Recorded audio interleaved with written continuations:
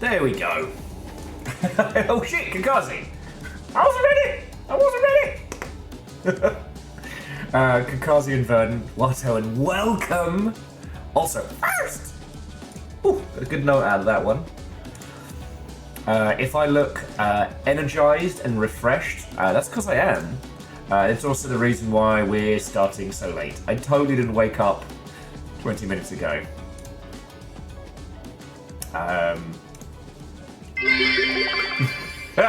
You are never ready, which is more fun for us. I could be. Maybe one day, Bacon. You'll come in there and you'll be like, oh, my name is Bacon Avenger. I'm throwing bits. And I'll be like, haha, puff-ching and deflection. I have all the powers. You cannot defeat me. And it'll be totally cool. Oh, wait, cool. Dustin, how was the D&D session? I was gonna lurk on in it, but I was running so incredibly late today. I mean, look, it's such a problem to be like, man, it's just, since I moved into this new place, everything's calm and quiet, and I'm in a relaxing environment outside of stream that I actually sleep really good. Right? But I'm definitely going to need to work on that so that I don't become completely nocturnal.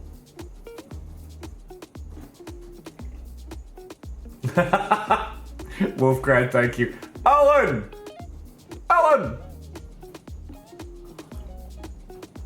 Oh. But no, seriously, Bacon, thank you for the bits. Thank you all. I hope you're doing splendid. If you didn't see the entirety of Sea of Thieves last night, we had a really good time. A really good time. I'm talking with peeps about alternating between Sea of Thieves and Abiotic Factor in the coming Fridays, just because we're getting into like the Christmas season, and that's when we Half-Life, friends. Orange Boxing Day. And it has nothing to do with the fact that I've been craving to start that game.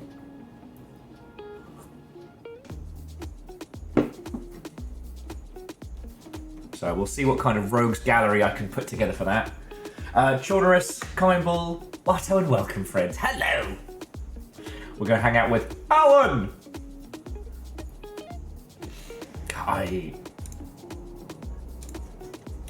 I'm definitely going to step up my game to maintain my weird indie cred. Because Alan Wake is far from full-on indie, but I've been wanting to play this game all week since we fucked around with it on, what was it, the Totally Not test. Oh, wait, cool! Yogscast raised 2.6 mil in Jingle Jam. Good on him. God. Oh, sorry, that wasn't the start of an admonishing conversation. It was like, I wish I'd had the opportunity to make better friends with them. I don't know. But I got in with the Shaft crowd. And the rest is history. Oh, and Dustin, that sounds heckin' cool. So yeah, friends, if you want to grab yourself a time zone appropriate beverage, coffee, booze, sparkly soda, the blood of your enemies, now's the time.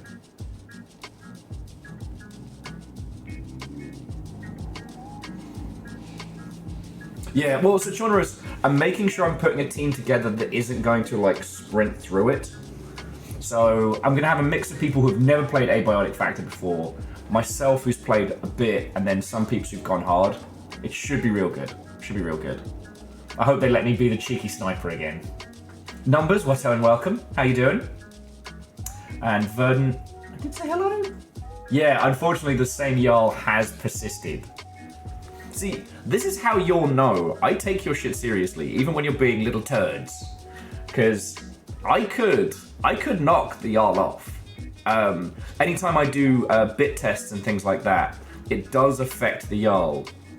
But I don't do that. It was the sanctity of our unspoken agreement, the compact we signed for this whimsical fucking nonsense.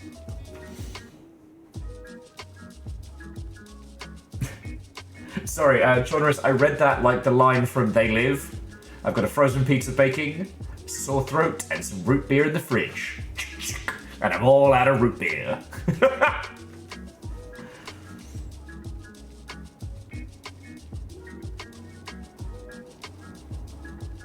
Don't praise the Jarl.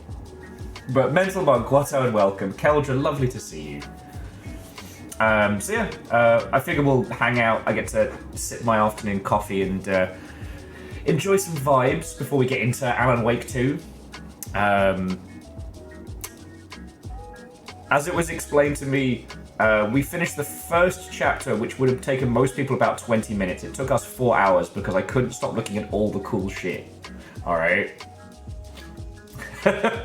Mental Monk, aside from the longship being terrors, yesterday was Sea of Thieves. That was real cool.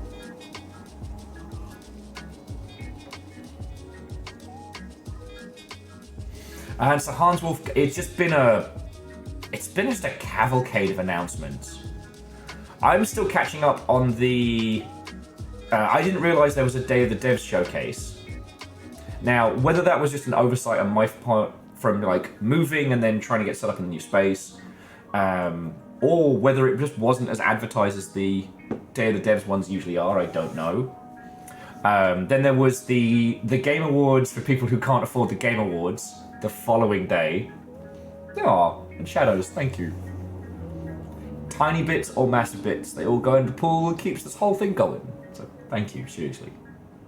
But we've just been inundated. So Sir Hans Wolf, alongside Okami 2... Online. Sensors online. Weapons online. All systems nominal. Moving on up has a new part of the longship route. Well, see, Rebels, there's this strange thing that happens to the longship, which is like a form of time truncation. Like, it feels like you've been here for ages, but simultaneously, that's a 3-month badge. You might be the newest person here right now. But also, I would have sworn blind you've been with us for ages, so...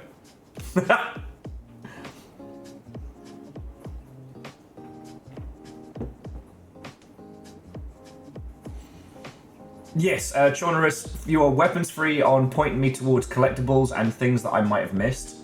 Don't tell me, like, puzzle solutions. I saw on Blue Sky that a bunch of musicians were excited for the new Double Dragon. I think it's the fresh beats. I do actually know someone who's making music on that. Oh, with your permission, can I send them that? Can I just send them that? Araman, thank you so much. Mostly for the fact that that's $10 to keeping a roof going and keeping some nuggies fed. But also because they got rid of the last Jarl. So I can go, Victoire! The heinous shark is slain. Pukow. But yeah, no, jumping back. So, the other thing with Okami 2 and the foundation of Clovers, I'm literally snipping it to send it over to them, was also Hideki saying that Beautiful Joe 3 will be happening. And that makes me happy. Beautiful Joe was one of those series that just got done dirty, you know? It came from a... I wouldn't even say it got done dirty. Reactor online. Sensors online. Weapons online. All systems nominal. Justice for Sharkacy. Oh, that's funny. I've got something... Favor 6, thank you for the 62 months. Vanderbeest, thank you for filling the pint glass. Oh, no. What happens when you add 2 not-so-bright meals together? I don't know. You get a dim sum.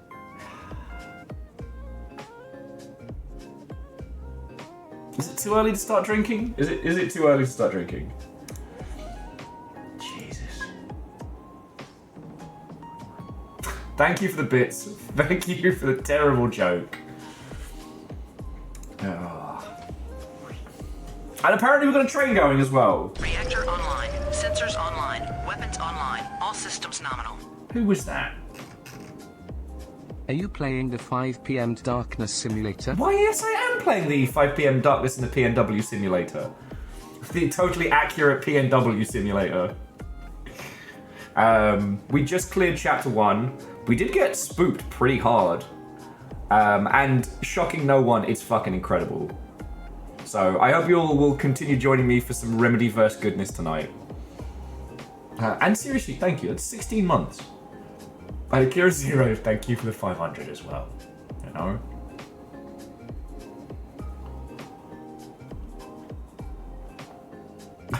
Air Dragon with Okami and Beautiful Joe. That's 2 squares on my end times bingo. Well, oh, and yes, Chaunerus, we do have the DLC. It turns out that bright red raincoat is only part of the DLC. And actually, no, it's been a year. So basically, I got. Actually, no, never mind. But yes, I do have it. And yeah, then some nights I can say that I made my living, that I kept my little guinea pigs alive through the medium of piracy or, you know, being a puzzle detective. And some days it's just you lot fucking with me. Mental One, thank you. But yeah, so Capcom has formed a new studio called Clover's as a callback to Clover, one of their like fresh original IP creators, which is what would end up becoming Platinum Games. Hideki left after... When did Hideki leave? Was it after Bayonetta 2? But Clover and Platinum had this long history of making incredible, creative, fresh games that didn't sell like Capcom wanted. Like, they wanted these games to sell, you know, Resident Evil numbers. They wanted the big stuff, and they did fine. But they're the kind of games that in today's market would have done gangbusters. Beautiful Joe, if you never saw it, is a Super Sentai-inspired, like, movie brawler. So it's all about, like, manipulating the environment as if it was a film, but also a super technical scrolling brawler. One of the best and hardest in its space. Yeah, okay. More Kamen Rider. But it's, like, his catchphrase is Kenshin a Go-Go baby. And there was a time when people didn't know what that meant. Like, I was introduced to... Well, I wouldn't say introduced. I was aware that Power Rangers was based on Sentai media, but I hadn't encountered Kamen Rider outside of, like, the SD Gundam crossover games and shit like that. Yeah.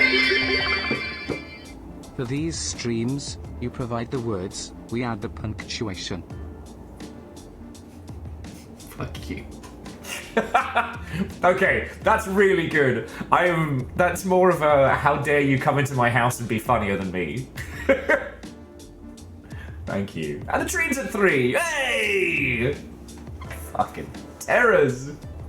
But thank you. Yes, J post, it does mean there's hope for Gitaru Man. I don't think Vanquish will get another crack at the pie. Because Sega was dead sure that Vanquish was going to be huge. But Vanquish was fascinating. Anyway, so TLDR, it's really interesting to see Capcom acknowledge that, you know, the landscape of games has changed, and that games that would have been... that didn't succeed back in the day are now a huge deal. Like, I don't think we'll see a sequel to PNO3 as much as that hurts me. I loved PNO3. You know what? PNO3 should have been the point where I realized that I definitely had a higher taste for video games than a lot of, like, the mainstream reviews at the time.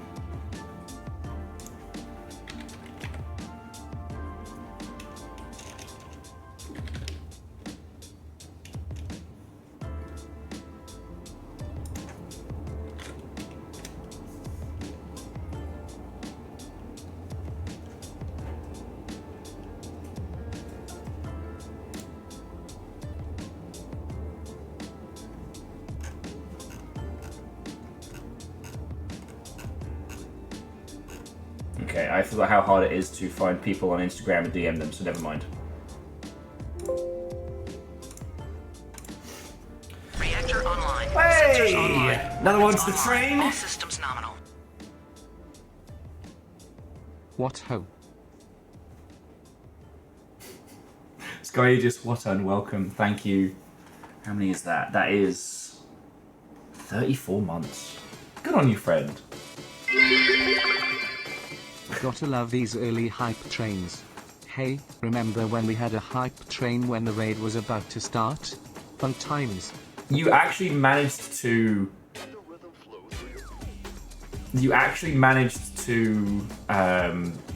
kill the raid as it was going out. The one that still was when you all worked out that you could do a raid whilst I was at the fucking supermarket.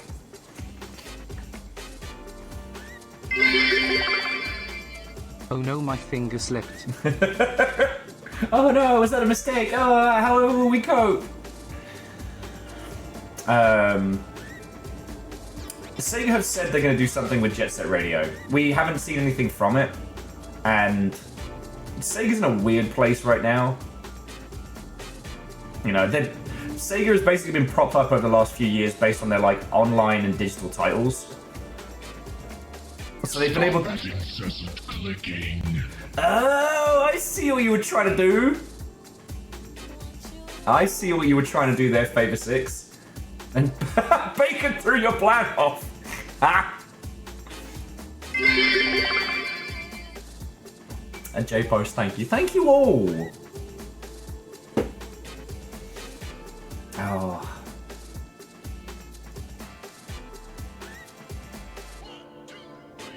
Fucking terrors.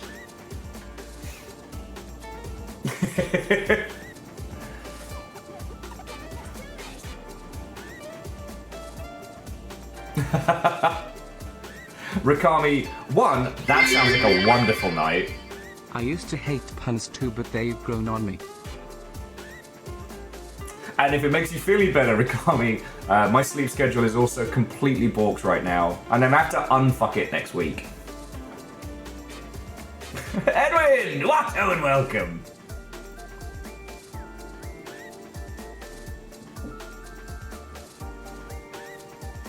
Oh, Jesus, what just happened?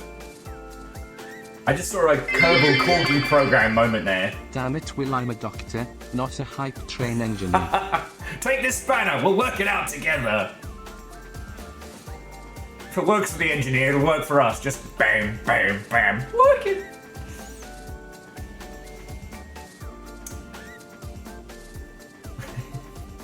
Fucking, this train's popping off.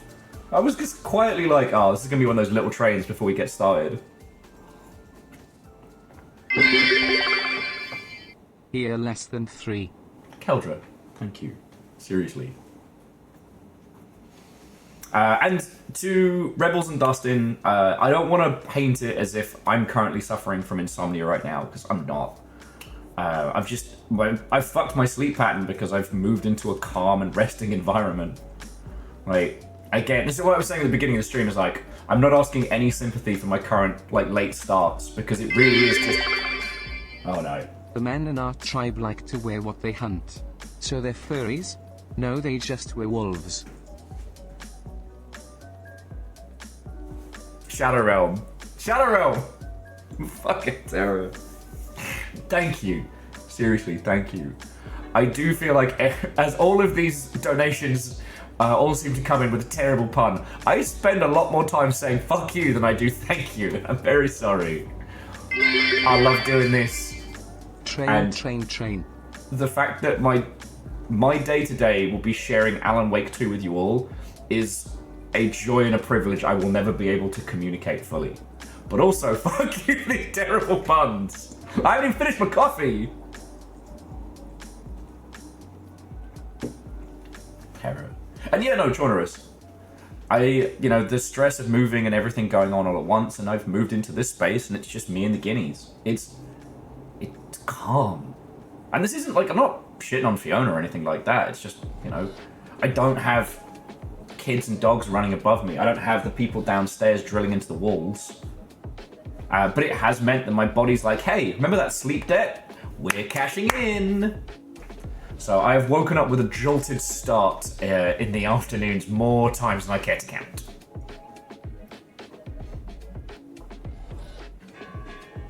I mean, It's also Alan Wake because I've never known a professional writer with a good sleep schedule. You show me a writer that has a sensible sleeping pattern, and I will show you a fucking liar. Sorry, I don't mean to. That was very, very targeted there. I mean that. Sorry, Calcium.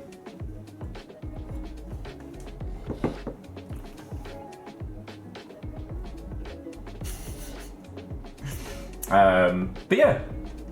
Rikami, it sounds like you had a feckin' good time.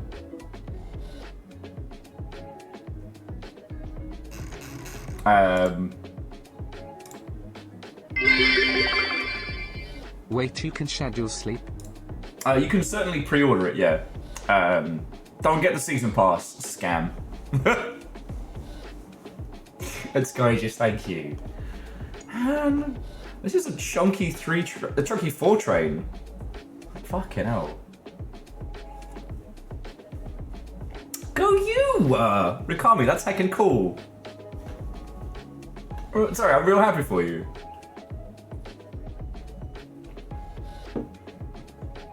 Wolfcred says, Heroes using my lack of sleep as an excuse for not being a writer. And yet.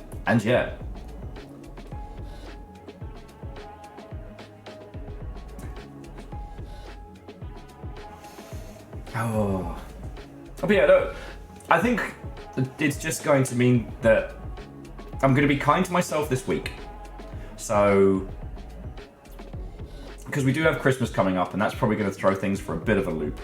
But next week, I'm just going to be very strict on myself. Like, you know, no sleeping past 10.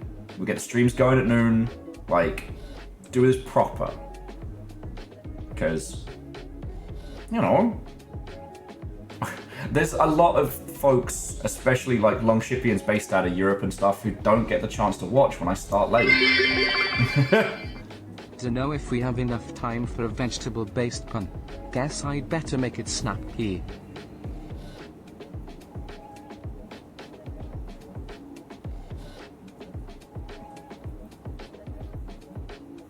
You almost snuck it up to 5. I don't know why puns. That one got me. Fucking terrors. Fucking terrors. Okay. Gonna have to forgive me for being cheesy for a second, alright?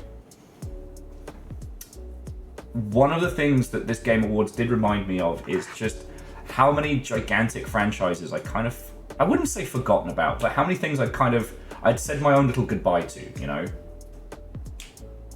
Okami was one of those series that everyone talks about. Everyone loved. Very few people fucking bought it when it dropped. Capcom expected that one to be huge, and it wasn't. And so the only real follow-up we got was Okami Den or Okami Maiden, or I forget how you're supposed to fucking say it. Well, on the 3DS, which was fine, it was cute, but there was this weird pushback against what was being seen as the Nintendo style. When Wind Waker dropped, it was really polarizing, and so a lot of titles that had a similar style to Wind Waker kind of got shit on. And so that was when I thought we've seen the last of Okami as a series, you know. Amaterasu showed up in Marvel vs. Capcom, which made my little heart both happy and sad. There were Okami skins in Monster Hunter and things like that, but I kind of said my goodbyes, you know what I mean? And the fact that we're getting more from it, the fact that Capcom is putting a team together special makes me happy, you know? Capcom haven't always made smart business choices, but reinvesting in Clover, you know?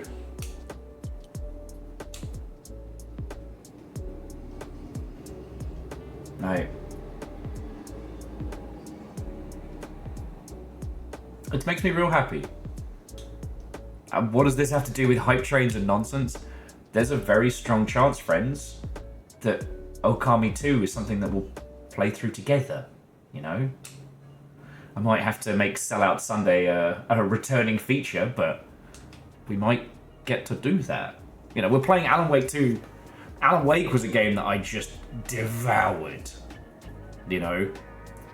I played Eternal Darkness, I played Silent Hill 1 and 2, Well, I played 1 through 4. I didn't play much of the like frozen memories of shattered nonsense and what have you.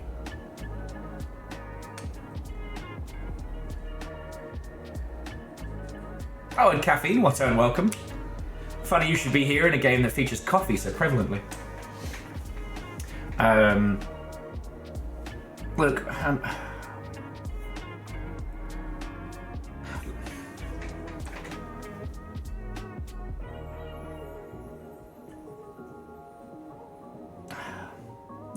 it's a hard thing to communicate, friends. Like, these days, especially when it comes to, you know, streaming and YouTube and stuff like that, I don't know. It's hard to be someone with very multifaceted tastes, you know? We don't just do the cool, fresh, funky indie stuff here. We do what's interesting. We do the games that do something special and different. Alan Wake was something that I found infinitely fascinating at a time when everybody wanted that Resident Evil money, but no one knew how to make it good. Like, it can often seem like people like myself come out of nowhere and they're like, oh, the new hotness? Oh, I was totally a fan of that. And then I had to be like, no, like, my back tattoo is taken from concept art, from the gorgeous concept art book of Okami. You know, I've been about this life for a long time. This is why anytime we talk about, was it the Capcom 5? God, like, I'm one of the few people that remembers that. Piano 3, that soundtrack slaps. No, Sky Aegis, Dino Crisis was a good example of Capcom being creative, but kind of missing the mark. Okay, so, if you didn't see it, Dino Crisis 1 was, what if Resident Evil but dinosaurs? Instead of Mr. X, you're stalked by a T-Rex. It was very true to the Resident Evil formula, but it was certainly not boring. You cannot say that Dino Crisis was dull. Dino Crisis 2 took its cues from Jurassic Park 2 and switched up the formula. Instead of it being more of a Resident Evil like count your bullets, it was an action game where you generate points by just fucking mowing down dinosaurs. And the change in pace was interesting, but it was still at a time when, you know, Capcom was predominantly using using tank controls, and the tank controls just don't flow with an action game. And then Dino Crisis 3 was absolute fucking dog shit. Sorry, you know, I don't say there are many bad games, but Dino Crisis 3 is just bad. Camera bad, controls bad, concept bad. Like, I don't know if it was a design by committee thing. I don't know if it was a top-down discussion. But Dino Crisis 3 was dog shit, and it killed the series. Same with Lost Planet 3. No, and Rebels, no, it's absolutely fine. Alan Wake was so clever in the sense that it was sold and pitched as, you know, a kind of like a Resident Evil meets Twin Peaks, and it goes so much harder than that. And the bits that got kind of papered over have been bulked out by Control and Quantum Break. Like, the Remedyverse is now a fascinating, like, hotbed of new and fresh ideas. And that is something that's incredibly special, you know? Dark Souls shook everybody up in terms of, like, here's what you could do when you don't overtly tell users the story and let them explore. Alan Wake was a very pointed, very well crafted, like, narrative that makes you feel like you're in the throngs of this kind of madness. When we get into Alan Wake, by the way, you are weapons free to talk about Alan Wake 1, to talk about American Nightmare, and Control. And I guess Quantum Break as well. I watched Deus do a playthrough of it. I haven't replayed Quantum Break. And Sky Aegis, don't you remember? We got Parasite Eve 3 on the PSP with exploding clothes. Still mad about it. Parasite Eve 3 was not good. I'd love that series to get another crack, but yeah. Sky Aegis, no we didn't. No we didn't. Oh, I'm sorry, I must have dreamed that. Could you imagine if they'd made Parasite Eve 3, made it a traditional action game where the more damage you take, the more of your character's underwear you see?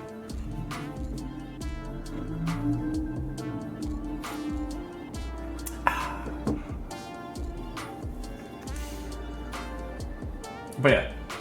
Anyway, the reason I bring this up is just because I know I say this a lot, but sorry friends, I think about this every day, so you have to hear it every day. Like, the fact that we're going through Alan Wake 2 together as a group is an absolute privilege and a blessing.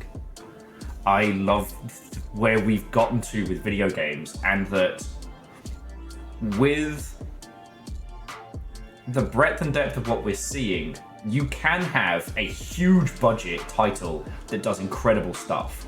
And you can have a tiny indie game that changes your whole fucking viewpoint, you know? I was drunk after the Game Awards, and you probably saw my post in Human Maintenance of people being like, oh, AAA's so dull. Indies are just the same three things again, and this bizarrely insane opinion being parroted by idiots. And I was like, I wanted to start, you know, swinging punches, and I was like, no, not every dickhead can be my... Not every dickhead can learn. Like, we're in an incredible time in video games, and makes me super happy. Makes me super happy I get to share it with people, you know? So, that's what I wanted to say off the back of a honking great big hype train to start the day. We're gonna have a good day. I reserve the right to make more coffee and or bagels. And Vanderbeest, thank you for filling a pint glass, friend.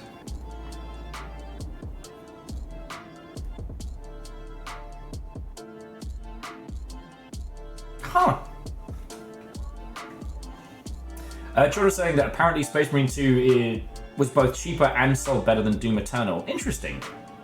Not pizza bagels, just bagels and cream cheese. That's my little afternoon snack.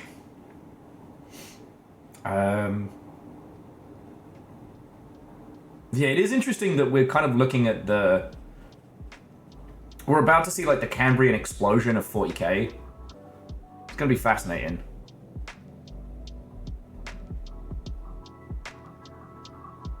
One of the things that's very, very cute and has been watching new people get into 40k the universe because they got Space Marine 2. And then the arcs that they go through of like, wait, everyone's the baddie? Wait, everyone's the baddie? Okay, well, at least the Emperor's the good. Oh no, he's a terrible dad. Oh, cool.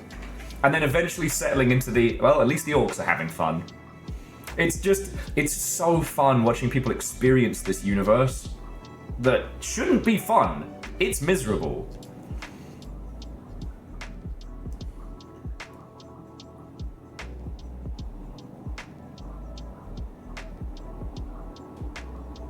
Well, what I will say is when you get to Control, it is worth it. You're gonna have a good time. Like, you don't have to rush to it. I think we're a ways away from Control popping up directly in Alan Wake 2. And besides, worst case, we're gonna have a nap for another half an hour.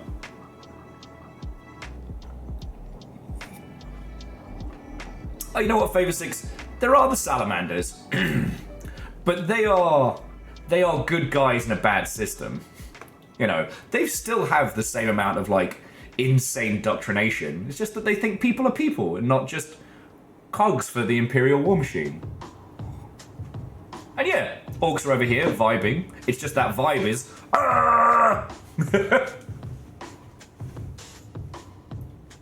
But no, like... the success of Space Marine 2 secret level, basically proving that you could make great stuff with 40k as a vibe outside of shooty gun bang. Like,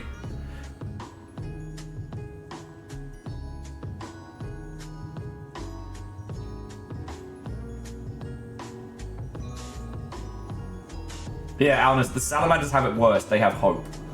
And Tyranids are just hungry. They're just the Tyranids are just on a fucking, you know, snack crawl. They got the munchies. Big time. And Verdant Float, I don't mind talking about it. Verdant was just saying that if you wanted to pick up the Hellboy comics and the BPRD stuff, Humble's doing another bundle. You know, and the Humble stuff, you can, to my knowledge, you can still put the sliders all the way to charity, right?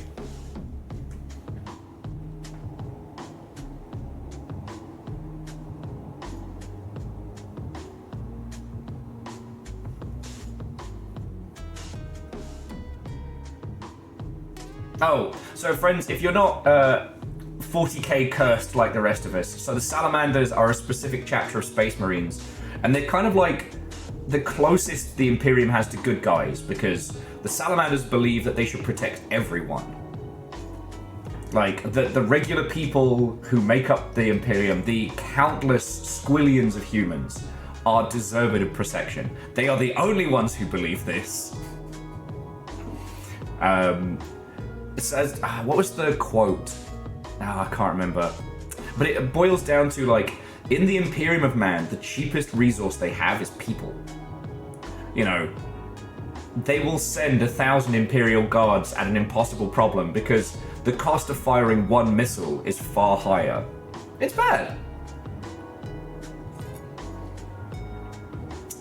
And Shaunerus, yes. Well, so with Humble, they got rid of their games. So Humble Games is gone. They fired them all. Then those people reformed as a separate company, have been rehired as contractors rather than staff. The Humble Partner Program is gone. They're now using a third-party, like, you know, one of those, like, pop-up ad agencies for influencers where they're like, use our promo code and maybe we'll give you some cash sometime. I don't trust them, and I don't trust them with your money. So that's where we're at. Like, Humble hasn't done anything awful, you know. They didn't run over a beloved, like, celebrity with a tank or anything like that, but yeah. I don't imagine Humble will be about for much longer. Like, because it's the company that owns IGN and everything owns them as well.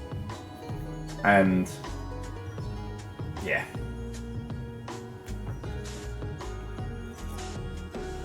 Well, there you go, Air Dragon.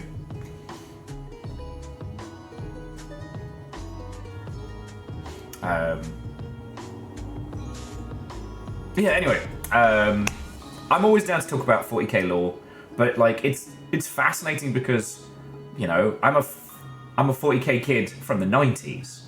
I was like, what is it, 2nd edition? You know, that gorgeous, impossibly large metal album cover style. And like, I remember in White Dwarf the announcement of the Black Library, where they were going to hire writers and comic artists to make stories inside the Warhammer 40,000 world. And that would end up creating all the stuff we know today. Hey, the pixel parodies show themselves! What a welcome, friend. Yo! Okay, you have danced in the world of cinematography and whatnot.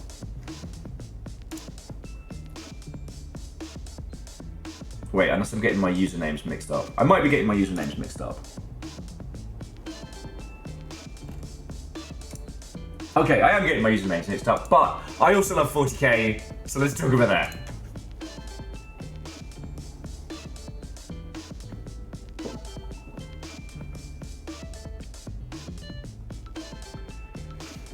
So Chaunerus, I believe you're thinking of Eurogamer, but I'd have to look into it. But yeah, sorry, Pixel, what and welcome. How are you doing? We're going to be playing Alan Wake 2. Someone was asking where we're at. We finished chapter 1. So we got to the first, like, chapter marker. We got to walk around Bright Falls for a bit. We've even managed to find things that even Chaunerus and Peeps who have played through this haven't, so... and Air Dragon, jumping back, no, I know. Like, Jimmy the Intern was one of the core people who made at Humble. I had really good friends over there. And I can only imagine what we feel for Humble, like, is only a fraction of the heartbreak that people who are still working there or who worked there must be feeling. Do you know what I mean? Like, so... Humble used to have the best party at GDC because it had pizza and games you could actually play, and the DJ wouldn't start until like 11 o'clock, so...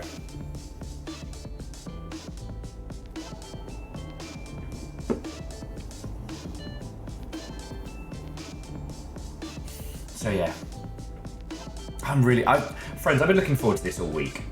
And I don't mean to say that I'm going to enjoy this more than, say, like, Elden Ring, but I didn't think we'd be able to stream Alan Wake for a long time. Now we can, and it's so good. Verdant, actually, no, we didn't get the chance to talk about it yesterday, but yeah, Elden Ring Night Rain is fascinating. It's continuing From Software's kind of like experimental history. So, from what I understand, it is a fork of Elden Ring that is either going to be considered an alternate timeline or canon or something. It's a roguelike with friends, where instead of doing a build from the ground up, you all pick characters with some fucking cool shit. And it's for 1 or 3 people, which, I mean, that makes...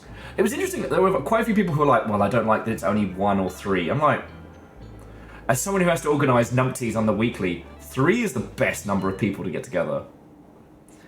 You know, 2-person co-op, you've always got to tell 1 person they can't come play in your house. 3's perfect. 4 and beyond, there's always a pain in the arse.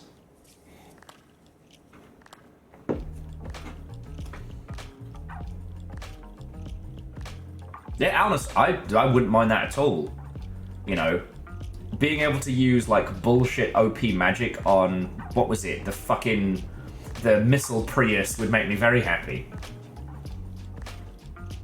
But what I've been trying to explain to peeps is, like, From Software have this really interesting history of doing, like, a mainline title and then, like, forked spin-offs. Before the success of Dark Souls, it was pretty common that they would do experimental titles throughout their setup.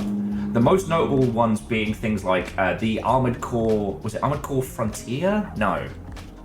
There was an Armored Core esports league simulator where you didn't actually play as a mech. You played as a manager of a team of mechs in like a battle league type setup. Like, you chose the kit, you tweak and upgrade them, and they'd auto battle against other teams. It was fucking cool.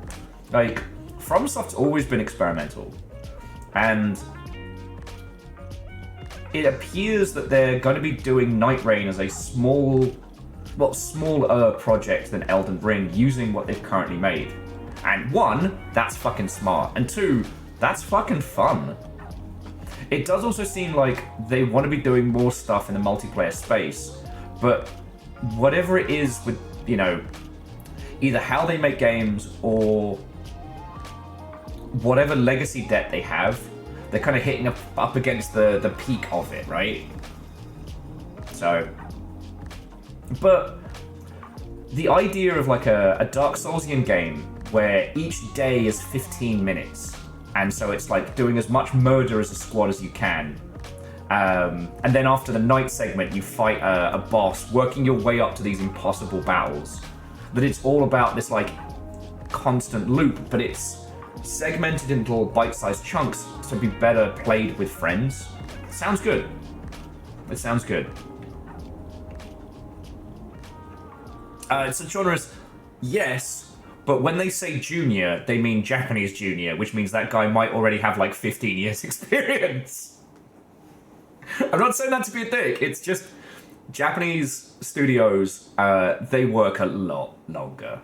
No, yeah, and I'm not picking on you with that one, it's just they are giving someone creative drive, like a turn in the creative chair. And I think that's really cool because that's how you build sustainability.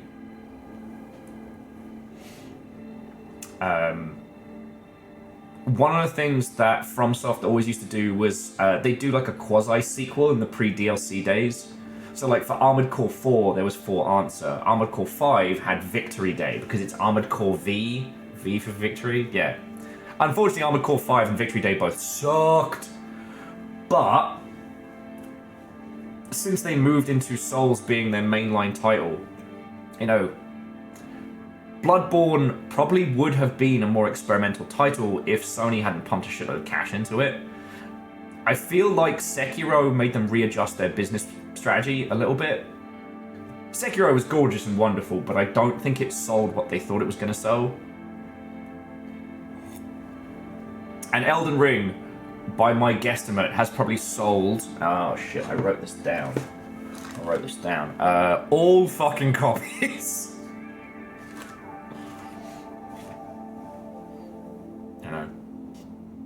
Much like the discussions we're having about, with Remedy, it makes me so happy that we're at a point now where FromSoft is one of the big contenders. They are the quirky, weird, hard-working devs, They got to where they are, not off the back of, like, one dice roll of success. They kept plugging away. For all of their titles, they picked the things that mattered, they trimmed all the fat and went all in. And I will always have so much respect for that. Do you know what I mean?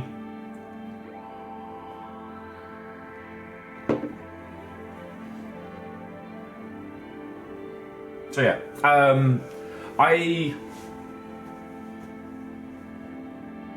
am going to be very, very interested to see how it plays.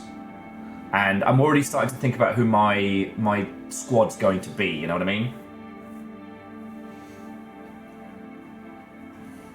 Well, we'll see when things drop at the test in January. To my knowledge, I still have a shit ton of stuff to do in the Elden Ring DLC. And I'll be honest with you, the call of New Game Plus is kind of fucking strong, I'm not gonna lie. All the conversations we had yesterday with Chorby and Virals and Nick and everybody about achievements got me thinking about, like, yeah, I do kind of want to make an excuse to keep playing it. Like, Achievos wise, I'm at 29 of 42. And, not gonna lie, like, I could see myself going for it. Like,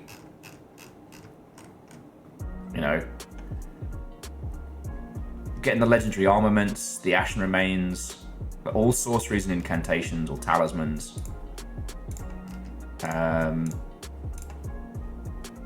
And the rest are all bosses and endings. Like, this is entirely doable.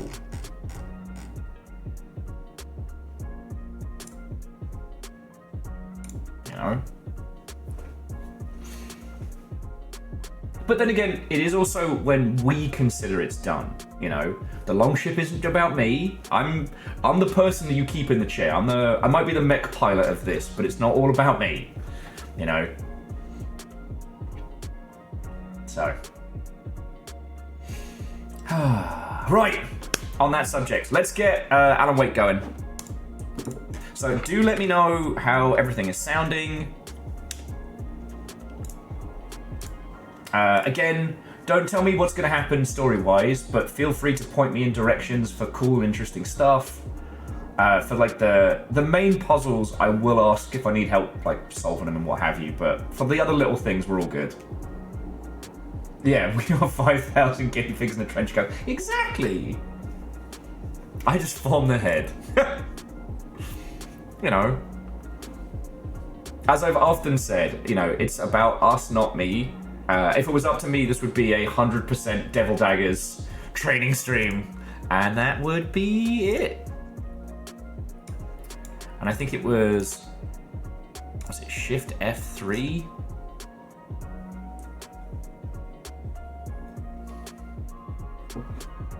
Okay, we'll turn to the Oh Dear Dino and we will gain control. Fuck yeah!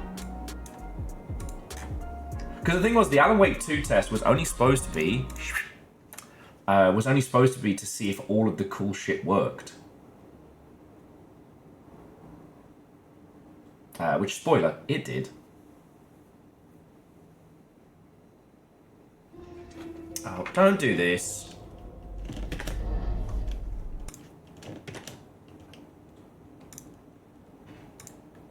Ugh.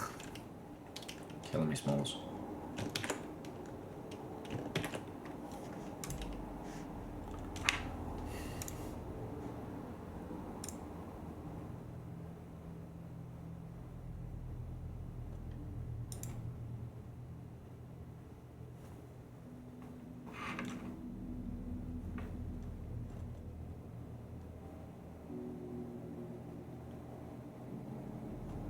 Sorry about this. It's being a boy.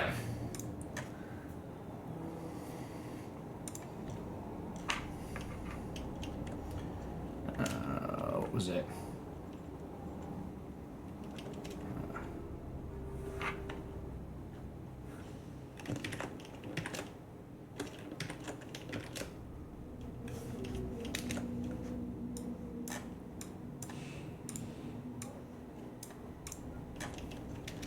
There we go. Not bad. Okay.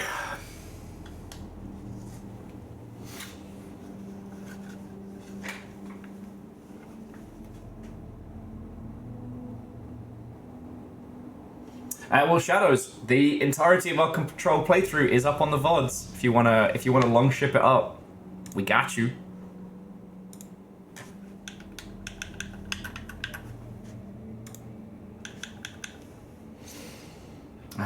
Just give it a second. I hope everything's sounding okay, friends. So yeah, when we last left off, we were at the first chapter break. We have encountered, I think, 2 pages of Alan's manuscript, and we've begun to put some of the mind maps together. Sorry, the case maps together.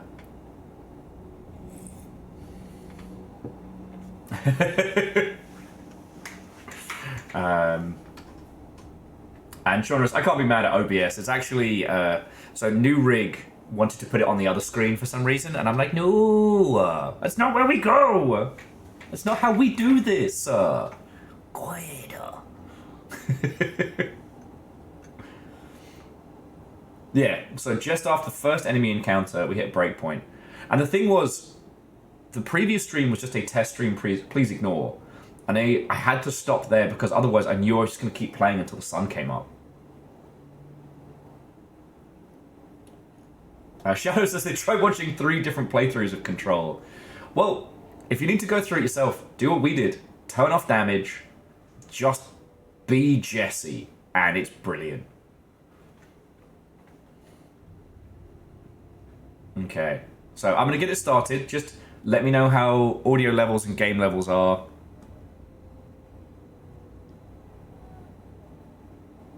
Because I can crank this Mother Hubbard. Let's get it going.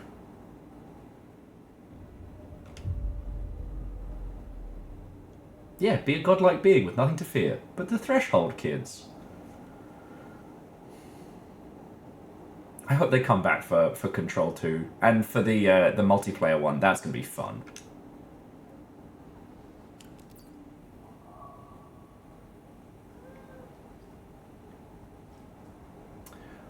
Wait, no, this is before! Oh, I have to do the spooky shit again!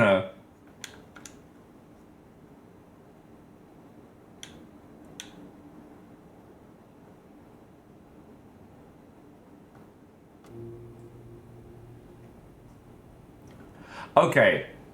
Okay. So, friends, this was supposed to be a calm, relaxing start. This was supposed to be a lot more chill. I did this chapter, and then I tapped out, but apparently I didn't get far enough in to proc the save point. So... oh no, I'm prepped, like I handled it good. Shaunus, I must not have, like, hit the right button in the right place. This is gonna get fucked up very quickly, so let's take a moment. Ket, how are you doing? you doing? Hello. Hello there. Would you like a bowl of soup? Sorry, I rewatched Big Top Burger yesterday. I don't know why. I saw the newest episode of Dan to Dan finally, and then I was like, I don't know what to watch next. So I watched all of Big Top Burger. Oh, wait, cool.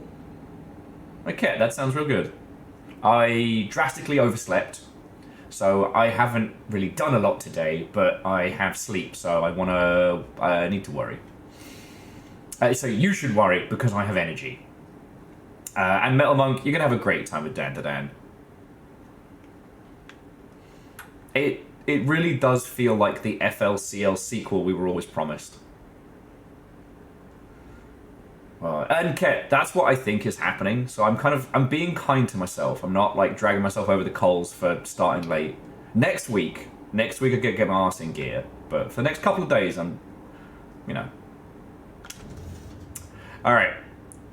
There will be spooky nonsense.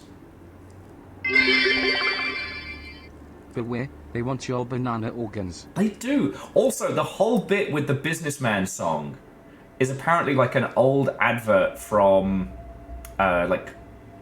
Japanese commercials back in the 80s. It's the same type of page we found at Cauldron Lake. Oh, and Bacon, thank you for the bits, friend. Nightingale hunted Saga. Didn't see her.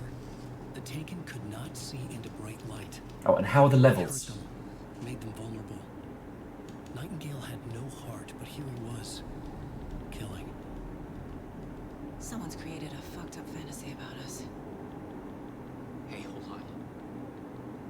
We found these kinds of pages. Okay, the game is a little low. Alright, let me just make sure. Because I did the tweaking on this. Okay, I did the tweaking on this.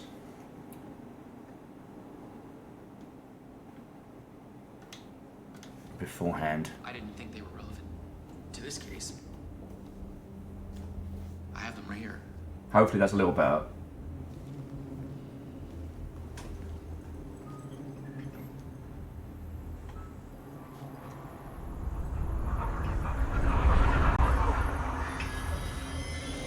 No, wait. Bye, Quaid! Sheriff? What the hell? Oh, and I knew it was coming!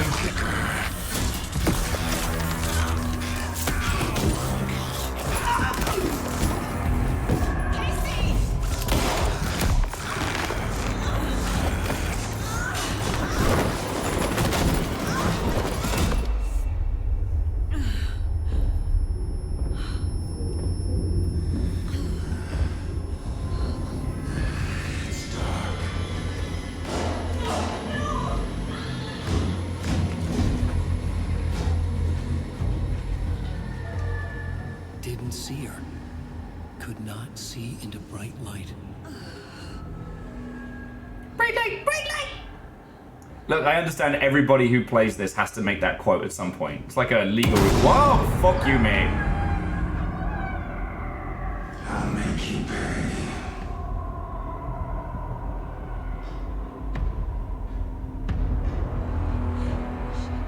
Shit. He's coming. No weapon. The page said to go Hey!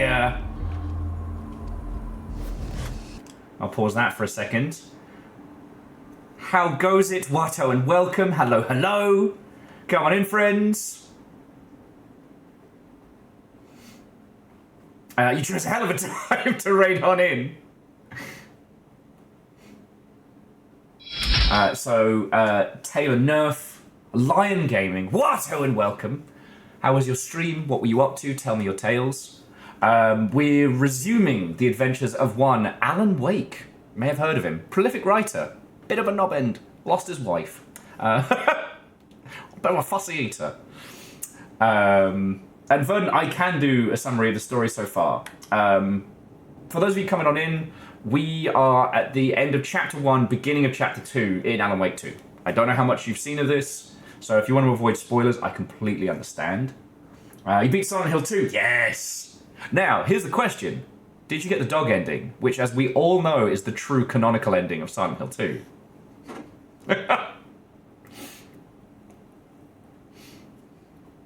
It's so much work.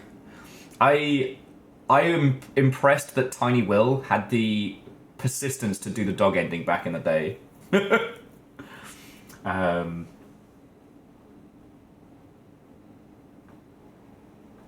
And yeah, Shadows, I think I'm going to do that now. Turn up the dialogue audio, because it seems to let us put the dialogue audio higher, and then I can bring the system volume down by a few bleps. I'm still working on tweaking audio setups and new environment, so... but yeah, I hope you had a really good stream. I guess I should introduce myself and the story so far. So, my name is Will. If we haven't met, it's lovely to meet you. I've been in the games industry for 1 million years. I was cursed by a witch. I stream for a living, and I will talk your ear off about the whole games industry if you give me a chance. We just started playing Alan Wake 2 this week, because I haven't been able to play it before now. It is very, very good, and I heckin' like it. You don't need me to tell you that. We're not fully into spoiler territory, but if you do want to tap out to avoid spoilers yourself, I completely understand. Thank you for bringing a raid in, alright? The story so far. So this is Alan Wake 2. Set... We're not quite sure. Possibly after the events of both Control and Quantum Break. Well, Quantum Break's got some fucking time travel shit in it, so it's fine. And definitely after Alan Wake. We are playing as Sage, an FBI detective who has been sent to the town of Bright Falls to investigate a string of grisly murders, which seem to be connected to a group of disappearances that happened in 2013. What happened in 2013? I hear you cry? Yes, that's right. The release of Rome 2 Total War. The greatest tragic... that's when Alan Wake 1 was set.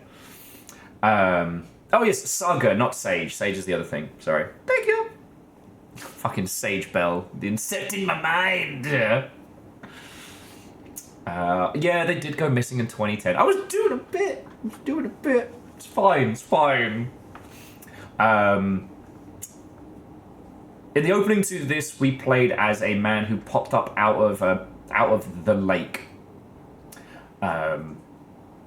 This person was hunted down by people in masks and had his heart carved out. We were just conducting the autopsy on it, and now he has turned into a horrifying monster. Now, again, I can go into more details if you would like.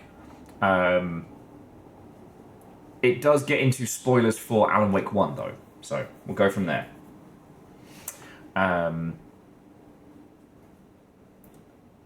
The thing retrieved from his chest cavity is one of the manuscript pages, one of the pages that Alan Wake has written. Alan's got powers, or maybe the darkness does.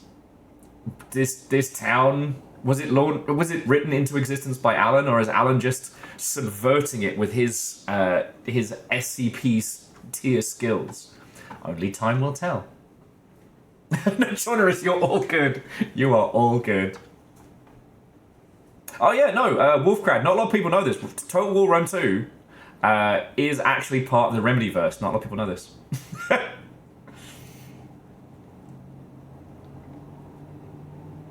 Oh, so Rebels, what's fascinating is that Alan Wake is predominantly based on Twin Peaks.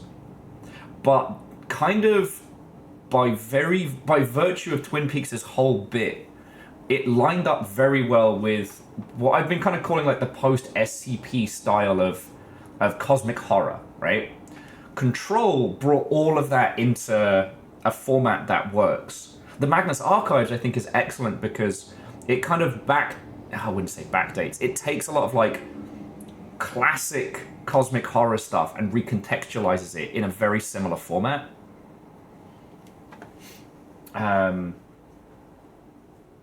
And we've said this a lot, like, I respect what Remedy did with making Control its own thing and not directly an SCP-themed production. You know, for those who don't know, the SCP project is open source, or Creative Commons, anyone can make a book or a game or a movie based on the SCP and all its varying files, but in the same breath, you can't own it entirely. So you can make a game and sell it, but somebody else could make another game based on the same short stories, you know? So, what was fascinating about this is that Alan Wake, with all its surreal, like Silent Hill 2 is psychological horror, very much so. Alan Wake 1 had its own vibe, its own flavor, despite having the similar kind of trappings. You know, we used to joke that it was, you know, Twin Peaks with the serial numbers filed off, and since then, I've really come to appreciate it in its own light. So yeah, Rebels, Magnus Archives is another wonderful flavor of this kind of like post-SCP creative nonsense, and I fucking love it. It's interesting because Alan Wake has its fees planted firmly before like the SCP explosion.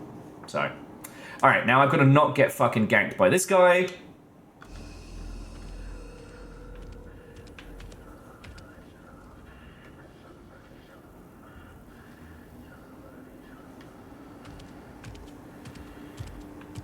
He can't see me in the light.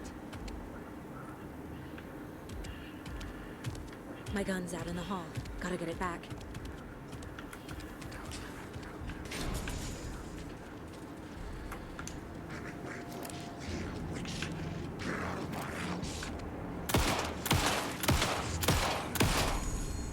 There we go! He vanished.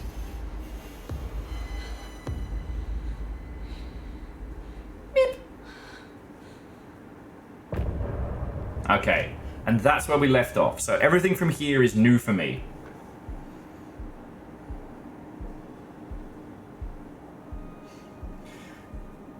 Shadows. That sounds like a good weekend right there. But yeah, so as I said, again... fucking Chivos! How do I fucking turn those off? Because it's Shift F3. Yeah, here we go. Fucking turn this shit off. I put Do Not Disturb. Alright, hang on. Let's see if I can find out how to do this.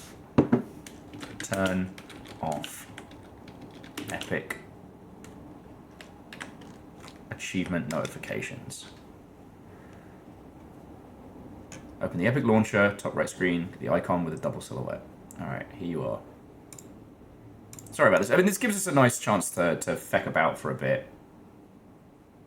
Alright, cool, sure.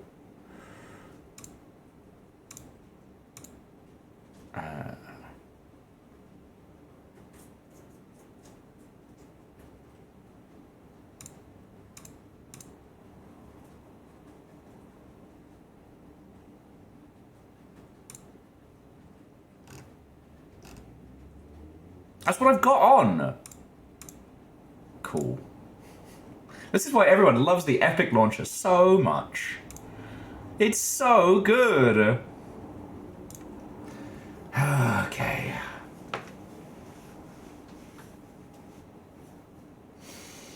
Okay. Oh yeah, so just as I was saying, if you want to talk about Control, if you want to talk about Alan Wake 1 and American Nightmares and how all this comes together, like, you are entirely welcome to, friends.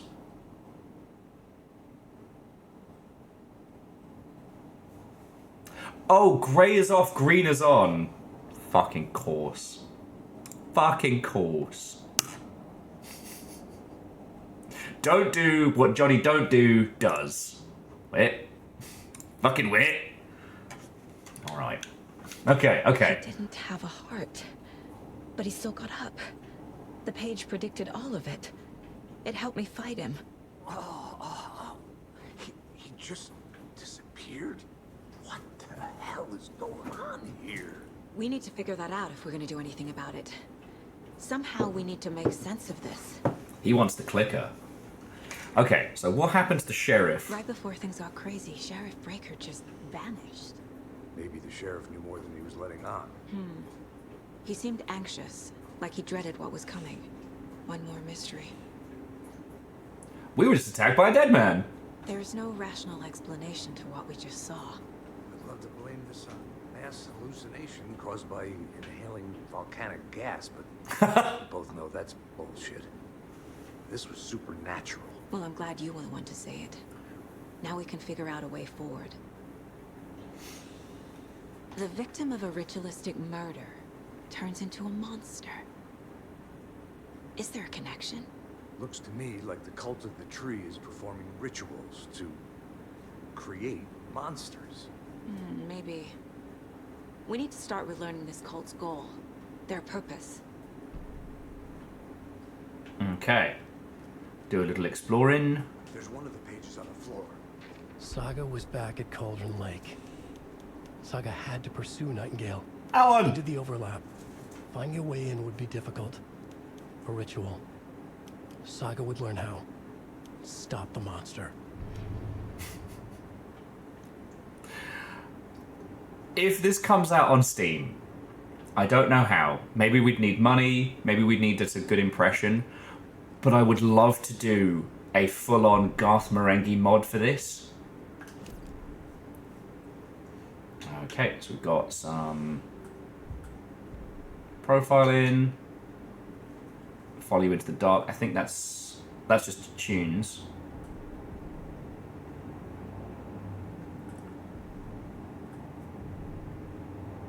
Oh, and we've got some stuff for the case board. Sorry, previous murders. No, I would love to do that. As Alan's mind began to unravel, I could only think of one thing. What was breakfast? I always thought of breakfast when I was scared and hungry. Oh.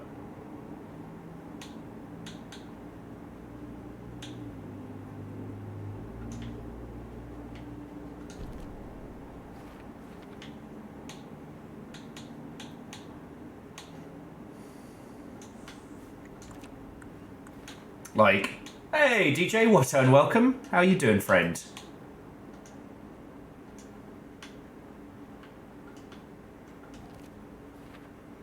Coming in, friends, coming in. Oh, okay. Saga.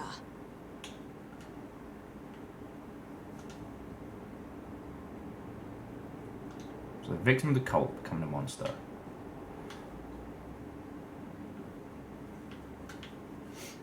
Sorry, I was kind of just mashing stuff against other stuff. Hunt some Monster Hunter with the pops? Fuck yeah. So Nightingale's the only victim to become a monster. Who's involved? Oh, I know you go here.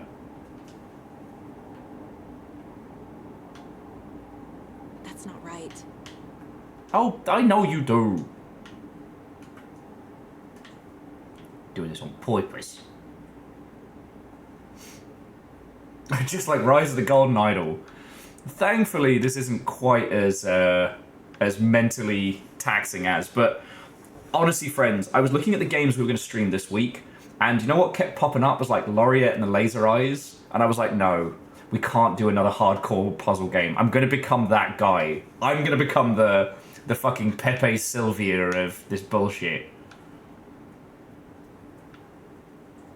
So it's not cult psychology, it's not symbols. There we go. I thought...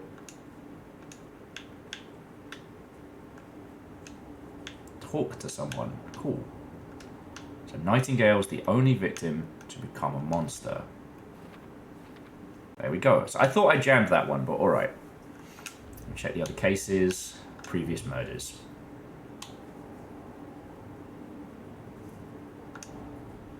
The cult of the tree is behind these murders. This case just became much more complicated. I'll need to start a new file. But it's my first cult case. Exciting. And Kakazi, I completely understand. Like, if you want to tap on out, go for it. Like, we haven't gotten into the meat of this yet, and it already has a similar visual language as Control.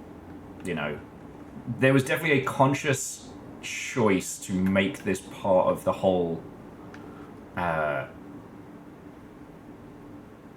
Control is the connective tissue of Remedy's works.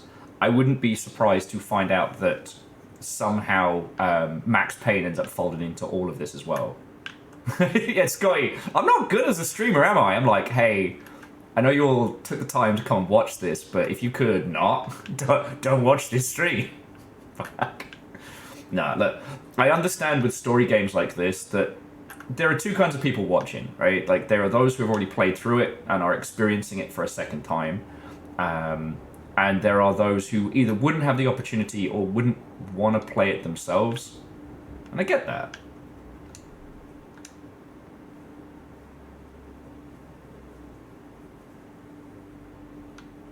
I am going to go for the another headshot.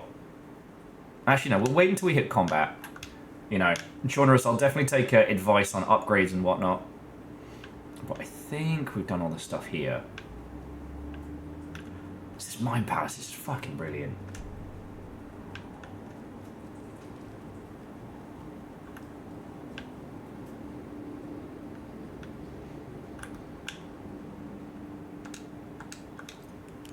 There we go.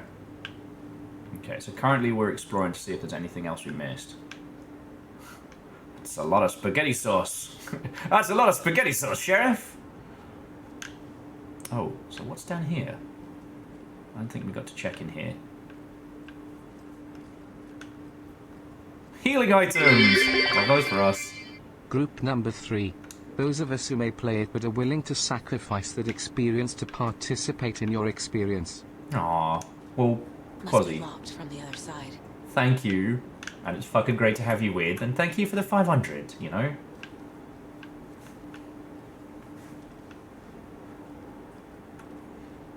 Look, I'm not going to sit here... Heart is gone too. Did the fucker take it with him? Damn. Huh. That's the 5,000 guinea pig experience. And Sean's saying that there aren't enough parts to get full upgrades until New Game Plus. Okay. I mean, that makes a lot of sense. It's kind of a classic maneuver, you know? It's not opening.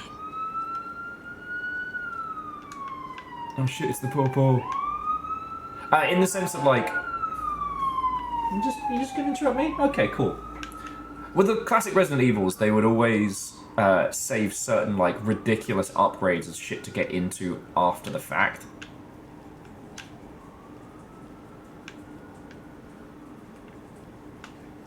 What did I miss? Okay, you don't want to talk. The glinting on the pans keeps making me think that there's like UI stuff.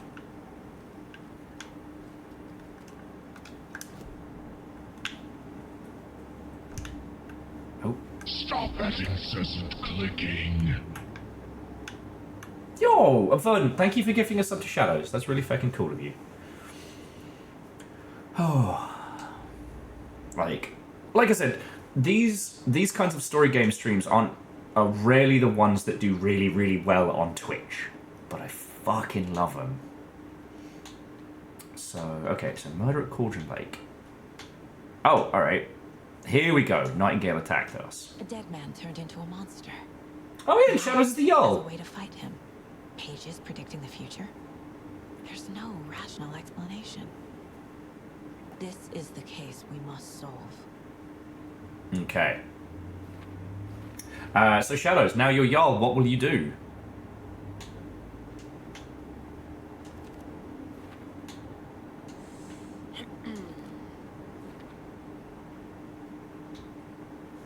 Now, I have forgotten what the overlap is. Shadows just says puns.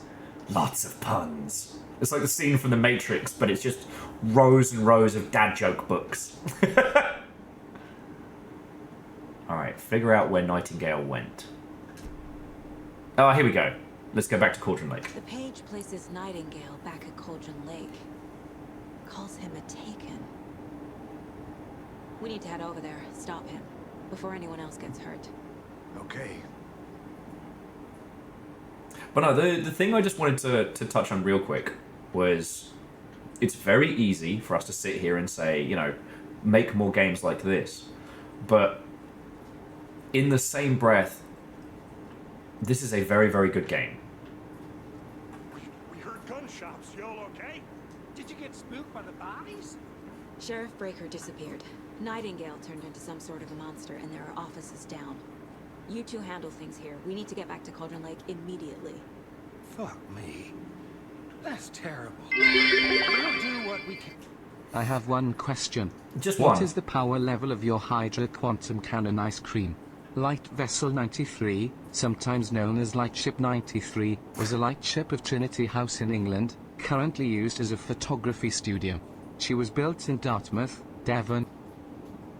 Dartmouth, Devon, in 1938, and served on stations including Galloper, Bank of the River Thames, Goodwin Sands, Inner Downsing, Sunk Sands, and Foxtrot 3. What are you talking about?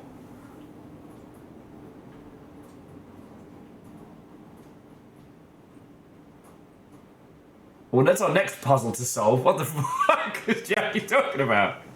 Thank you for the 45 months. How are you doing, friend? We've just started chapter 2. And all I was going to add is that, you know, we've talked about the whole thing of... That's crazy, right, Thorne? We're talking about the whole thing of how the bigger games publishers don't want to sell us games. They want to sell us business models. They want us Fortniting it up. However... Nightingale's heart was missing. How could he do anything? He's dead. Yeah, no shit, Sherlock. Right. Well, that's all crazy talk. Monsters aren't real, and what do you mean the sheriff disappeared? Like poof? He's gone like magic? Magic's not real. Magic's not real? Right. Mulligan. No, Thorne. Monsters aren't real, and magic's definitely not real.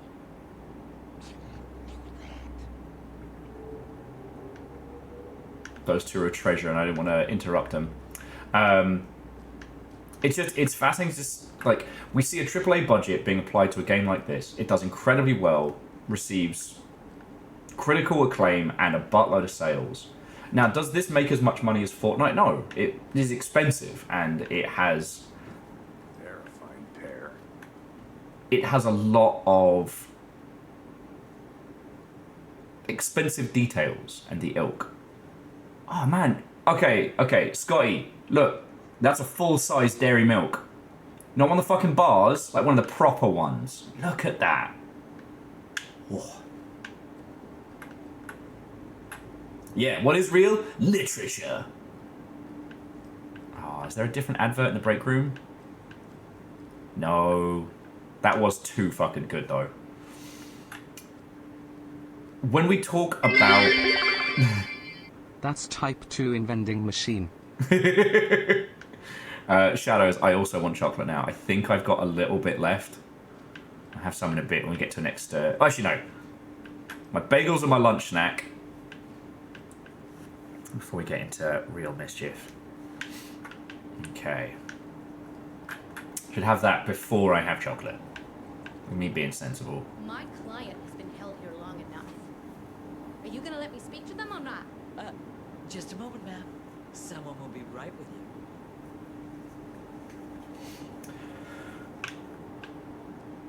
God darn it. This is going to be the theme of the day is... How many times do we have to do this, Walter? Huh? I'm at my wit's end with you. Chocolate bars are not supposed to be the size of an iPad, D. I'm sorry, Scotty. I didn't realize this was fucking heresy hour. Chocolate isn't supposed to be the size of an iPad. Maybe for cowards. Do you think I like throwing you in jail every other day? No, I don't. Do you have any idea how much paperwork you're causing me? What's a lot? Okay, the map's behind the welcome desk. Cool. Out. Something bad's going down. I can feel it. Let me out. And Shadows, thank you for checking in. Apparently your request for puns has been denied. Jackie is dropping a random Wikipedia article. What about your life choices, buddy? It won't open. Oh, and if you've not seen me play these games before, I check everything. Okay, I know one of you is stealing the toilet paper. I've been counting them, and there's an entire roll missing every day from stock. Theft is taken seriously around here. It's the sheriff's station, for Pete's sake. One of these days, I'm going to catch you red-handed, and you better believe you're getting thrown out. What a disgrace you are. And then it's followed by, what kind of nut counts toilet paper? Sounds like you've got too much time on your hands. This is the environmental storytelling that I live for.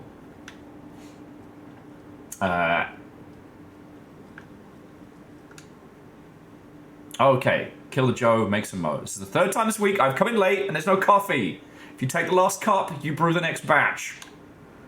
Re, not your personal assistant. Chet, hate to break it to you, but you need to have a face capable of growing a beard to make effective use of beard oil. I know Margot's beard was too soft to be natural. What brand is he using? Okay, since my numerous friendly reminders about not having personal packages delivered to station have gone unheeded, from here on out, if you've seen fit to send something to station, I will see fit to announce to the station what you have received. Is this a federal offense to open someone else's mail? Is it a federal offense to open someone else's mail? Yes, it is. Is it personal offense that I need to share my desk space with your late night impulse buys? Yes, it is. You've been warned, admin. P.S. Officer Lightfoot, your beard oil is ready for pickup. The front desk and computer admin are not to be used for personal quarrels and unofficial business. Remember to wash your coffee mugs. Oh shit, we're doing a barbecue. The community outreach barbecue. Don't want to hear any grumbling. Yada yada. Statistics show that officers are well integrated with communities. This is for your benefit. The community voted dunk tank victim this year will be, drumroll please, Deputy Thornton. Congratulations. Looks like everyone's getting retribution for that speed trap on 12C at last. Friendly reminder that anyone out sick on the day needs to provide a written doctor's note or you will be assigned night shifts for 2 weeks. Anyone who replies all to complain about their assignment will be volunteering to assist Officer Lightfoot's magic routine. What? Okay, now we have a sheriff's office map. That's cool. I'm sure we absolutely won't need to count on that anytime. Okay. Okay, so we're going to head to the diner to pick up some collectibles and we're going to explore the little town. Nightingale and his cult are dangerous. We need to be prepared in case things escalate more than they already have. Can you call it in, Casey? Smart choice, Anderson. Yeah, Agent Casey here. Yeah. We need backup. The Bright Falls case. Whoever you can spare. ASAP. I don't want to actually find Nightingale Oh. Lake. The pages haven't been wrong yet? We can't assume the person writing these pages isn't playing us. I agree. But it's our best lead. I'm gonna Okay. take a quick look around. Meet you back at the car. See you in a bit. Oh, and here's some more of the vote for sheriff. Alright, time to explore the town. Mercedo won't roll over on the issues. What issues? Sorry, one of the other reasons why I like picking apart this whole little town is because there's this fascinating conversation of like how much of this is written by Alan, how much of it exists, how much of this is like the intricate, like for those of you who are international, if you haven't been to these tiny small parts of the US, they are fucking weird. Oh, there's a cult symbol. They are fucking weird. I mean, the UK is no different, right? But I need bolt cutters. darn it. But that's what makes this whole thing come together in such a strange way. Huh. Rikami, thank you for that fascinating fact. Apparently that Finland is/was the most coffee-consuming country per capita. The average Finnish coffee drinker drinks 4 cups per day, so it makes sense this place to be extremely coffee-driven as well. Yes.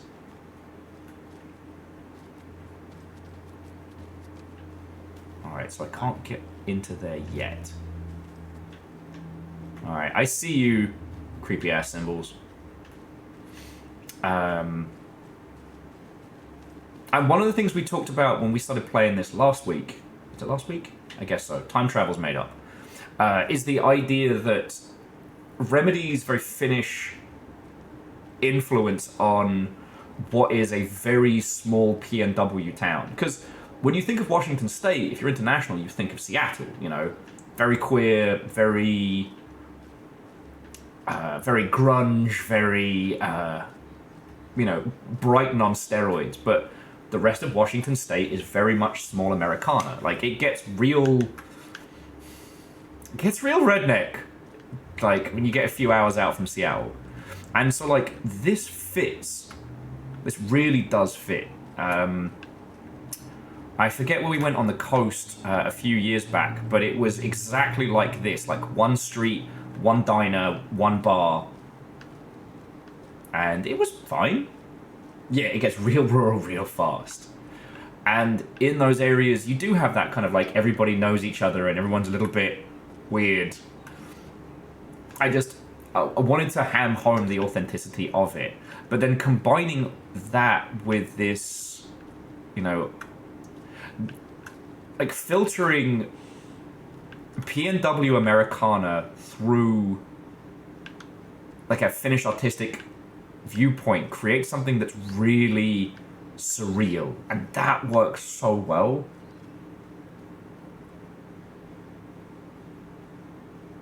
Yeah, no, of course, you get it. You get it. Okay, so we're back to the diner. Okay, so...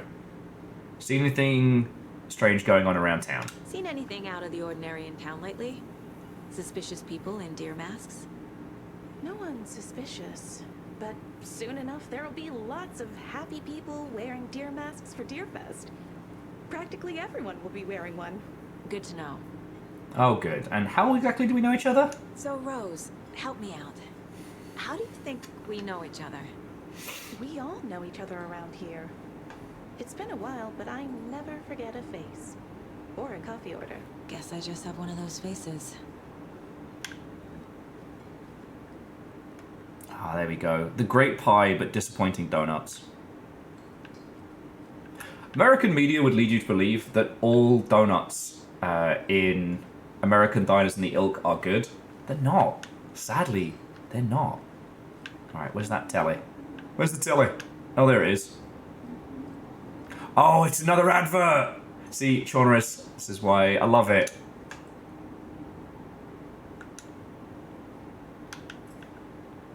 Oh man, there's no audio coming through. Hey, how you doing? Okay, but we now have the advert, so we can watch that in a sec. To you too, person I've never met. And we did check behind there, so. Good to see you.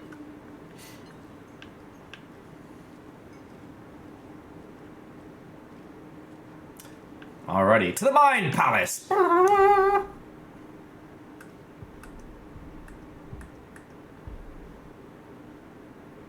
you thirsty? You should be.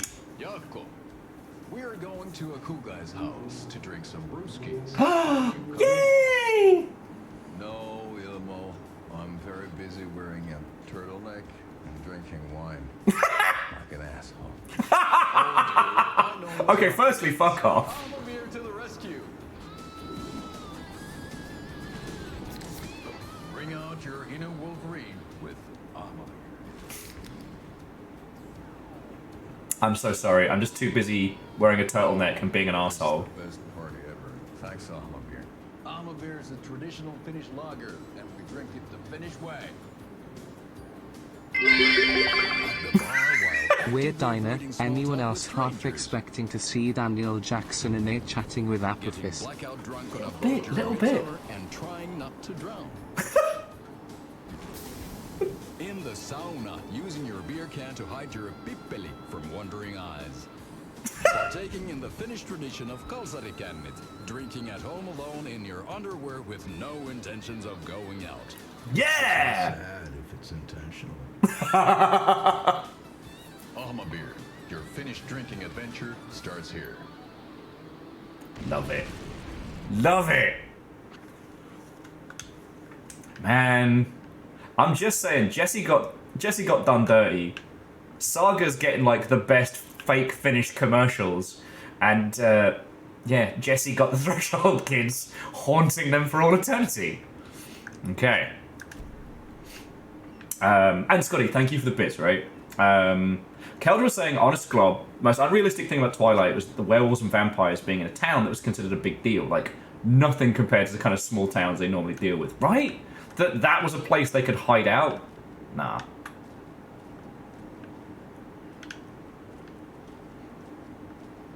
I wonder if people still do those Twilight tours and shit. I mean, in fairness, one of my goals for next year is to finally go up to the area where Twin Peaks is filmed.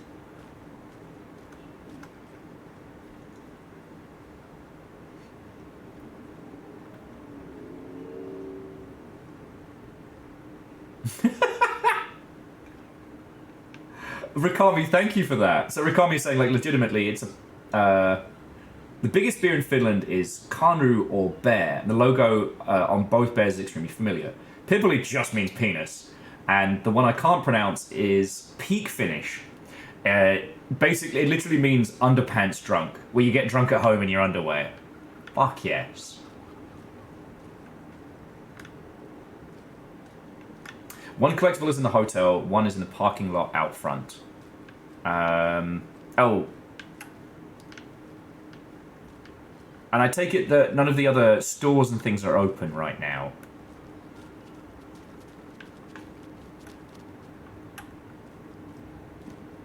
Because I guess we're going into the hotel, so where's the car park one? Or... Oh, do you mean the parking outside of the hotel?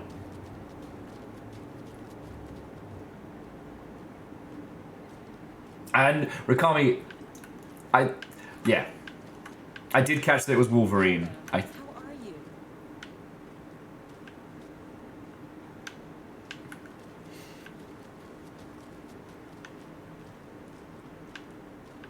Okay, the parking outside the hotel, cool.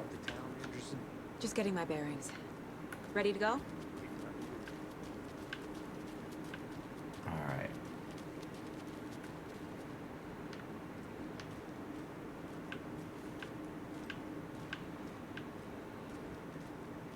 Okay. Looking for those little coloured rocks. We don't have the bolt cutter, so we can't get that yet.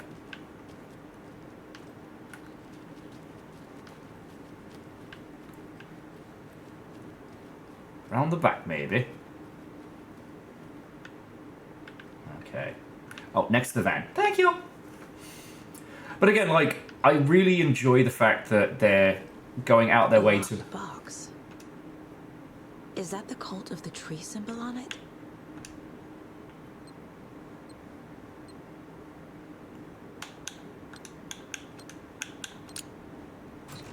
Huh. Notes and ammo. Interesting. Looks like they're tools of the trade. Fear the dark, fear the woods. What have we got? Bullets. That's a med pack. And is that shoddy ammo? I'd love to see it. Okay. Thank you, Chonros.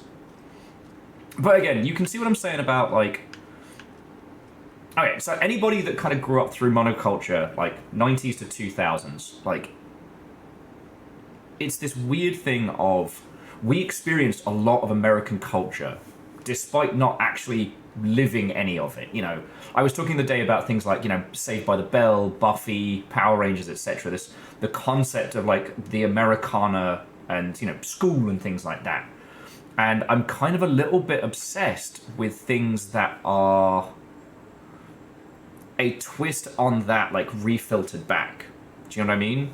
The idea that someone who grew up in an age when, like, American media pretty much dominated monoculture, absorbing that, filtering it through their own experiences, their own small towns, and spitting it back out.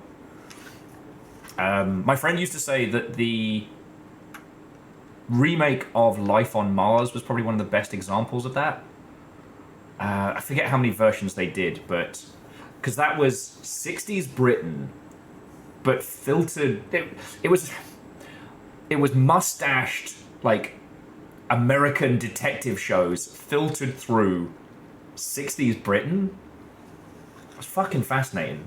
I mean, Scotty, back me up here. And the reason I bring it up is because, like, there is a massive amount of authenticity to Bright Falls. Like, it really does.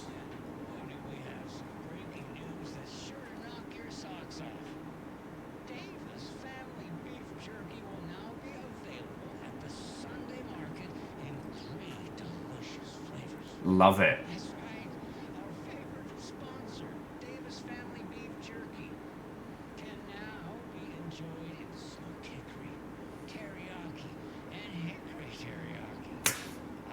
Cool.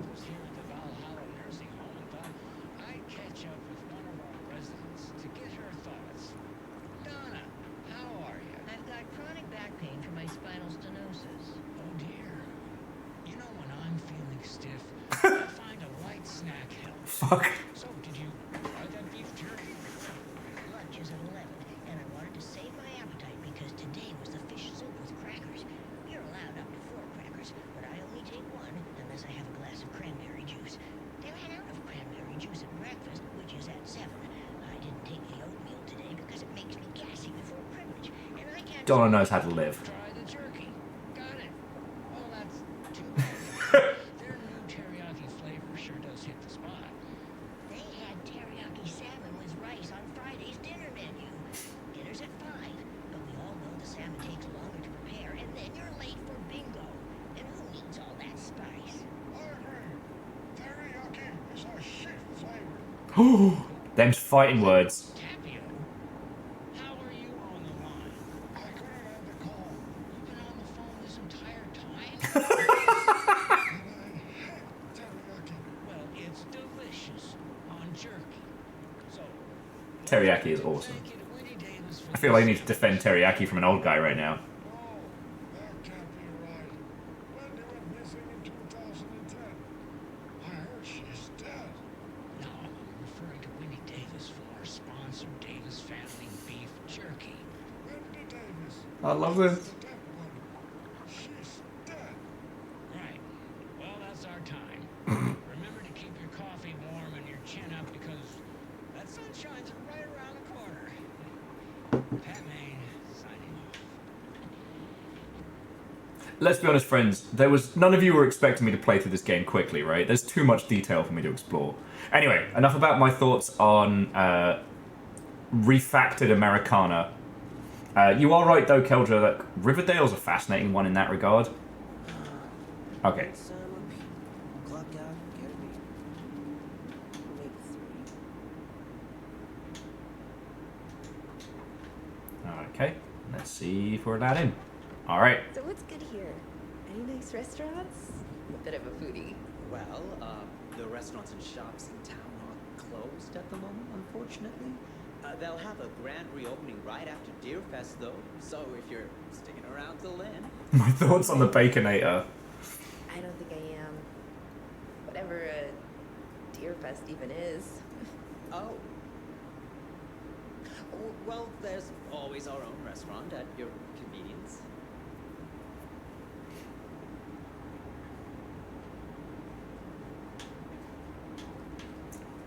If you're a fan of coffee and retro vibes, the Oh Dear Diner is just down the street. Oh, do you go there a lot yourself? Sure.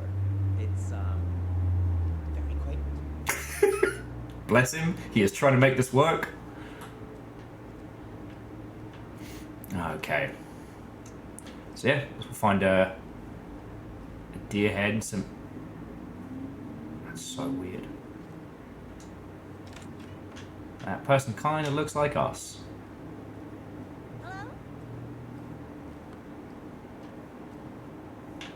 Okay, at a distance. That was... It's like, how weird are you going to get with me? Okay. Time to explore everybody's stuff. Creep in on your rooms, because I have an FBI badge. And yeah, Survival horror rules apply. We search everything, we take everything, we use nothing.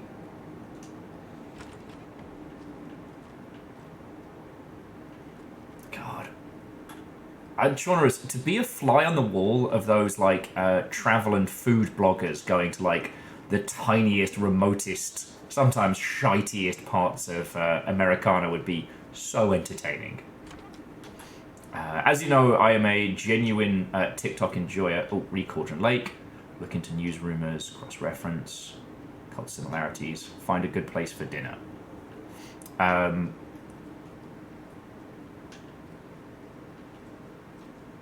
I take it this is our partner's room. That's a lot of coffee. Yeah. Now, I will say, between here and Leadenworth, there is an iconic retro-style diner, which is very good. And when we did the pre-plague Leadenworth trip, it was really cool. I can't force it open. Okay. Have not found the deer yet. This hallway reminds me of the one that Jesse hangs out in. Yeah, just a normal Paradox doppelganger. Virals, you know how it is. We Paradox in. You know what I say? Don't even talk to me until I've had my time Paradox. Fuck, I made myself laugh. It's not opening. But no, I have one bugbear when it comes to Good to see you.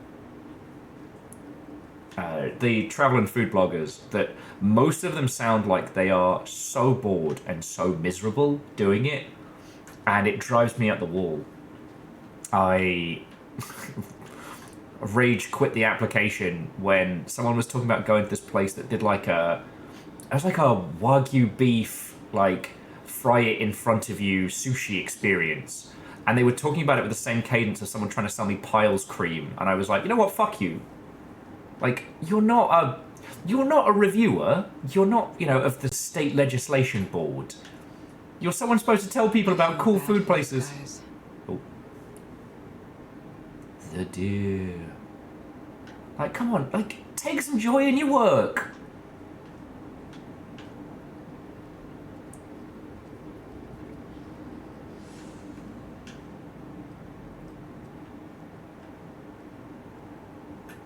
So it's the standard map.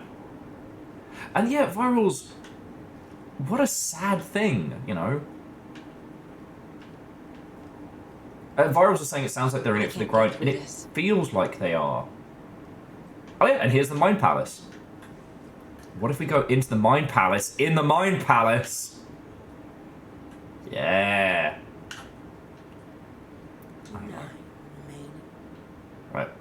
I've talked about this many, many times, that video game journalists are held to a much higher standard than any other, like, hobby or industry reporting. But they do take it seriously. I respect that,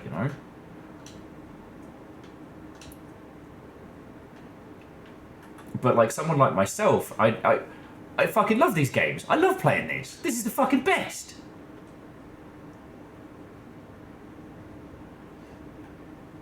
Oh, Kate was just saying, I love how the shadows make the deer look like a spindly arms. Yeah, and also the very prominent shading giving that triangle edges around the fireplace.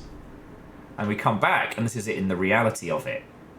Man, I bet triangles won't feature predominantly in these themes. I don't know. I'm trying not to just say the same fucking two things over and over, which is, I can't believe that we're doing this together. This is so fucking cool. I can't believe we're doing this. And I do want to inspect, like, every feckin' little detail. Oh man, the coffee cup costumes are $50. And I don't know. I like to think that if my profession wasn't video games but food, I'd try and fucking enjoy it, I don't know if coming to this town was the best idea. Small. I don't know if you're gonna find any gamers here. Friends, are there any gamers in these parts? Nah, no gamers here. What do you want to do? Is you want to go 2 towns over that way. I hear they got gamers over there. That's me whinging about food bloggers. You need to come clean, Anderson. No video games here. Nightingale was here 13 years ago. Oh! He was chasing a writer, Alan Wake. He said the thing! Tammy mentioned him. She's writing a book on his disappearance. You know the detective character from his books, Alex Casey. Yeah, I've heard the jokes at the office. Cold case Casey. Murder case Casey. Sorry. Haha. It's the same name, similar job. It's the first thing anyone thinks of. It annoyed me, but that was it. Then, 10 years ago, I started getting strange letters in the mail. Fragments of prose describing murders. You've heard the stories about what happened in New York. Some of it, at least. Okay. Bodies started to pile up. It was a murder cult. Turns out the fragments sent to me were from the crime books of Alan Wake. The cult was copycatting the murders from the books. In their heads, they were performing a ritual to bring Wake back. Their imagined prophet. After that case, I started looking into Wake's disappearance on the side. And you thought this case might be connected to him? His name does keep popping up. I just wanted you to have all the facts. Next time, give them to me before we find ourselves in the middle of a horror story.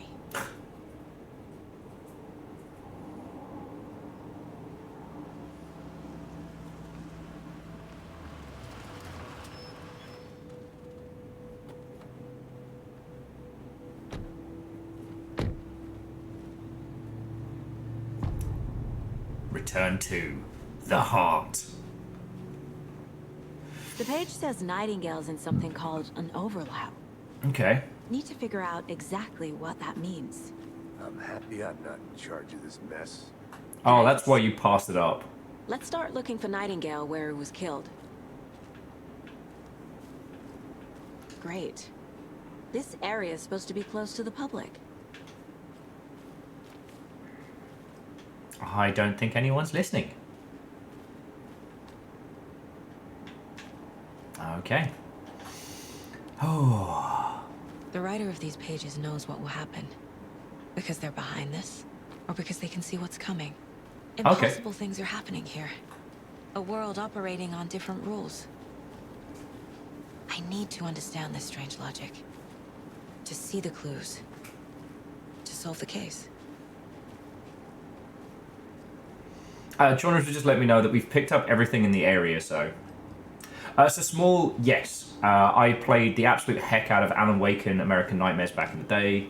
I haven't played Quantum Break. I watched my good friend Deus stream through it. We've done Control, so we're up on the Remedyverse. This is my first playthrough. More about the Cult of the Tree. I'll pause that for a second. Oh, this is my first playthrough of Alan Wake 2, so don't tell me the story. But if there are interesting bits and points, like Tronorus is guiding me to make sure that we all get to see all the cool stuff. It has been fascinating to talk about like how the Remedyverse coding has become so prevalent in this. Like during the profiling, it very much feels like the communications with the board. And over here, boy howdy, that sure is a fucking Federal Bureau of Control listening device. Hey, hello there. How are you folks doing? Those restricted area signs don't do a damn thing, huh? Hello. Saga Anderson. Are you two supposed to be here? I'm Ilmo Koskela. Fantastic to meet you. And yes, Stephen here hired me to show him through the woods. He's in town on important government business. Fixing this impressive piece of hardware. I work for the FBC, ma'am. I'm authorized to be here. And I bet you two are here about that murder. Nasty stuff. How's it going? What do you know about the murder? Yeah, I meant to zoom in because I was trying to see, and she drew her gun, and I was like, okay, did I make this worse? I hope How not. did you hear about the murder, Ilmo? Do you know anything that could help us? People tend to tell me things. The Koskela brothers are kind of a household name around here. Speaking of, if you're looking for some fun, stop by Watery. Just down the road from Bright Falls, there's our Coffee World amusement park. There's sauna ja vihta. And we offer a variety of guided tours, hunting, fishing, hiking, whatever strikes your fancy. You name it, we probably got it. What is this machine? What is this thing? It's just a monitoring station, ma'am. The Federal Bureau of Control checks volcanic activity and air toxicity levels. No need to worry, though. He said the It's mostly thing! for research purposes. That's one gorgeous sweater saga. Looks Nordic. I bet a family member made it. My mother made this sweater for me. How do you know? I knew it. My mom used to knit those sweaters for me and my brother. Watery, my hometown, was founded by Finnish immigrants. So between your name and the sweater, I figured your family might be from Finland too. Suomi, Finland. Ulla, Karjalan piirakka. Close. My mom's family is from Sweden originally. I don't know much about them beyond that. The sweater is just something to remember her by. Excuse me, the Federal Bureau of Control? Stephen, we're investigating a murder that occurred nearby. What can you tell me about your bureau? Nothing that isn't classified, I'm afraid. But I don't know anything about a murder. Operations here are run by a different department. I'm just here to make some repairs. The wiring on this thing frays every couple months. Yep, that's the raccoons. They grow real big here with teeth like you wouldn't believe. Can't gnaw right through a garbage can. That's all for now. However, it's gonna let me look inside, so I'm gonna look inside. Okay, clear signs of tampering. Signal was rerouted to transmitter. That's not one of ours. I fixed so many alerts to come this way, but it's definitely concerning. Make a report to the investigations department. Leaving this here in case I'm not the next person to fix this thing. If you're reading this, check for tampering. We may want to put more secure metal casings on the whole thing so that the raccoons can't get it anymore. Stephen Lynch, Chief Technician. Someone survived the hiss. And I already checked that, yeah. Just say the word. But I don't drink coffee. Oh, Stephen, no! Beer too. I'm a beer. Now we're talking. And it says... Kalvala Knights. Okay, I'm being brain dead. Rikami, I know I should understand that reference.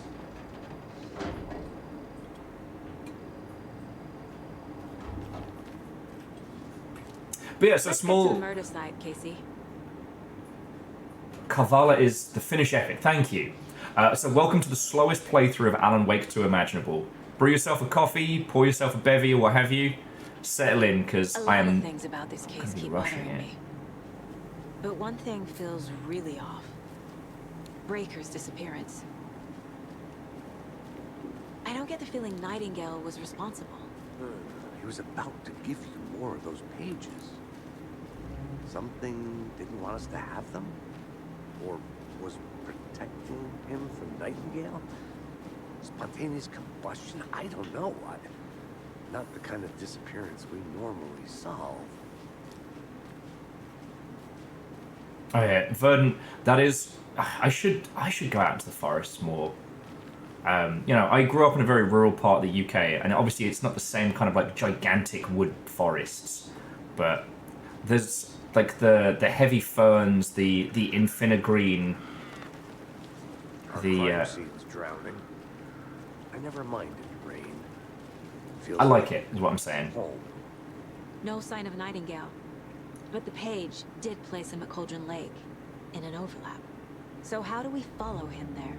Maybe something around here will tell us. About this ritual stuff. Monsters, overlaps, rituals. What do you make of all of this?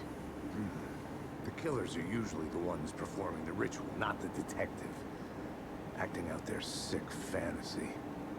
They may be trying to get you involved, forcing you into their twisted world. But with dead men coming alive, The word ritual starts to have more weight behind it. We need to look around. Learn what this ritual is. Okay. Yeah, and small. Slifter's right. Like the PNW is good for insects.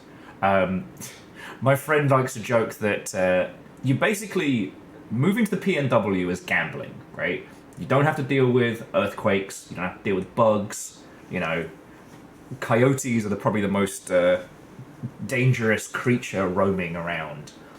But at any point, Mount St. Helens might destroy us all. No, Rainier might pop and destroy us all. So, you know, roll the dice. Like, I guess we have mountain lions, but, you know, the rain is, for the most part, just a light drizzle. You don't get that, like, fuck you rain. And it's a lot less miserable than UK rain.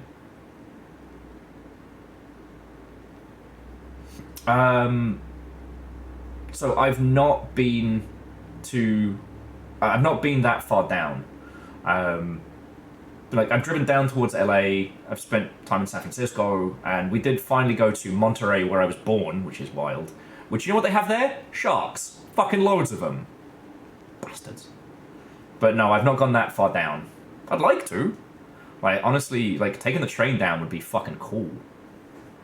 Okay, so we find Nightingale, then what? After we find Nightingale, what then? I've never arrested a monster. I've watched you arrest plenty of monsters, Anderson. You know what I mean. Monsters. Light worked against him. That might be the only way Well, to stop him quakes from are hurting rare, anyone but else. they have happened. As for mountain lions, aka cougars, last time one was seen near humans, my friend claimed she was sleeping at the time. Huh. Oh. Your friend saw a cougar sleeping? I almost fucking fell for that, Bacon.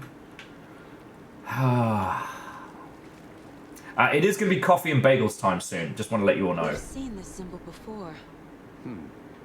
Good eye. Also, how fucking good is this lighting? I do see that little investigation symbol there. Just want to make sure there's nothing else I'm missing here.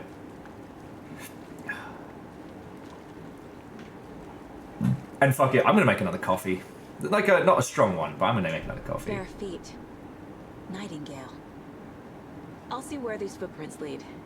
Can you comb through the crime scene one more time, KC? Just in case? On it. Just in case he Up, I'll radio you. proceeds to walk through the crime scene. I said, just in case he...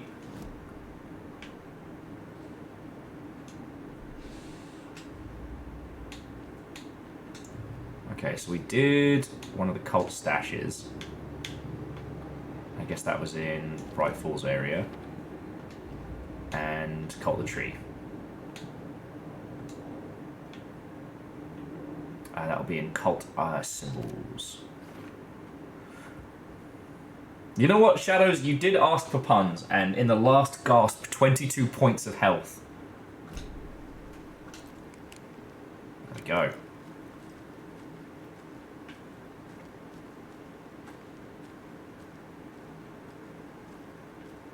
Yeah, I guess that's the other thing is around this region, there is... Fire season can get pretty... fucking wild.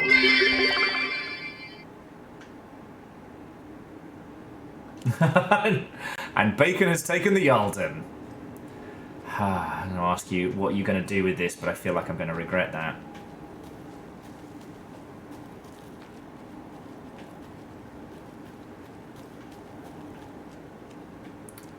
Well, that's the place I'm going to be running to later.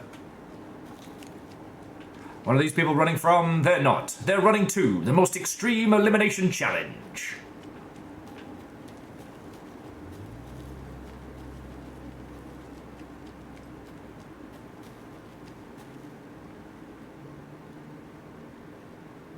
Huh. Rikami, thank you for saying that, because I wouldn't have known that. So Rikami was saying, here's a quirk of Okay, so in Finnish, repeating a word in a sentence brings emphasis to being its literal meaning. So, they had a conversation about this last week, and now Saga does it with monsters, right? Like, I guess in English, if you're repeating it, you're...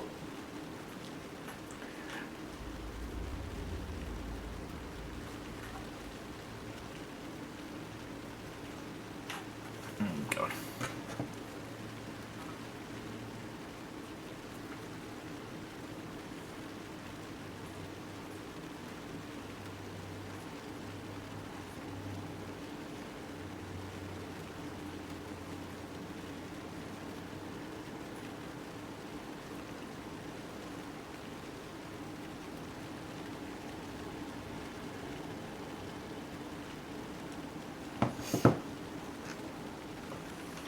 Okay.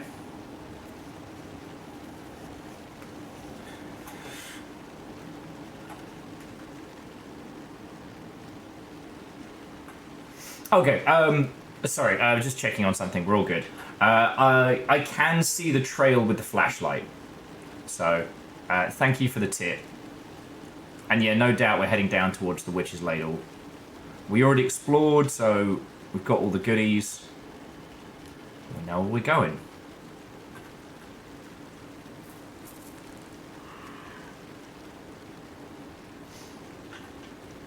And Rikami, I was trying to think how, like, using that kind of emphasis in English language, it's like the car, or car. Lead into the water. Oh, I Where'd hate you that. go from here? Hate that. You know, dead. Oh! I can feel something. A presence. Bastard! Fucking wanker! Nightingale isn't far. Oh, Nightingale, I'm gonna ruin your day. Don't you ruin my jeans.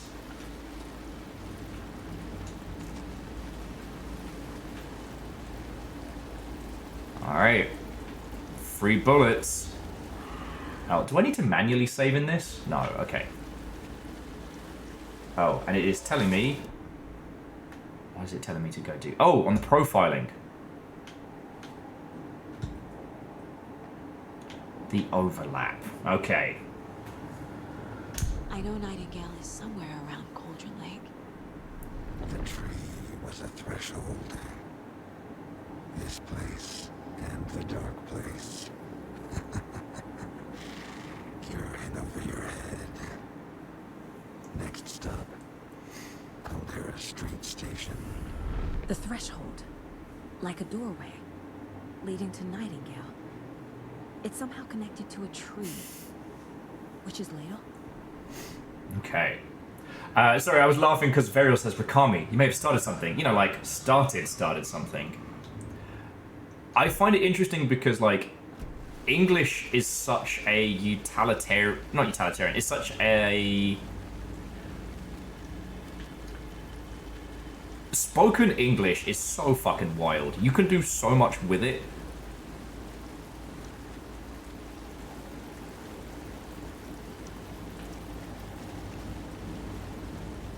Like, how you use emphasis, where you throw words around. You can absolutely throw caution to the wind, but still have a sentence make sense. It's great. Speaking of things that are great. Seems like it's reacting to the light. These aren't the same tracks that were here before. They're headed into the tree, not out of it. It does not like.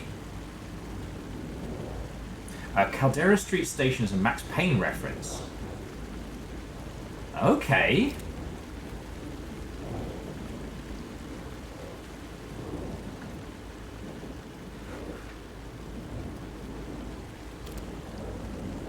I'm gonna shoot it.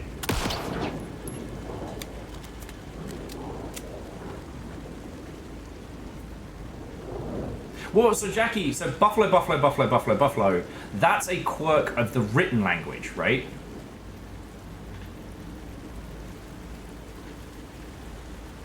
Oh, try holding the bumper on your controller. Oh, there we go.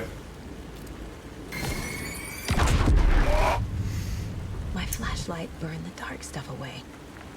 And burn through. Covering another page. And burn through a shit ton of battery.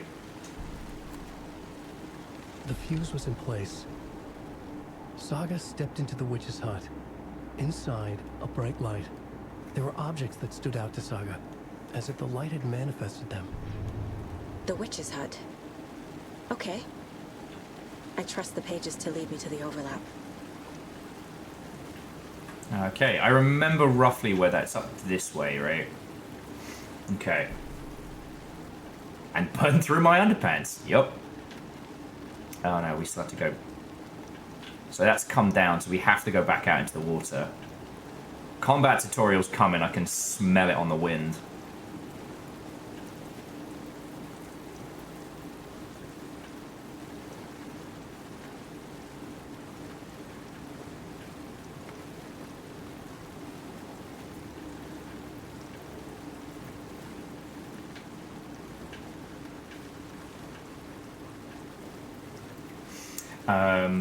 But no, it's... So yeah, the buffalo, that's a quirk of written English, which has so many weird, wrong, broken nonsense.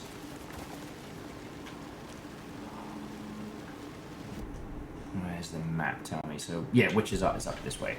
Whereas spoken English, like, you can do whatever you want with it. I don't see that. Spooky. Thought I saw something in the woods. Probably just a deer, but I'm gonna check it out. Okay. I found another page. Following up on a lead. Keep checking in. Roger. The page described the hut being lit. And mentioned a fuse. Okay, well...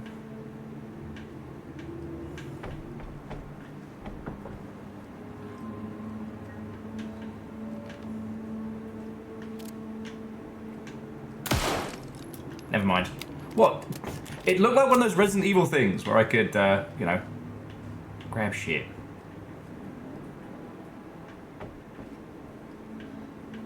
Found a candle. It's fine.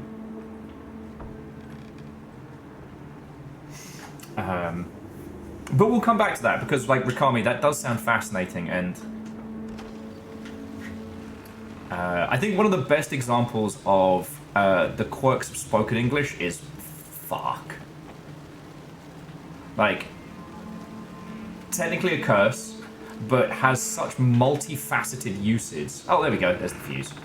Like, you can use that to express so many different intent, emotions, like expressions, etc. The fuse box is missing a fuse. I need to find one to turn on the lights. Alright. I refuse to be This fuse confused. is busted.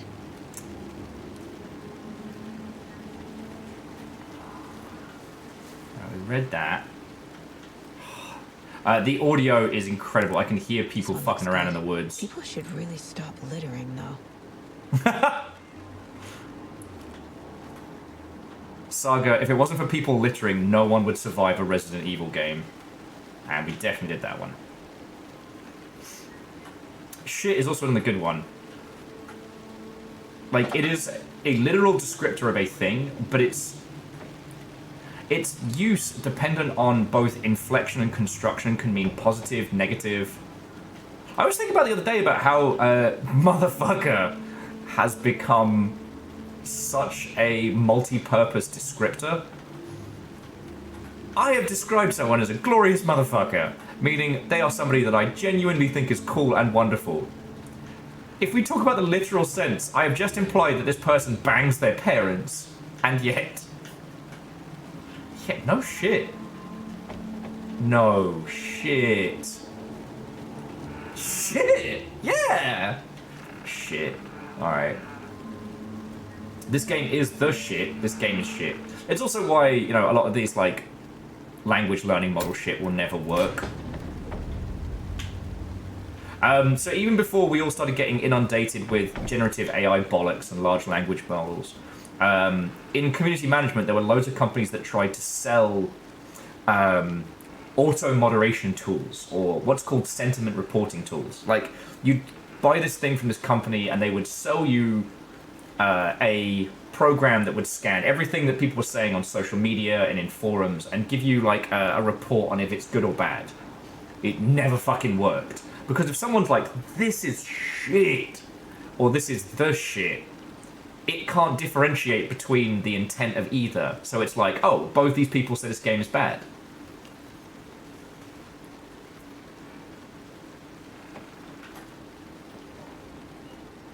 And Stooge, what and welcome.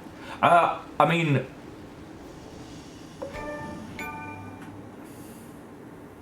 Hey, remember when we turned that off?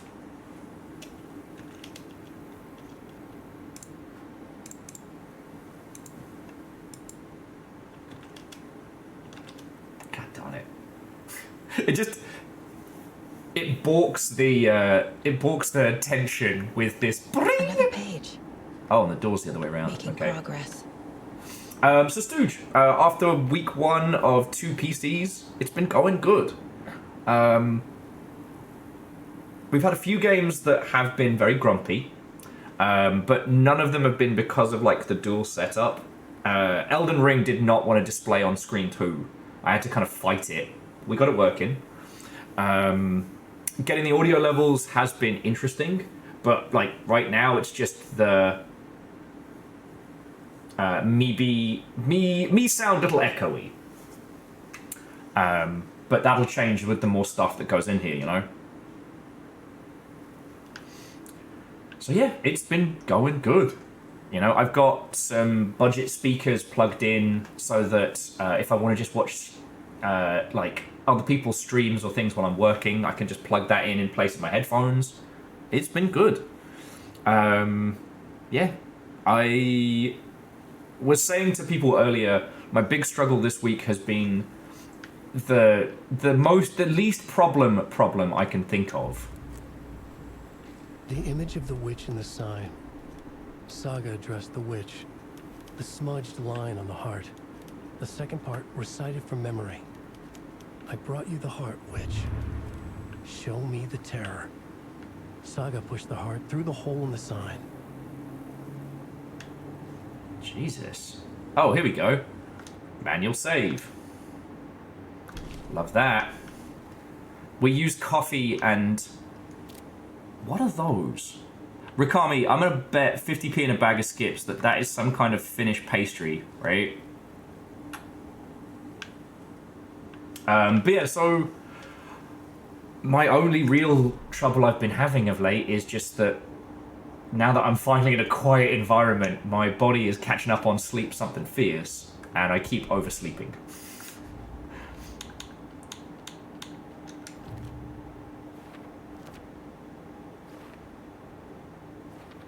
Yup. Already got the answers to these. Oh, interesting. When we solve... The page from the witch's hut seems to be describing some kind of ritual. Rikami says that is carrion pie, a rye crust filled with rice porridge served with butter and cheese or egg butter. Delicious. Yeah, Scotty, I'm glad I can keep you company, but I'm probably not helping.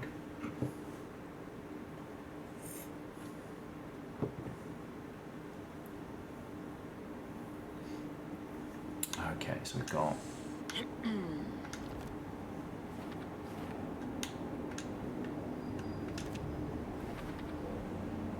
To get into the overlap, I need to find Nightingale's heart.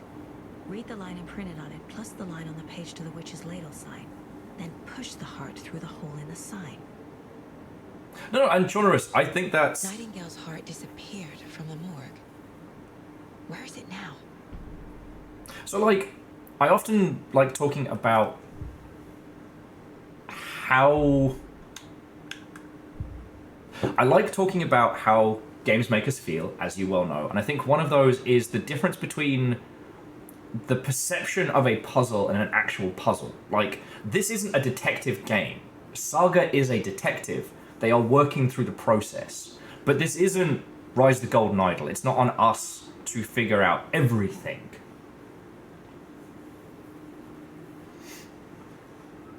And I like that when you get all the pieces together, it connects it. Like, you're seeing her mental process going through. And it's more about pacing and getting us to think about it from a detective standpoint than being a detective. And I love it. Oh, and jumping back, what C222 was saying about, like, the whole double negative is fucking hard. And language in a spoken and digital sense can change so fast. You know, the written word in English, they add like a term a year, but online parlance changes so fast. Like, it used to be like generational or like slang terms would crop up every, like, what, 10 years? It'd be like a cycle of. But now, like, year in, year out. Like, so imagine, you know, the term Sigma, which has cropped up in the last few years, and its usage makes no sense in a written sense. It makes loads of sense due to context and, like, the way in which we do spoken language. Yeah. Yeah, sarcasm detection, like, even with /s. So easy.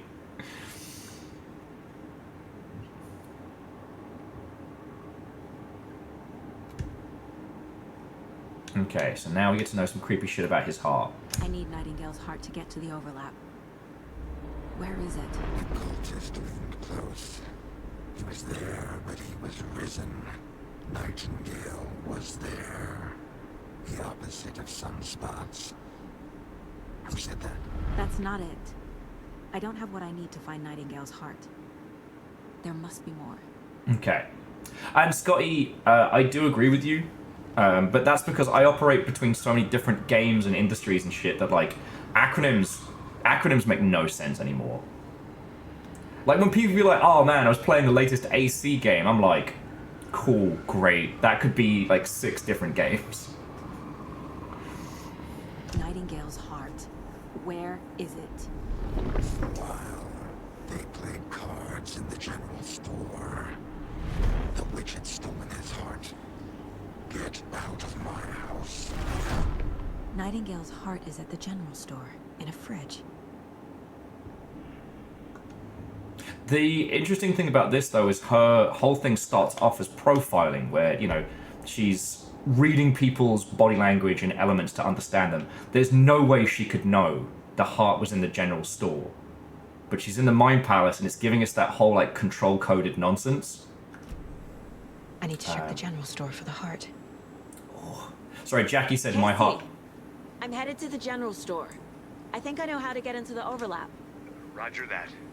I followed some ATV tracks in the woods and got a bit turned around. Did you get lost? I've only been lost once in my life, Anderson.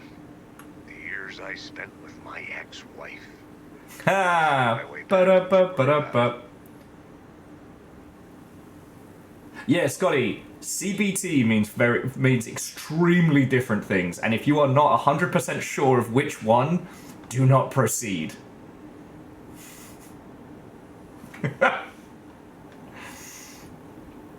I am going to do a manual save though, because I am paranoid.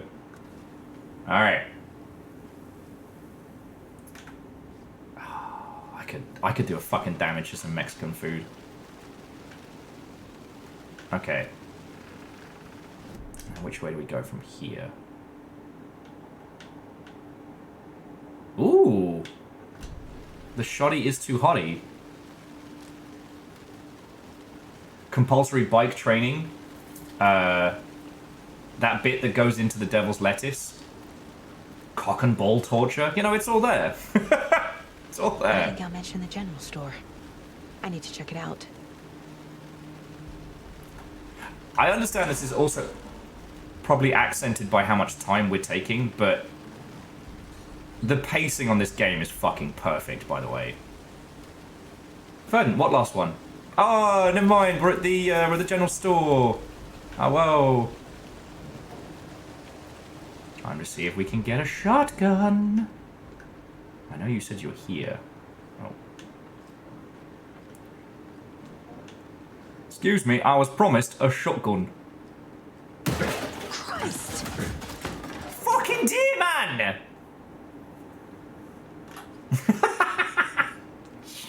Shut up, Hut! No! Oh! Fuck me with him.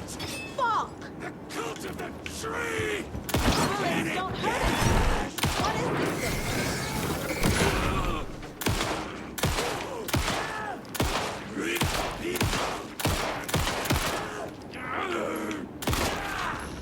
Jesus, dude.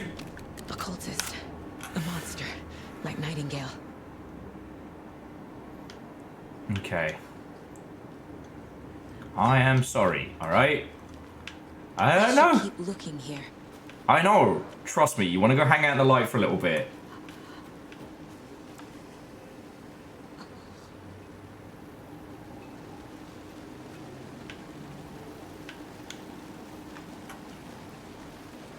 Hey, what are they making fucking masks from? Fucking unobtainium? Well, and here's the thing, right? What they have now is literally plot armor. The darkness has hold of them. They are literally being held by... Ah, cool. Extra storage space. Okay. Check with Lady Fortuna at the counter. Shit. Do I already know that? Oh. Okay, you... I wanted to pick up the health first, but alright. The saga at the general store. Manuscript pages. Saga edged toward the broken door. Oh, fuck! Ready. Flashlight aimed ahead. Nightingale said it would be here. The Cauldron Lake General Store was overgrown, left to rot. Saga thought about the cult of the tree. They'd been here, waiting, planning a gruesome ritual murder. Meanwhile, they played cards in the general store, like it was just another late-night poker game. Saga stepped closer to the door. Had the animal broken it? There was a loud crash. Saga found herself face to face with a cultist, a hulking figure in a raincoat. We watch in the night, wild eyes behind a plastic deer mask, an axe in his raised hand. Okay.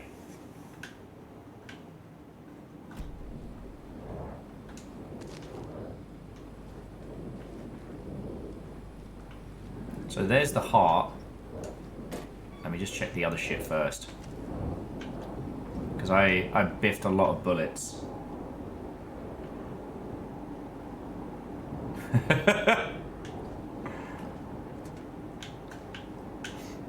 Well, when you think about it, Stooge, Alan's Power is basically like the never-ending story, but for sad writers. He could be writing Falcor having a great fucking time right now, but no. He had to write sad crime books. Alright, alright. Oh, here we go. So this will be the puzzle to solve. Okay, don't forget the code. Updated code. 705, 713, 717, 723. 05, 13, 17, 23. 05, 13, 23, 39. So 739.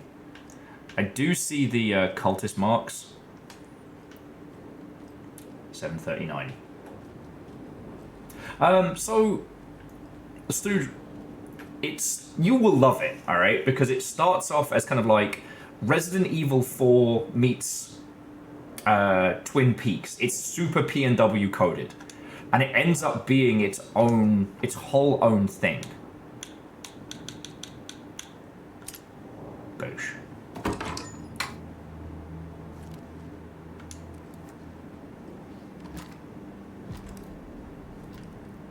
Don't... Is it loaded?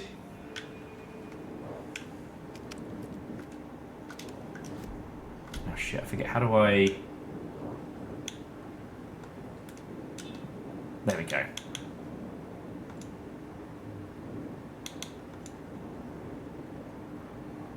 Alright, pistols up. Shotties to the right.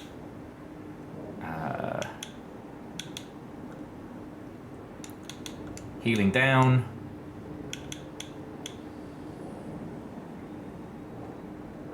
And we'll use painkillers in between.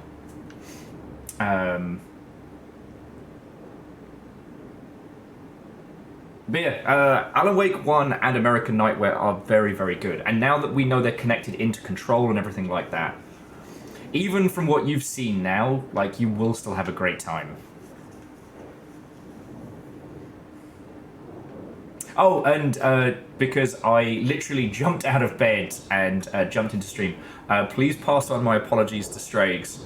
I woke up at 3:30. Because it turns out, now that I'm in a calm and lovely environment, I am oversleeping all the time.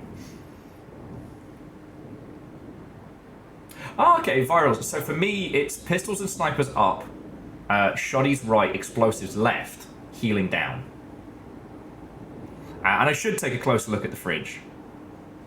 But that's definitely gonna... Yeah. Well... Yeah.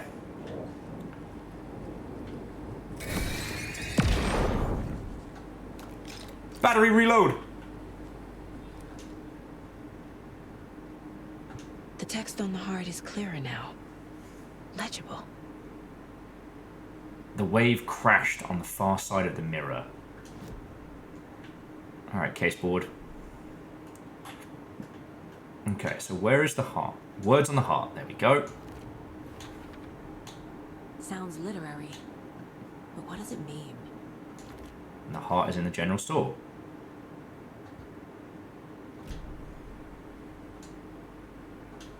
I feel like I recognize this. The fridge. The heart. I knew it would be here. Like I saw it in a dream. Better get that heart into the rain ASAP. Void Rain's crossover when? Which makes total sense.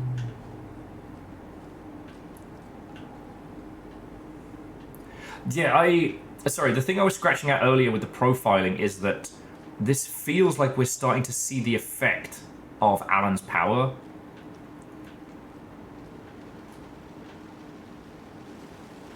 Casey, there are cultists in the area. They're taken, like Nightingale. Watch yourself out there. Yeah, thanks for the heads up. I'm still finding my way back. You have the worst sense of direction. Any city in America I can get through drunk and blindfolded. It's these damn trees. Okay, okay. I'm en route to Witch's Ladle. I need to perform a ritual to open the overlap. This case just keeps getting weirder. But it is exciting.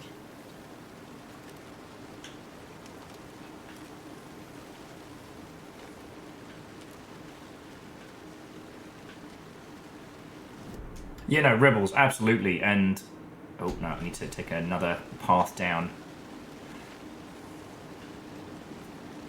It is very, very easy to get yourself lost as shit in the woods, and... Ah. And with the sheer size and scale of the forests around this way, like... And here I am checking the fucking map every 2 seconds.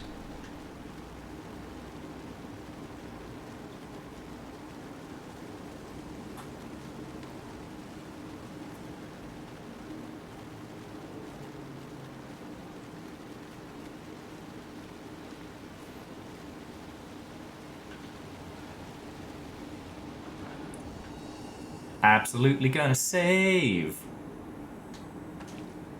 Cheeky quick save. Stop on down to Quick Savers. With me, Quick Save Barry. For when you absolutely positively think you're gonna fuck it up. Yeah, Choners, that's on me. But I'm gonna see how far I can get on a sliver of health.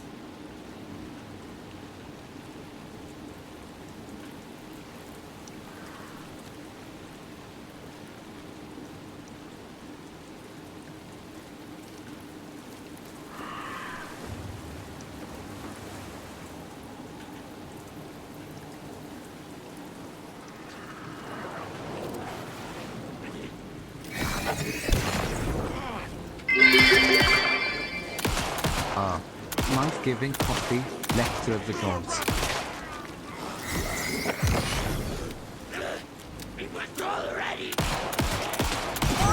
Fuck.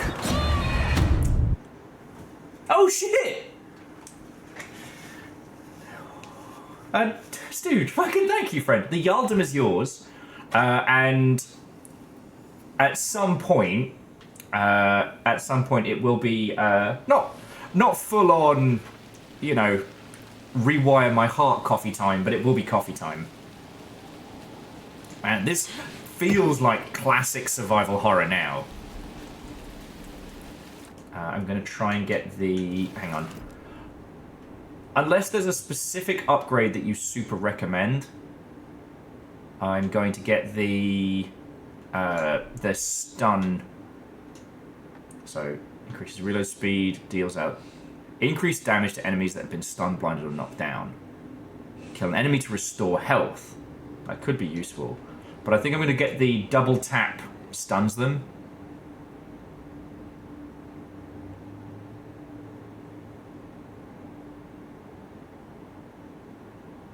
Oh, the red spots are stronger crits than headshots. Alright, well then I'll... thank you for telling me. If that was in Alan Wake 1, I completely forgot. Alright, come on, Chuckle Fucks.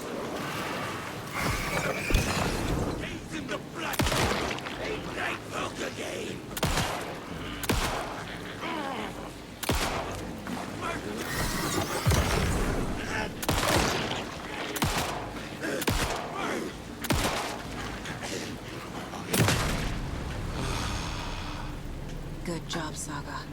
Now keep Look, moving. sometimes you gotta have fun, okay?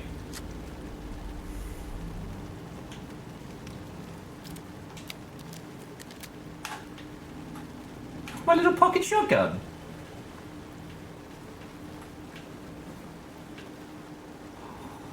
Does anyone else have girls just want to have fun playing in their head right now? Just me, okay.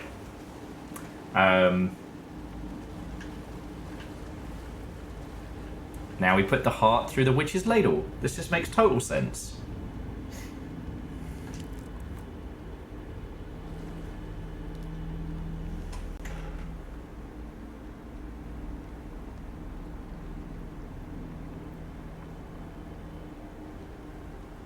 I hate everything about this. The wave crashed on the far side of the mirror. I brought you the Heart Witch. Show me the terror. Meep.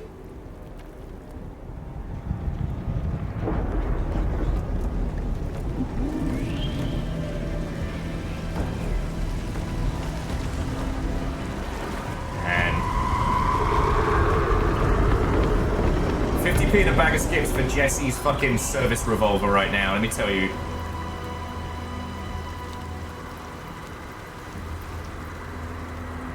It's just like one of my Japanese animes.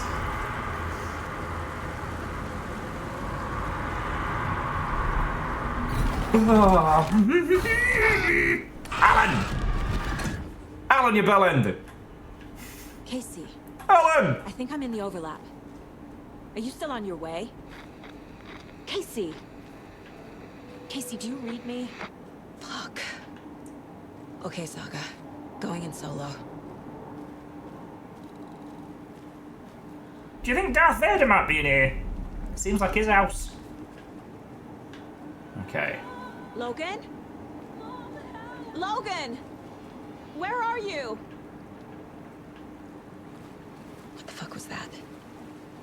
Logan's back in Virginia. You're imagining things.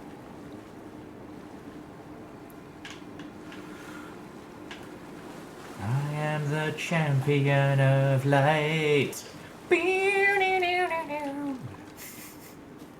haven't even played that bit and I know it.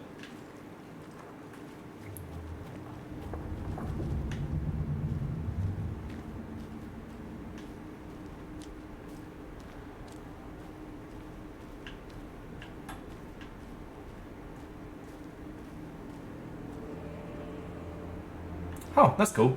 Any collectibles in the overlap moves outside of it if you miss it. Okay. Please help me. What was that? I'm trying, buddy.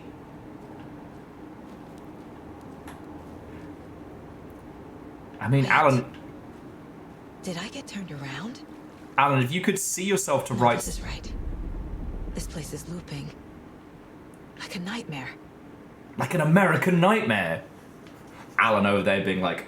And then Saga tripped over a repeated rapid-fire grenade launcher. You know, the cool one from those G.I. Joe video games.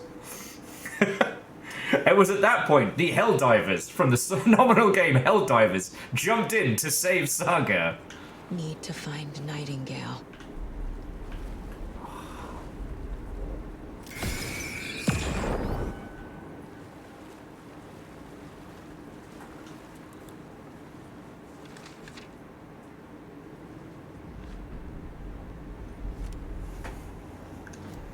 I'm just saying, if Alan got super into, like, Battletech books and shit like that... Oh, wait. Hang on. That was a... Cool. That was a manuscript page he just gave us, wasn't it? Witch's ladle, towering over Saga, watching her and the witch. The image of the witch in the sign. Nightingale's heart, a cold, dead lump in her hand.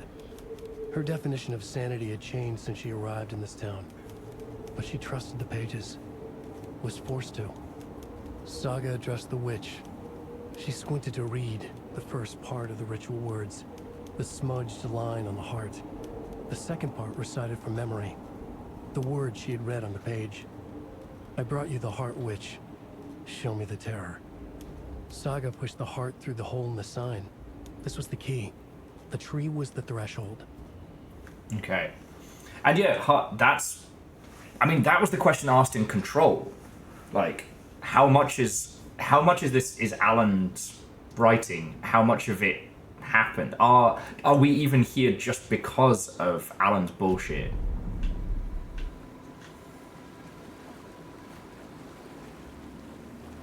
You know? Like, we know Jesse has encountered, like, powers far beyond, right? But in the same breath, like, Jesse was able to find Alan in a place that should have been impossible. Oh, that's fucking cool. Did he write that? I mean, we talked a lot about that around Grand... Did he cruise? We talked a lot about that when we were talking about like the area of Bright Falls. Are the people like that because they're trapped in Alan's writing? Or is that just how they be? Look at me, Alan. I'm the SCP now. Look at me. Look at me, Alan. The SCP now. Oh, fucking hell, mate.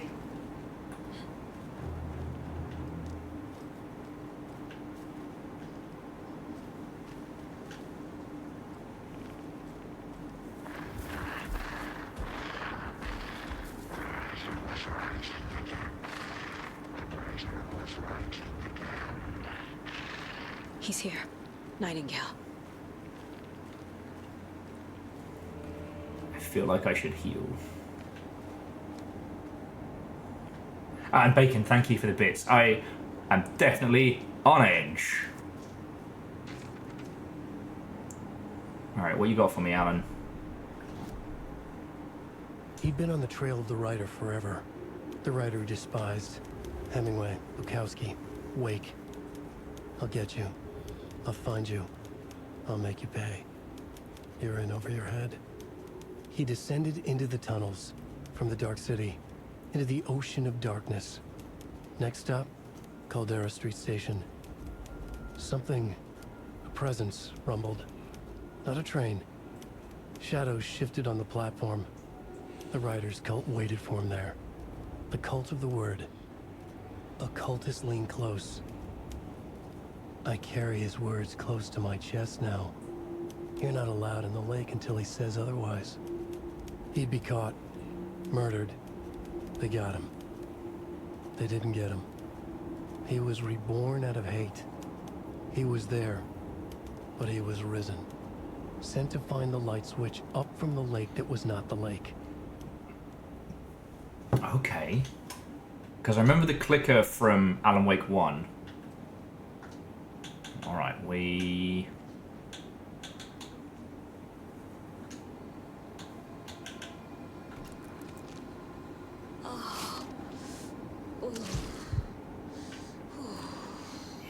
real stingy with health, aren't they? Do not have a lot of bullets either.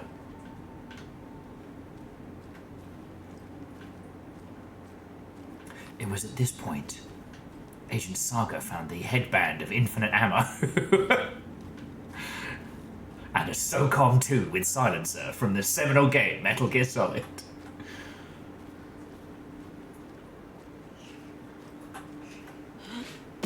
He is not going to make this easy for me, is he? Trapped. Escape. Danger. Who is that? It's like they're coming in over a bad signal. Oh, okay, the pain pills are combat usable. Alright.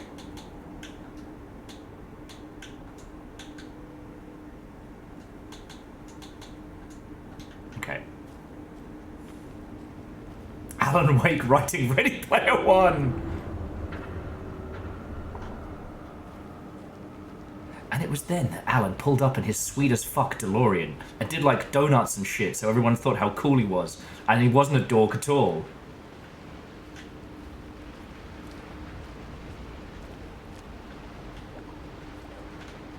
Pills here. Got pills. Nightingale's badge.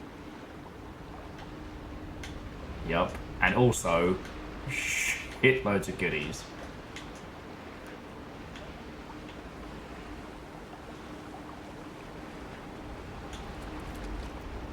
Alright, so I got the shoddy too hottie.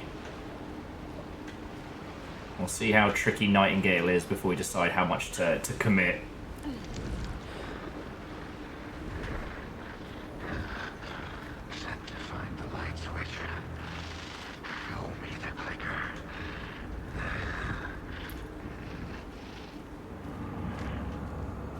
I don't know if it's coming across, friends, but the binaural audio in this is incredible. Like, I could hear where Nightingale's voice was coming from the woods. And I hate it. This is fucking haunting.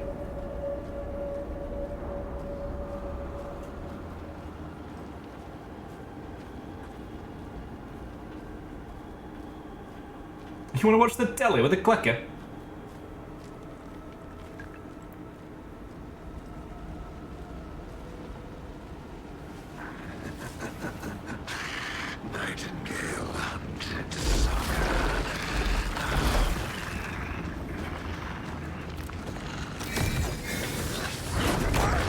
Oh, I got the dodge on him.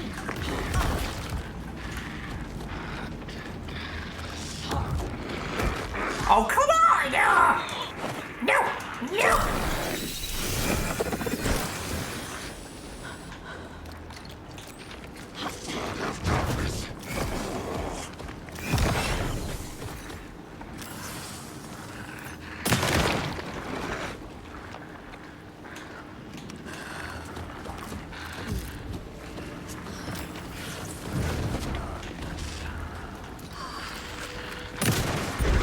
Oh, fuck me. Owen! Shit. Run! Which way? Go. Pick up the pace!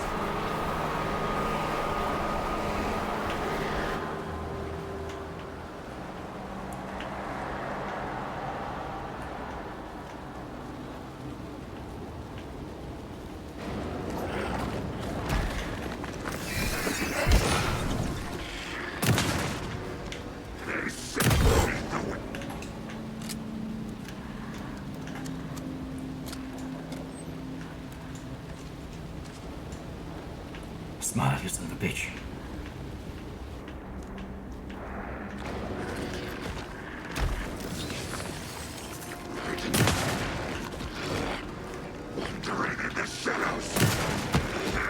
Oh, wait!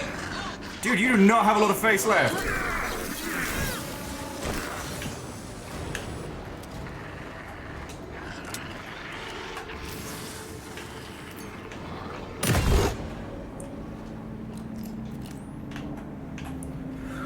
Okay, it's alright, we got this.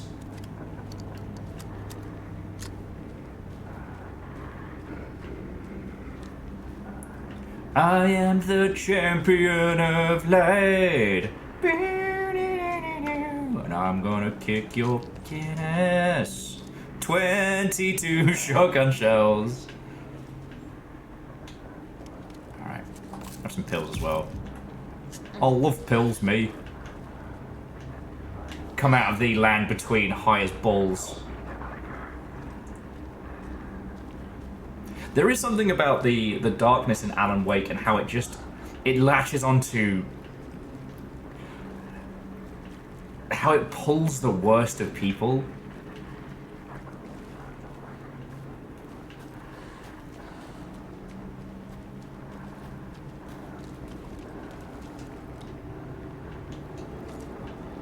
I will take every bullet that's not nailed down. Alright, come on, Nightingale. You got your armor back, or...? Oh.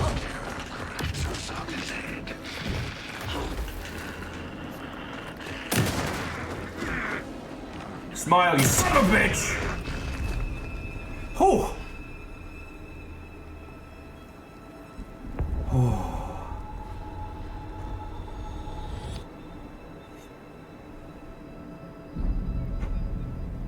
Alan!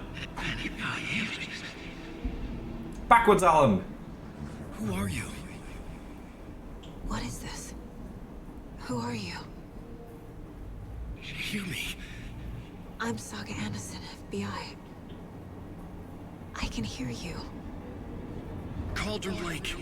Yes, I'm at Cauldron Lake. Where are you? How to escape. In danger. The dark presence. Danger. Fucking seagulls. Thanks. Got it.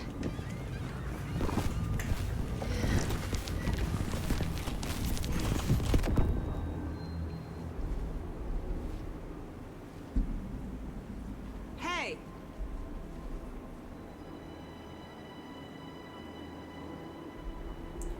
Could it be? Are you okay? No! It's my fault! It got out with my face! Scratch! Sir, calm down.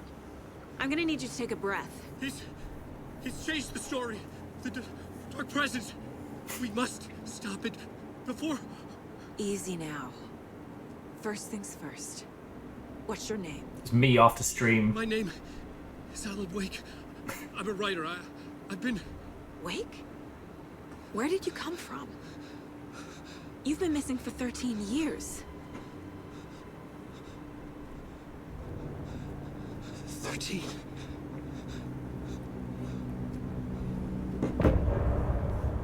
Yes! Alright. Alright, that was fucking good. From 2010 to 2023.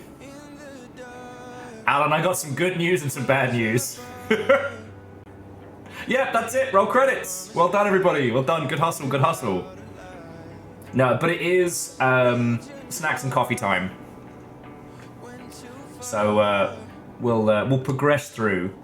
But now is the time, friends. Pop the kettle on. Anders, where did you go? Okay, once we get through All of a cutscenes. sudden, the radio stopped working, and then that flooding just disappeared. Crazy forest. Is this who I think it is? Casey, say hello to Alan Wake. Mr. Wake, this is Special Agent Alex Casey. He'll escort you to our car. They really are. The Casey, I'll song meet you slap. there, right after I take a look around. If the flooding's receded, there might be evidence we missed earlier. Okay. See you there. How to reload your friend. How? Am I still... Is this the dark place? No, it can't be. I got out. I don't think it's the same guy, but Alan always sounds like the guy who plays Otacon. Great. Moving on. Okay, just to... It's a bit of a hike to the car, Wake. Get your bearings, then we'll head out. I need another minute. Cauldron Lake. I thought I'd never see this place again. Take your time. But you should know these woods aren't the safest. Yeah. It's getting dark. You have a flashlight? It's not safe without a light. I have a light. And a gun. You can relax, Wake. And pages. If you see pages of writing anywhere, you must take them and keep them safe. Our lives could depend on it. They have Hey vital Nova, what's information. and welcome. We know about the pages, Wake. We'll keep an eye out for them. Okay. Okay, just give me a moment. It's okay. Take your time. Okay, I'm just gonna stare at these two numpties. I'm gonna pop a bagel in the toaster. Gonna brew another coffee, so I'm gonna pop back and forth. We'll call this air quotes a break, so you all got time to brew your own teas, make your hot chocolates or whiskeys or whatnots.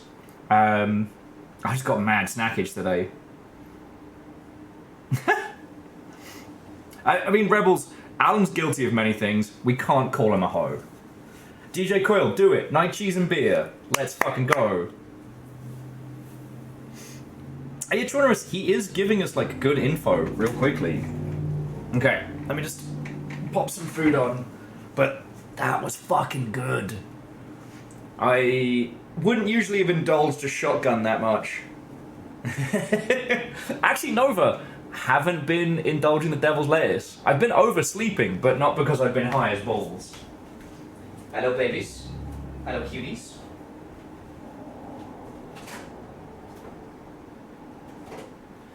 I am the champion of light.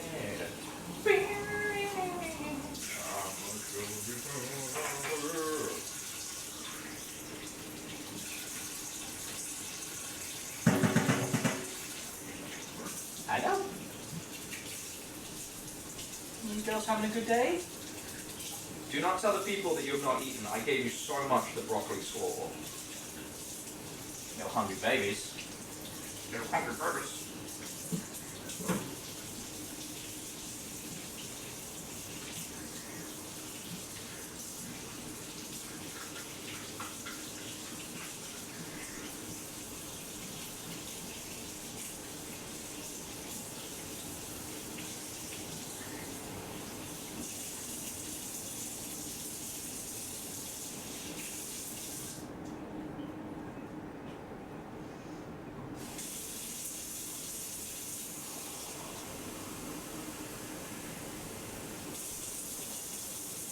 I guess it's kind of weird that you'll get me kind of like in the background putzing about, like on break, while Saga just stares awkwardly at Alan.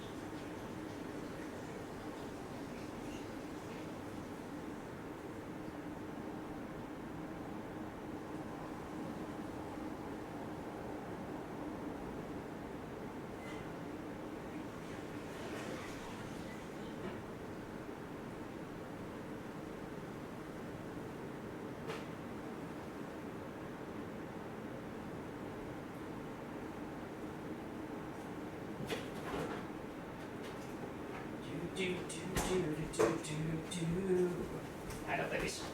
See, I can come hang out and natter with you while the coffee's brewing and whatnot. Yeah, Dustin, you hear coffee making noises.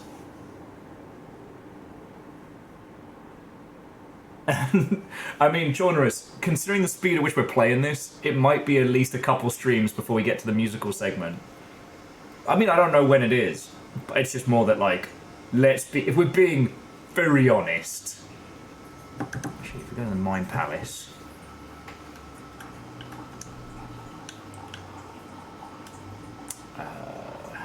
Yeah, no. Both the fluid motions and ready for more might be fucking perfect for us.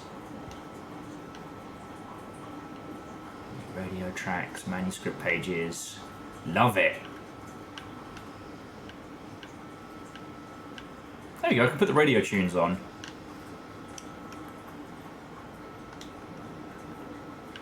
So put the radio on. There we go.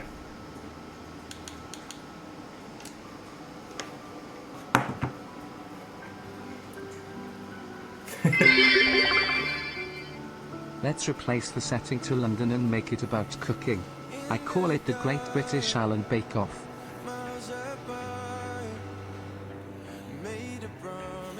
The Alan Bake Off. Are you? I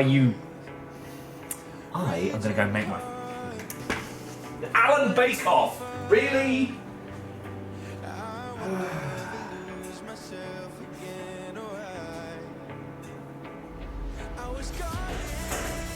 Fuck. Fucking bagels. Alan Bake Off? Really?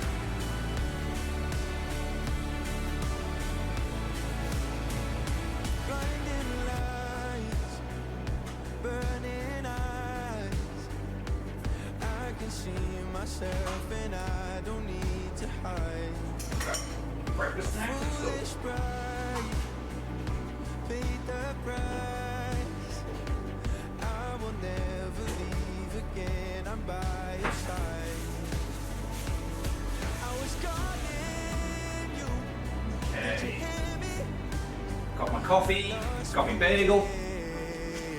I don't know why that's what I'm craving right now, but I'm just gonna let the muse carry me. Maybe Alan's right in me having strange cravings at this hour.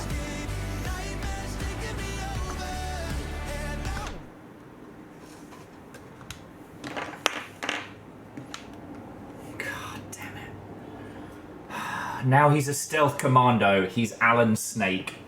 If he's working on having tight buns, he'd get some decent Alan cake. I mean, it was going good, Holy Boss, until I'm blaming Ket, until Fred brings the pun game in. Fucking terrors a lot, yeah.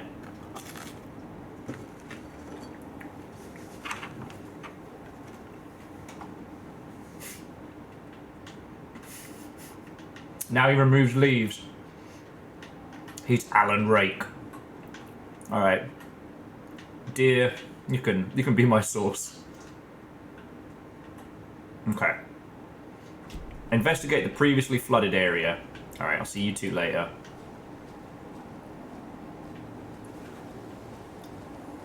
Should look around.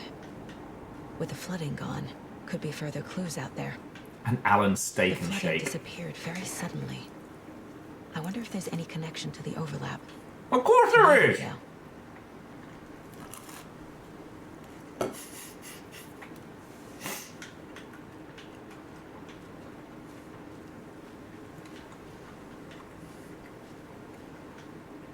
And Faye, how goes it? What's and welcome, friend. We're on that Alan Wake flavoured nonsense.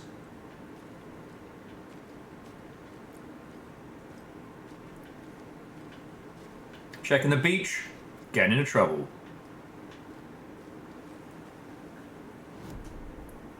Okay, so we are here at Cauldron's Lake.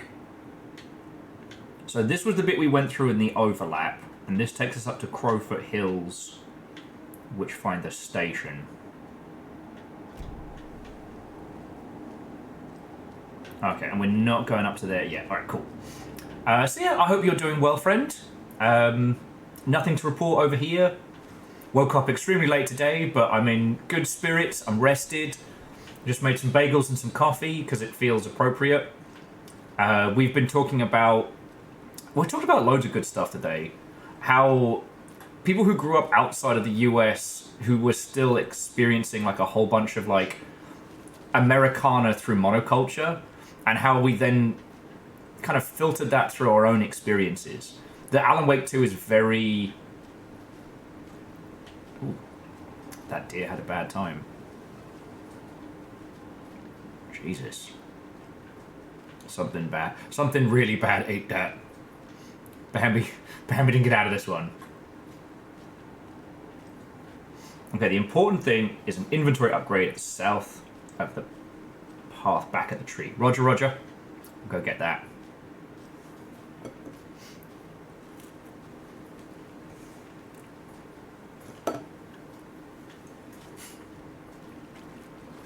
He teams up with Finn and becomes Alan Jake. Looking forward to part 3. It's about him retiring and following his dream of bringing happiness to all. Wake by the lake selling shakes. How do I delete somebody else's Twitch account? Fuck. Scotty, thank you for the bits. Thank you for the joke. Oh, come on in, friends. Come on in. It's going to get worse before it gets better. Alright, so it looks like... Yeah, it looks like we can explore this area a little bit.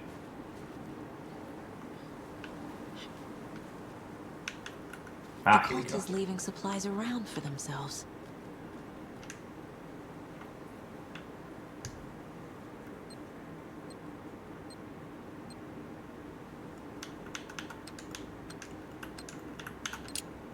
Woohoo! I think Will's about to Alan break. Oh my god. Okay, so this one says... See their victims as people. Remember, they look like us, but they aren't. They're like animals, and it's our job to hunt them and gut them.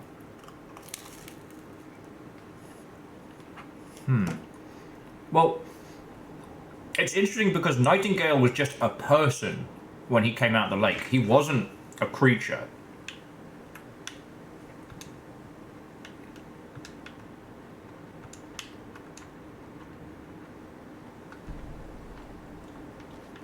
You know what I mean?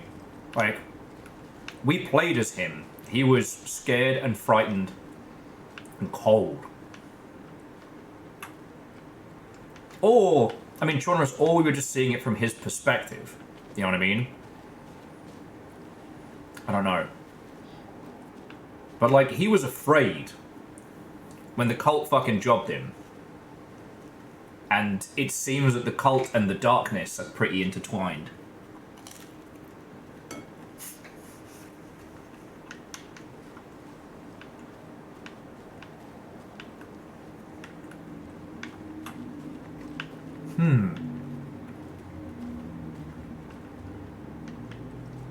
Actually, Chaunerus, that is a good point. The bookers did say he was shouting, like, incoherently. God, it always comes back to Eden Log. Alright, there's this... I think it's French horror film called Eden Log. And I can't say it's good, right? Okay, I'm gonna take the fork in the road. Like, I can't say it's a sci-fi film that you absolutely have to see. But it does one of the best examples of, like... Hang on. Mr... That's weird. Extra, read all about it. Fake Alan Wake has a break eating cake by the lake selling shakes. His name is The Scratch, you bastard. And thank you for the bits. Even it is just to continuously torture me with this nonsense. Oh, shut up. The sea.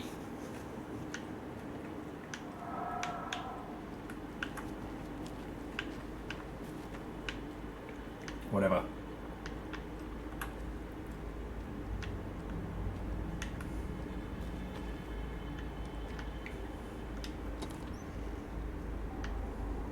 Okay, so this little bit is where the page in the overlap appears if you missed it. Ah, cool. That's cool.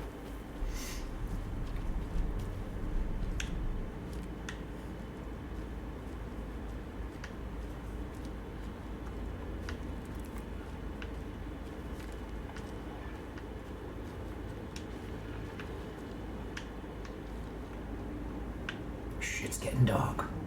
But yeah, so Eden Log is an interesting film to watch if you're interested in the concept of, like, perception of narrative. Because the whole story is from one guy's perspective. And as things start to change him, he doesn't realize.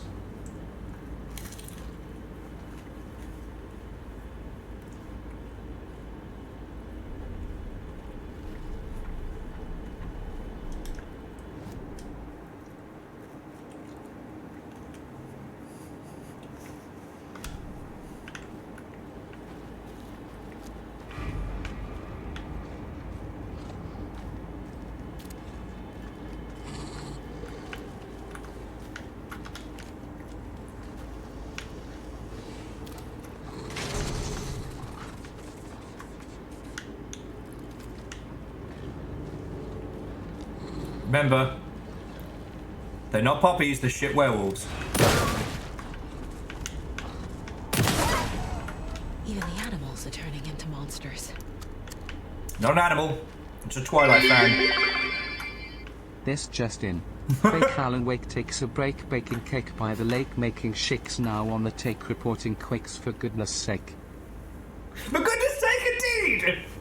I just want to eat my bagel, I want to sip my coffee, and I want to get through this. But apparently, I am target number one this evening. Thank you very much for the bits. Thank you. Thank you. I am the champion of late.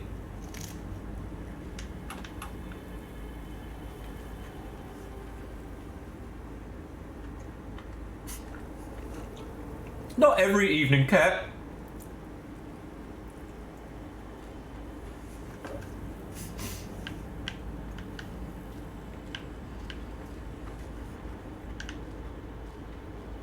Huh. I don't think we've been down here before.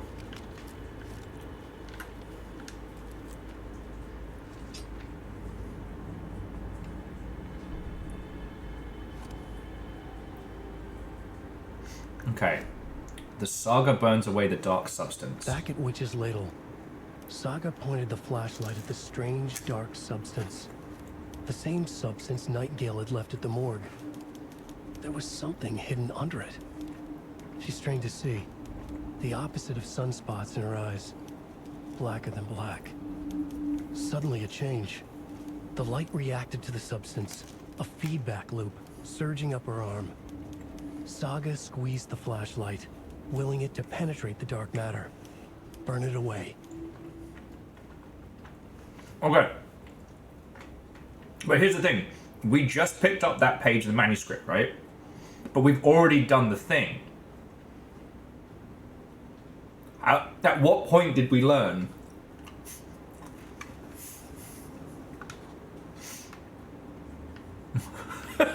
Fucking... I love how you all turned out on a Saturday night just to fuck with me in real time. I love it. I love it.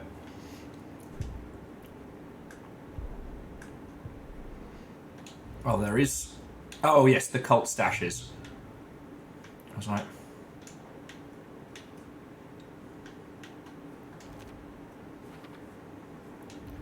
And the other one is Cult the Tree. That's not right. Oh, cult psychology. Dehumanizing.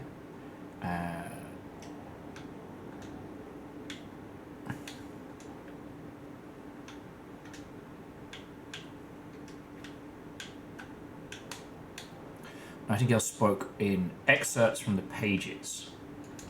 Writing is part of the ritual. Okay. Honestly, you could make a coffee table book of fucking with Will.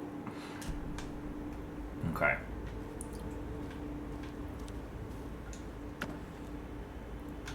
Nothing. Nobody tells me nothing.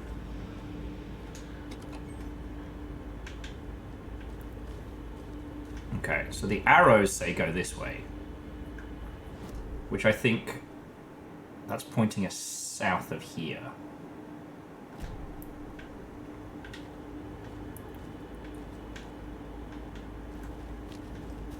Oh, here we go. Another locked box. Ah. Light is the key.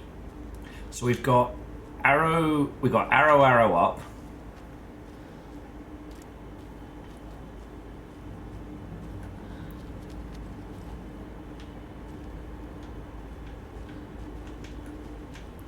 Yes, this is taking us towards the puzzle.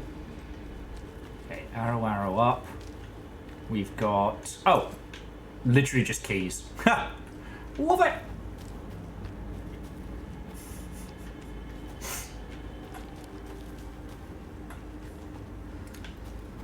Saturday night, aka the roast of Will. Okay. The cult is watching right now. It's not a cult. I mean, we're dealing with a cult, but it's not a cult. And I'm going to heal, because we've got time.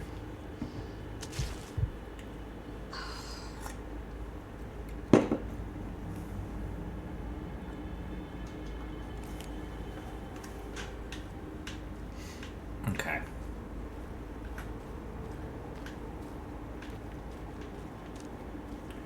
So, Sean, you saying check north. Okay. So that's where we're headed. I assume we've kind of been blocked off from just heading back this way. Okay, this gives me a chance to sip my coffee anyway.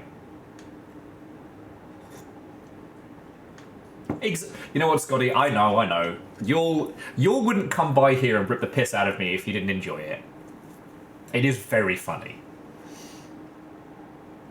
I was talking with some bartending friends the other night, and they just, they kept saying the thing of like, you're basically a bartender. I'm like, yep, but people rip the piss out of me a lot more. And that's okay.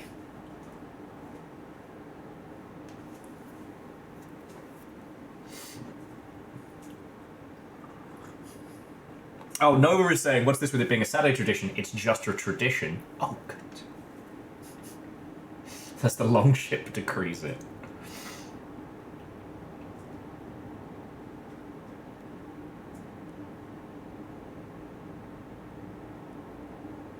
It's not a cult. Okay. Now, it looked like if we tried to head back this way... Yeah, it did look like the path was closed to us. So that's where we fought the wolf. Came around here. Okay, yeah. So just see where it takes us.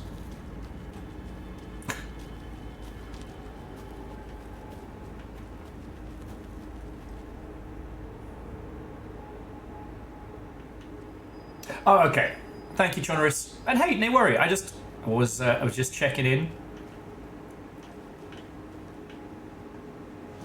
Checking the map as best I can. Yeah. So this will take us back down to the beach. Give us a little fishing note.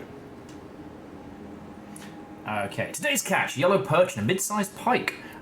Almost caught a lake trout, but it gave me the slip. Saw an out-of-towner walking around the woods just before sunrise. Had binoculars or a telescope or something? Taking notes? Didn't notice me. Good. I did not need attention. Today's catch was an old rubber boot. Some of the regular creepies roaming around again. Avoid them, as usual. No one notices the quiet old fisherman. Not even the fish.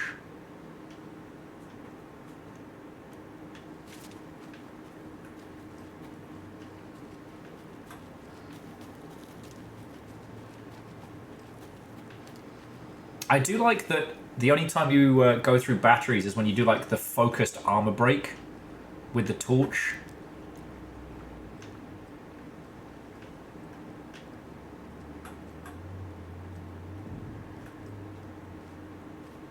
Streamside, Cauldron Lake. Okay, which one is Cauldron? Oh, this looks Sinister as There's shit. something written here. A poem? Or a riddle? Reminds me of the nursery rhymes I read to Logan when she was little. 1 bird for light, 2 for darkness, 3 birds for a fight, 4 for a struggle, 5 birds for injury, 6 for misery, 7 for the ending, whatever it may be.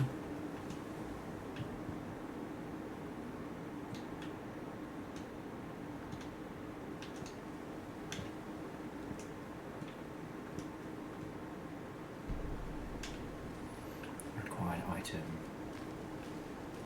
Okay. Hey, recognize that doohickey.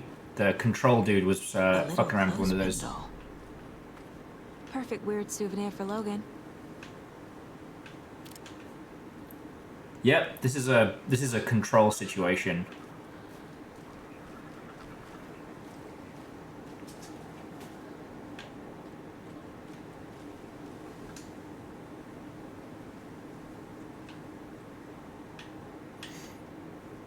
So 1 light, 2 darkness, 3 flight, injury, misery, ending.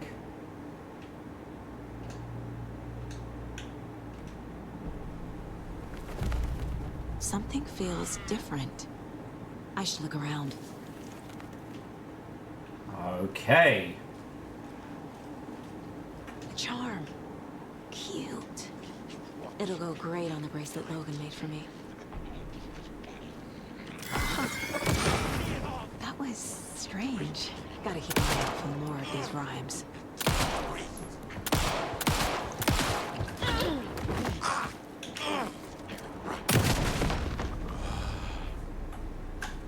Job's done.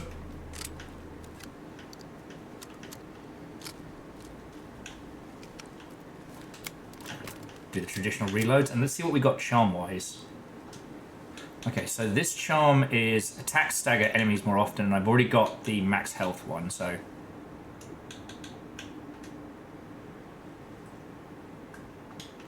Oh, and don't forget to pick up the doll. Okay, so because we did that one correct, that's how we got the charm. Later on, we'll be using the crow doll for other nonsense. Alright. Okay. Did this add anything to the case board? Oh, just some stashes. Alright.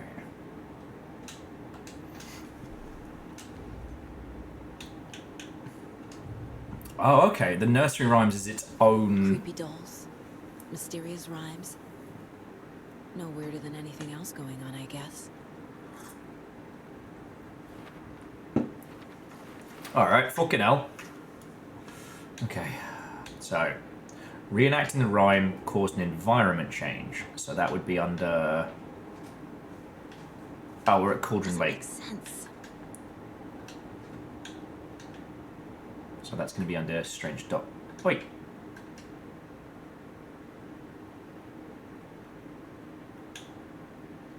So that's definitely the Cauldron Lake rhymes.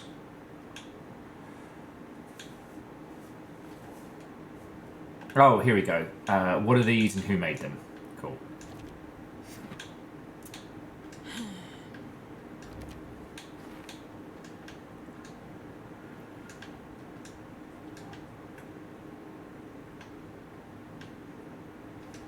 Huh, that's weird.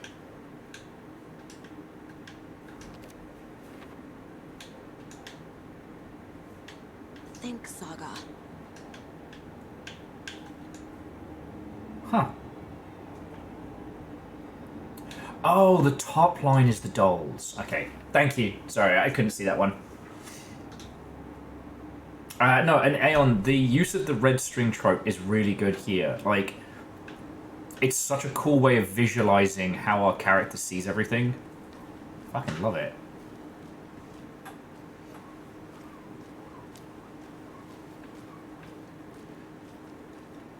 Ah, mustache, got to have a mustache.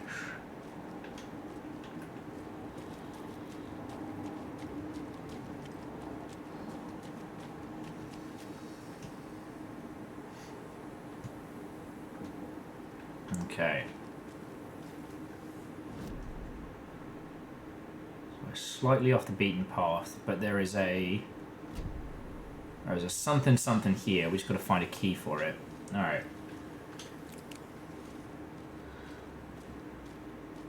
Which is cauldron that way. So the private cabin is apparently around here. Okay.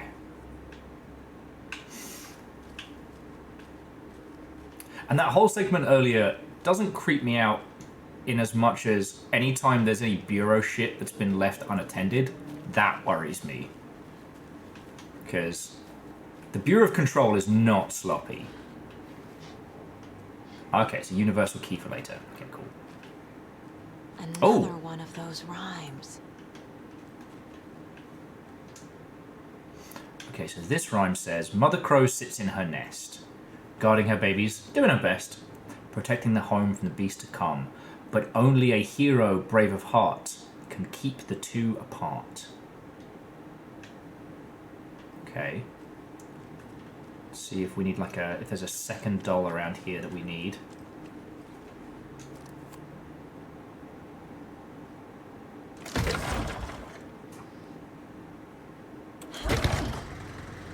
Oh, I can't wait to panic start some generators later. I'm gonna have a bad time. Sorry, that was like a sea of memories from Alan Wake 1 flooding back. Okay, let's see what we got. Guests. Miriam and Matt, thanks for a lovely hike. Paddy came down from NYC and loved every minute. Lauren and Bob, these paths have seen better days. Kev, nice views you got here. Mr. Lockhart, may I suggest adding some nice rest stops along the way? Oh, what was the other one? Do hike and enjoy, set up your tent, enjoy a meal. Don't chop down trees, leave your trash behind, be loud and obnoxious, or start a forest fire. And remember, always have fun.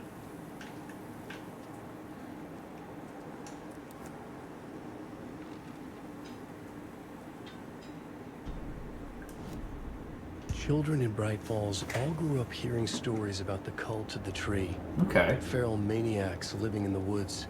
Satanists chanting, "We watch in the night," as they perform blood sacrifices in the forests.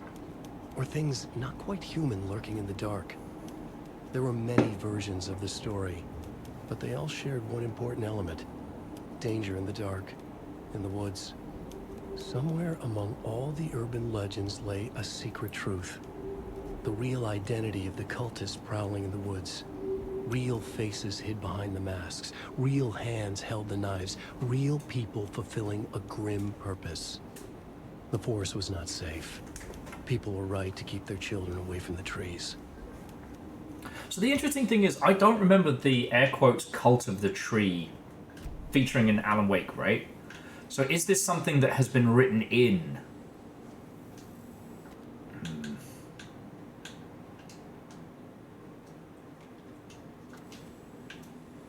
We are 5 hours in, and we have saved. Okay. So now let's see if I can work out how to do this ruddy riddle. Okay, Mother Crow sits in her nest, guarding her babies, doing her best, protect her home from the beast. But only a hero brave of heart can keep the two apart.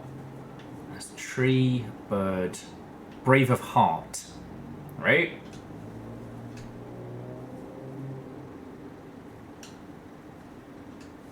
Nope.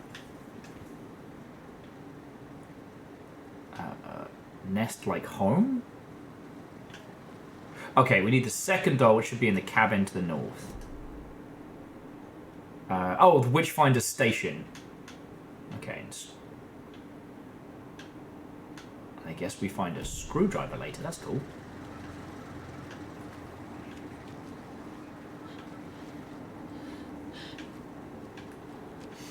Okay. Sorry, I'm absorbing this at the same speed as y'all, so it's like... There's another cult stash. Rock, tree.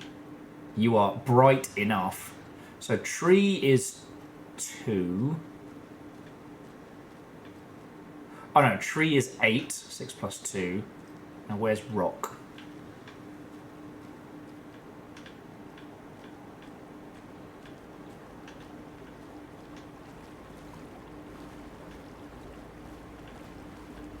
Looking for that glowing paint. Oh, there's the other. Okay. So that says, is that 5 and 3 or 3 and 3? 3 and 3. Okay, so 6. We just need to find other rock.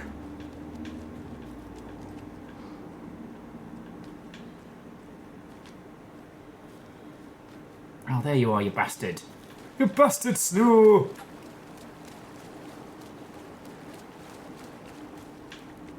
Okay, and this is 7 minus 2, so it's rock, rock, tree. So it's either 5, 6, 8 or 6, 5, 8. Right? The last one's definitely 8.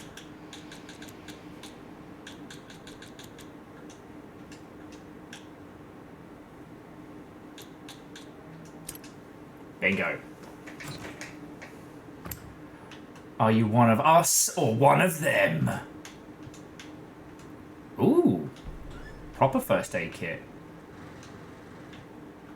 Guineas are very impressed. In your eye, babies. Okay. So we are here. Such optimism. Alright. And I'm assuming that this way is blocked, so we'll be heading back. Oh, no. Okay. So this way could take us back up the way we came. Alright, so we need to 180 in return. Alright. It's all good. Oh, goody. The big med kit. I'm sure nothing bad will happen. Healing items for me. Oh, you shouldn't have.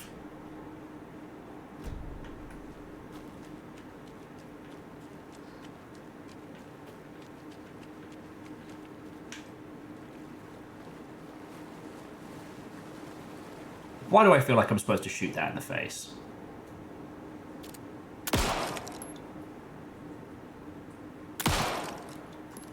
Okay. Probably wasn't supposed to do that. Don't judge me. I've still got my fucking Leon Kennedy hat on, alright? I'm like, oh, there's a puzzle! Something seems to be hanging in the trees! Look, at this point, Mrs. Bird has been in that house for years and she's seen much weirder shit.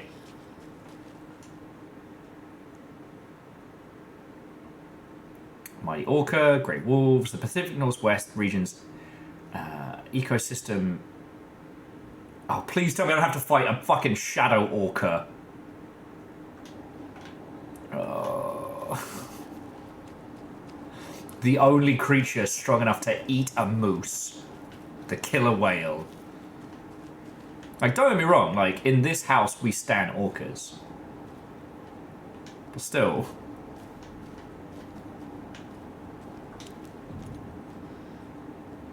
Orcas do not count as sharks to me, but they are still great big aquatic creatures.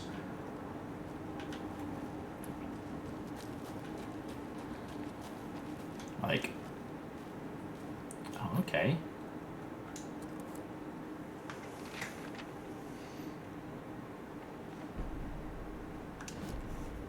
An overlap of the dark place needed a push from both directions to manifest itself.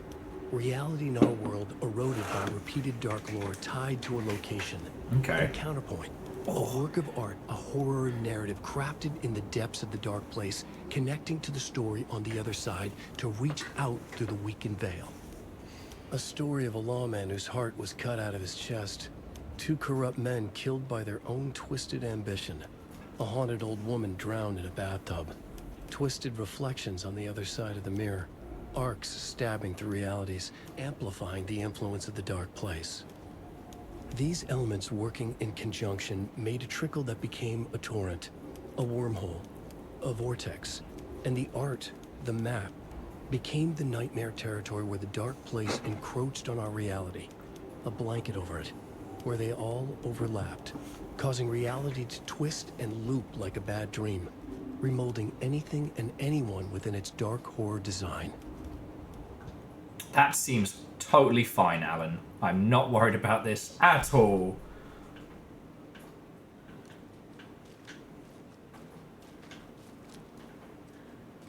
The dark place. We call it social media now, Alan. Oh, okay. This means there's goodies this way. Knitted rocks. More of those kids' lunchboxes. Yay! Round the old cold Casey. And obviously you're going to succeed or else you wouldn't be the hero. Duh.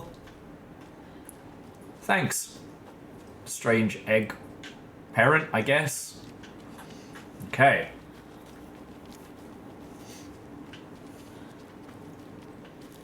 It's every time they say the dark place, though, my brain immediately think of Garth Marenghi's Dark Place.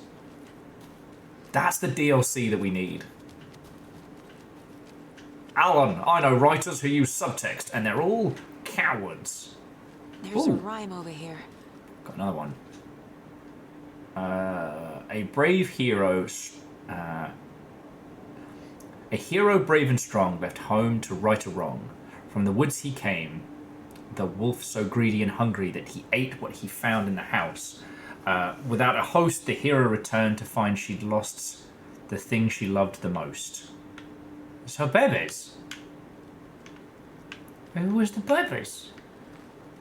I take it we just got to get the doll inside.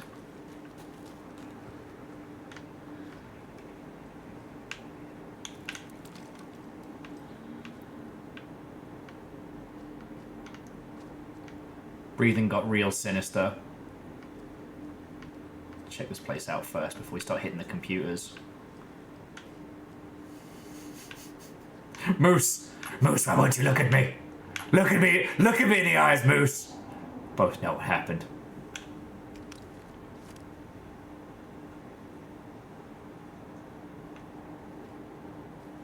You betrayed me. You betrayed the cause. And for that, Moose, I'm sorry.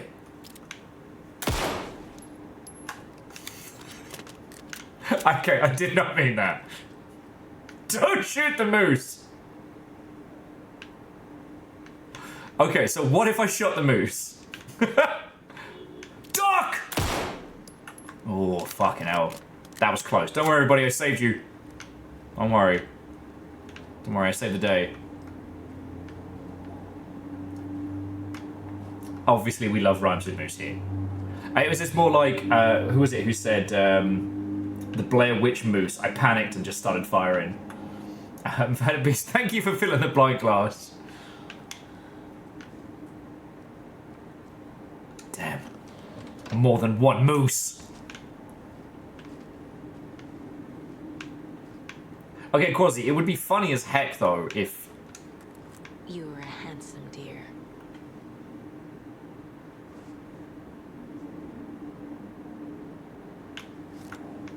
If there was an Alan Wake Plastic Duck Sim crossover. Alright. Oh. 2, 5, 4, 7.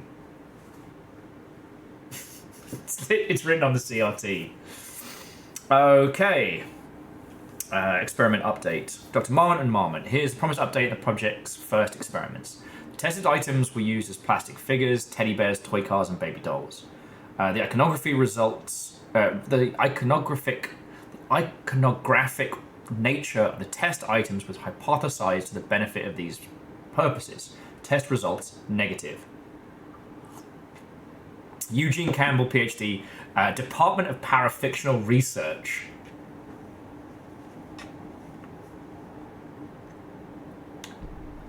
And here we go, nursery rhyme working title. I received a favorable review of my project proposal.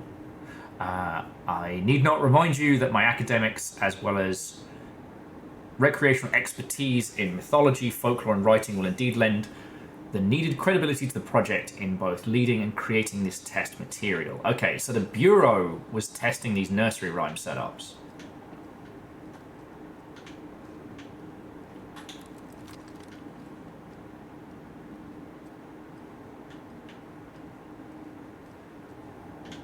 Okay, let's see what we got. Okay, so here's some of the research results. Okay, that's the FBC logo at the top. So, research into reality-altering effects discovered at Cauldron Lake, utilizing fiction and art as a source, and then manifesting results into existence. Okay, so this implies that it's not just Alan's power, but the lake itself, you know, perhaps even the darkness, has like a radiation effect. Not as poignant as what Alan can do, but the nursery rhymes being integrated with, you know, local culture, meaning that the kids learn it and recite it. Yeah. The closer you get to the lake, the stronger the effect must be of the writing.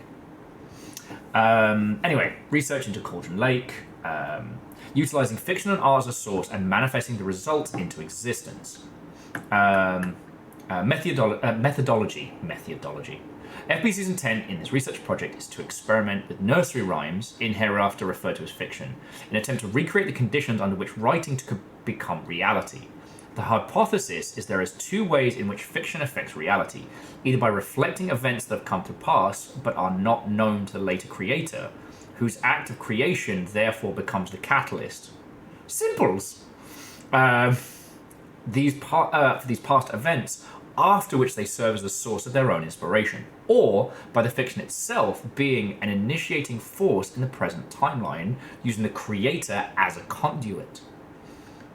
In the experiment, we will create nursery rhyme text with specific functions, and then use the depicted dolls and symbols needed via careful testing process, with the purpose of the story told in the fiction manifesting in real life. A variety of combinations involving dolls, symbols, rhymes will be tested in order to collect large amounts of data, with the hope that a pattern will appear. And that's added to the case board. Yeah. Oh. Okay. Listen. A cult stash it. Just... Okay. Wait.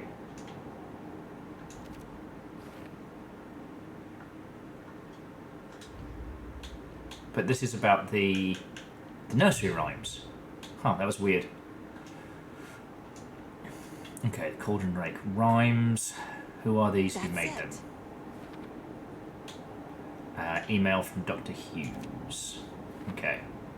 The FBC is definitely playing with things they don't fully understand. That's their entire modus operandi. Goes well. Let me tell you about the hiss, Saga. Let me tell you about the hiss. Okay.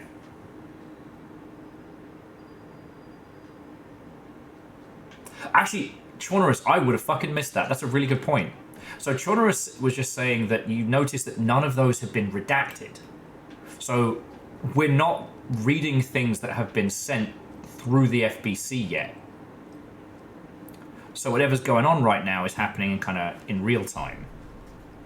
So, okay. So we've got radio, we've got some files, like a little toy playpen. The hero figure is the one that we've taken.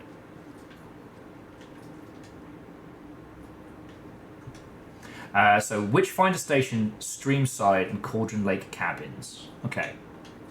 So there's only 3 locations. 2 dolls, hero and wolf. Okay, we haven't found the wolf doll yet. We've got the hero and the crow doll. I did take the crow doll with me, though.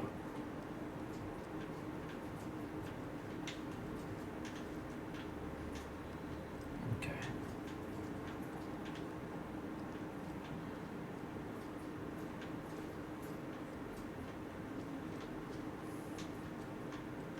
Okay.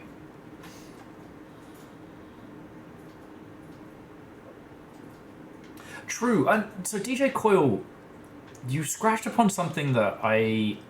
Oh, there we go. Wolf doll has been acquired. Okay. That the SCP setup is all about like the understanding of these like impossible phenomena, right? Do.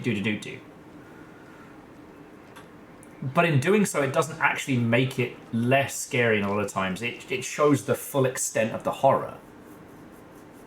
Do you know what I mean? There's something in the scientific way in which a lot of those things are described that makes them horrifying. Okay. So for this riddle, hero brave and strong left home to right a wrong. From the woods came a wolf so greedy and hungry. So in the house without a host, the hero returned to find the thing she'd loved the most. House without a host, is that the boat? So hero there and then wolf in the woods. I have a weird feeling something's changed. There's fucking wolf tracks for sure. Is there a way to know if I got it right or wrong?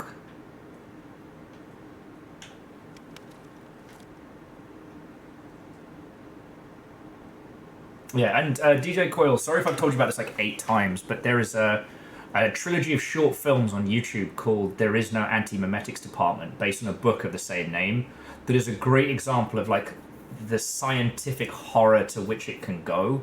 Like, that you could be in the middle of this facility with the best trained people, with the best things going on, and still be fuckered.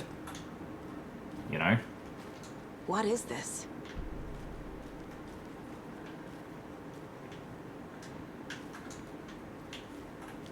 Okay, so I did get it right, because it's not giving me anything else. What the hell? Oh, mustache, got to have a mustache. Sorry, I don't know why that's stuck in my head right now.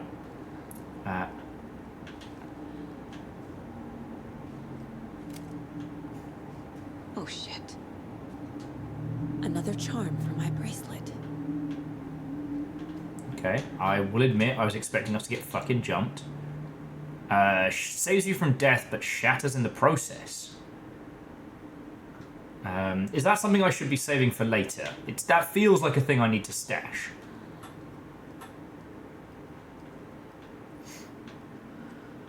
Okay.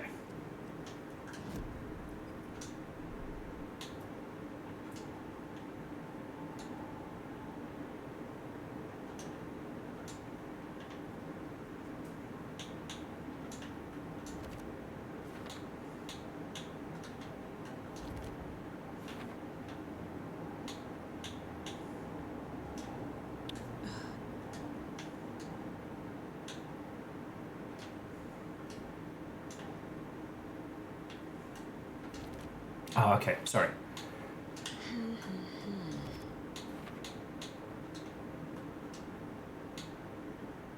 Dark substance completed when the rhyme was done.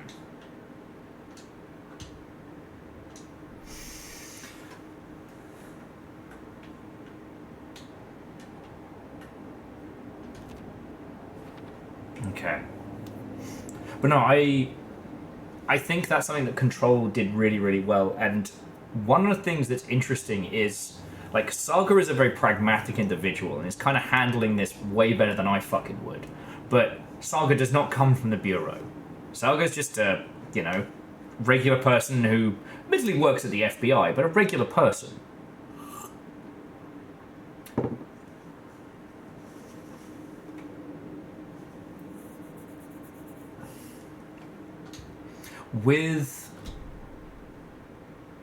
With Control, Jesse knows. Jesse is not surprised by any of that shit because, like, Jesse fucking gets it.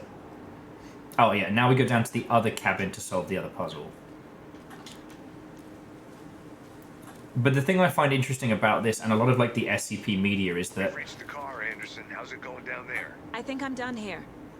I'll meet you at the parking lot. Like... regular people encountering forces so far beyond our understanding and magnitude. You know, a large proportion of the SCP is the C, the contain, because these things can't be stopped. They can't be, air quotes, defeated.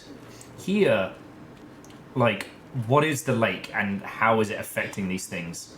Oh, actually, let's do the puzzle now and then save it. Alright, so this was... Mother Crow sits in her nest. To protect her home, the beast coming to feast, but only the hero, brave of heart, can keep the two apart. Alright, so hero there. Crow in her home. And beast coming to feast, which I guess used the... Keep trying. Yeah, no. Because her home is in the trees. Is the wolf coming from there? No. No.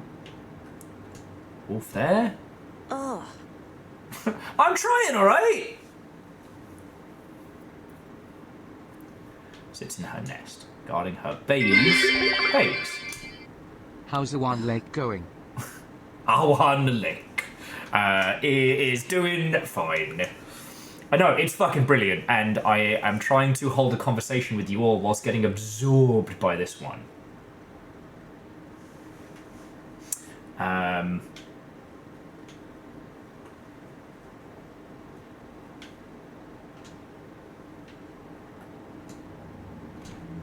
Doesn't look right. It doesn't. Okay. Mother Crow sits in a nest, guarding her babies, doing her best to protect her home from the beast coming feast. But only a hero brave of heart can keep the two apart. So I guess that... Wouldn't that put the wolf in the house, though? Yeah, there we go. Okay, and grab it, grab it, grab it.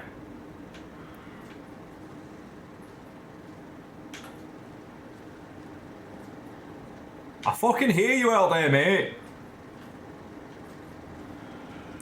Time for a cheeky quick save. Alright.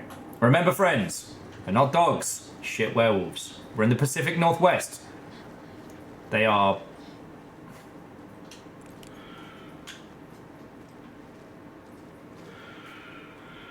They are Twilight werewolves.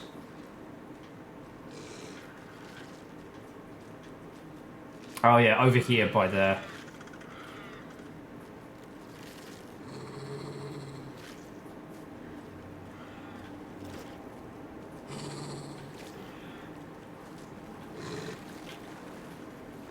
I can fucking hear it out there.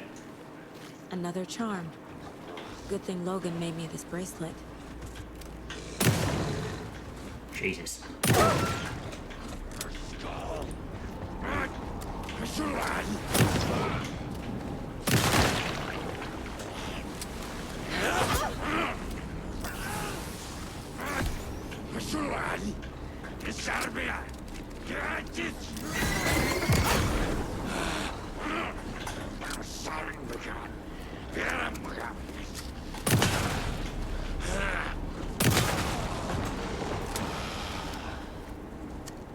Remember, shit werewolf.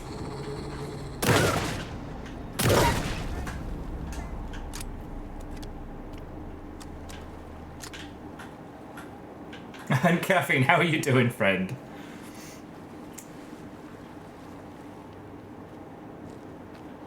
Being a park ranger is a tough job, mate. Oh, and what's the charm we got? We got increases hand flare's duration and area of effect. That sounds pretty useful. Oh! I haven't put my flares in my fucking quick slot. We don't need those yet. But I will use this.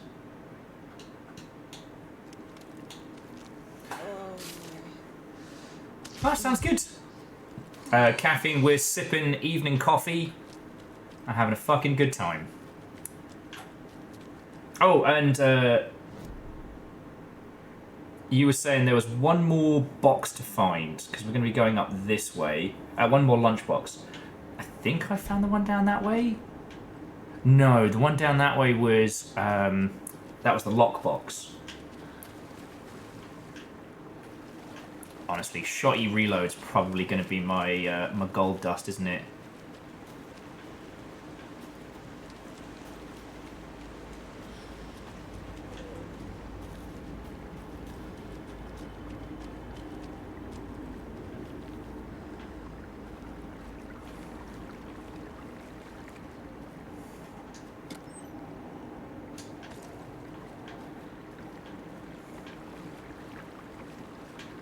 Oh, there we go. Alright, so now...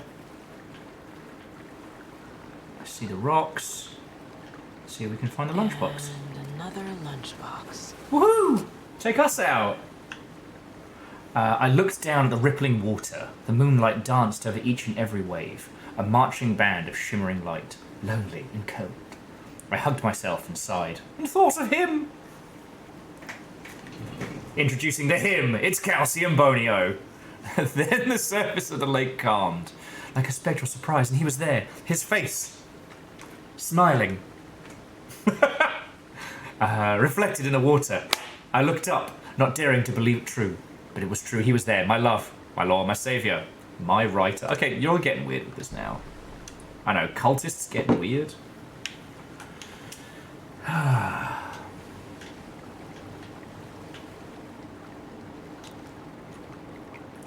Alright.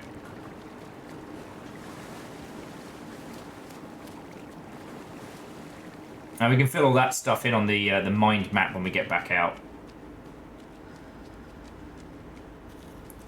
They're kind of cleverly sparing with how much they throw at us in terms of, like, enemies.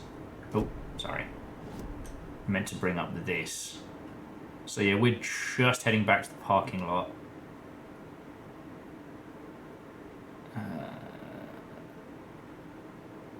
Yeah, and we don't have the means to get through the rentals. Okay. Back to the car. Alright, so there's the general store, which means this way to the crime scene. Ah, piss the bed.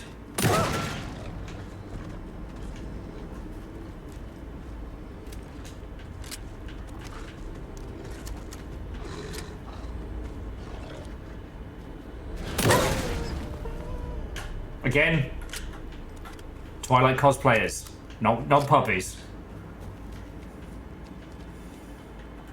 They got that ha ha ha. Not ha ha ha, but ha ha ha. You know what I mean.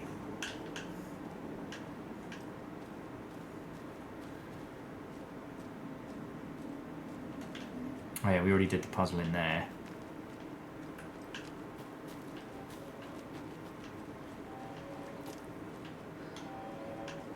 Oh shit! I know enough control to know we're in trouble.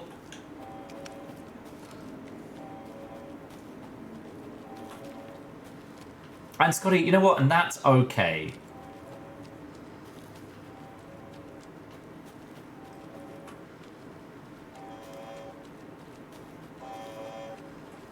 Reality fucked. Reality fucked. Reality fucked.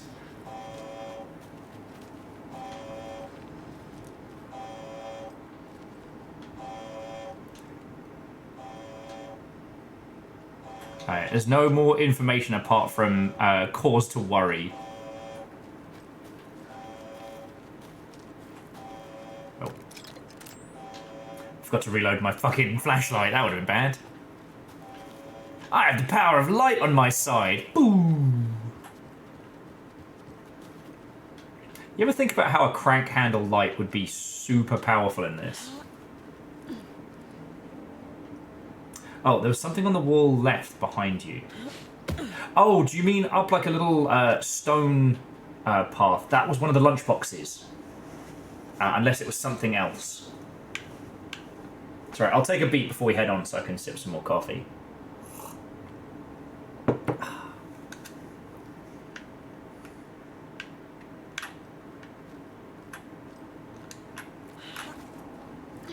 Okay, yeah. No, Scotty. It is far more likely that I will miss stuff by virtue of being overexcited and streaming. I'm just at that point of like, if we see the guys from the Bureau running past us, try and keep up. You know what I mean?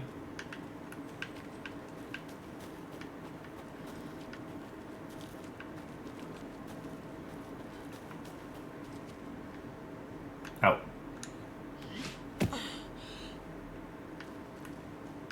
Okay, so the Bureau truck is gone. You ready to go?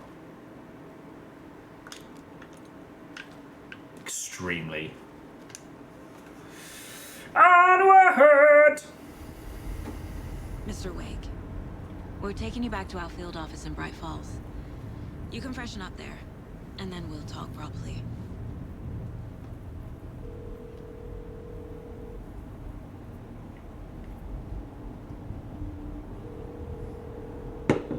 Hey, Mom. Before you say anything, I'm totally fine. Don't freak out. Dad shouldn't have even texted you. Logan? No one texted me. What's going on? I'm totally fine. I slipped, that's all. God, it's not the end of the world. Put your father on the phone. Okay. Dad, it's Mom. Don't worry, hon. Logan slipped in the shower and bumped her head. She has a slight concussion, but I'm keeping an eye on her. Lucky I heard her fall. She could have drowned. Jesus, David. Why didn't you call? I tried. It didn't go through. She's fine, really. But what about you? You sound stressed. No, it's, just weird case, that's all. Well, if you need a hint, my years of board game victories tell me Colonel Mustard did it. I'll keep an eye out for him. Splash cut to the most horrifying Colonel Mustard boss fight in 2 hours. Want to say bye to Logan? Just tell her I love her. Bye for now. That would be an incredible callback. And the thing I keep, like, the thing I was thinking about there is, like, the... Hey! They did the thing! That is an incredible shot.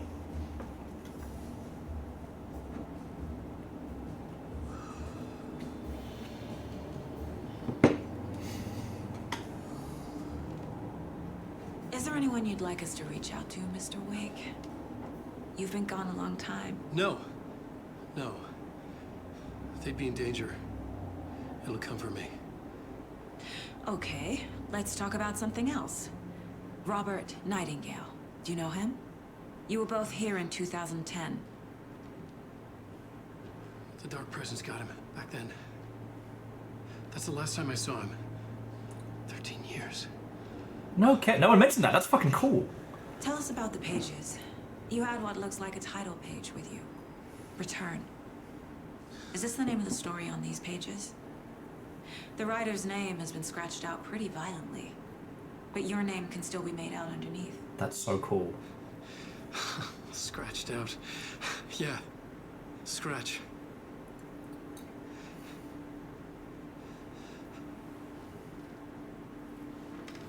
Did you write these pages, Mr. Wake? I'm trying to remember. It's a crazy jumble, like a nightmare.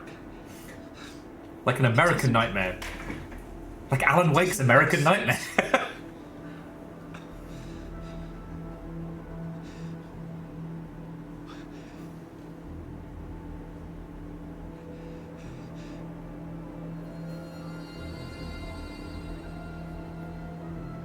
I remember. I remember.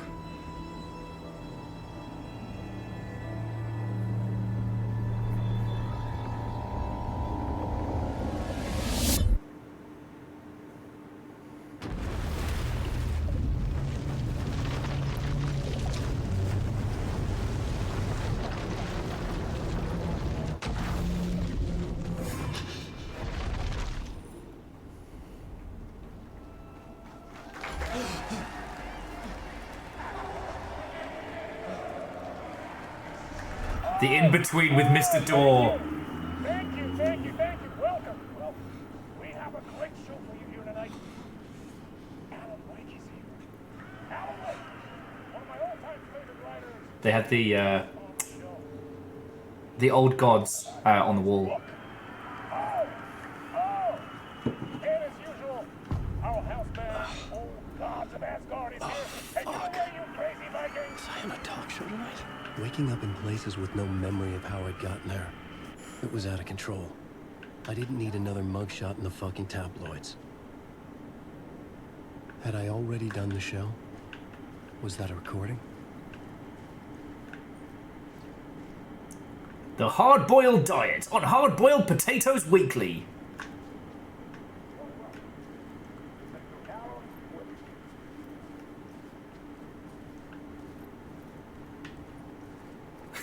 Will ignores. I felt a strange pull toward the TV. Fine. You win, Alan, but only because it's going to be awesome.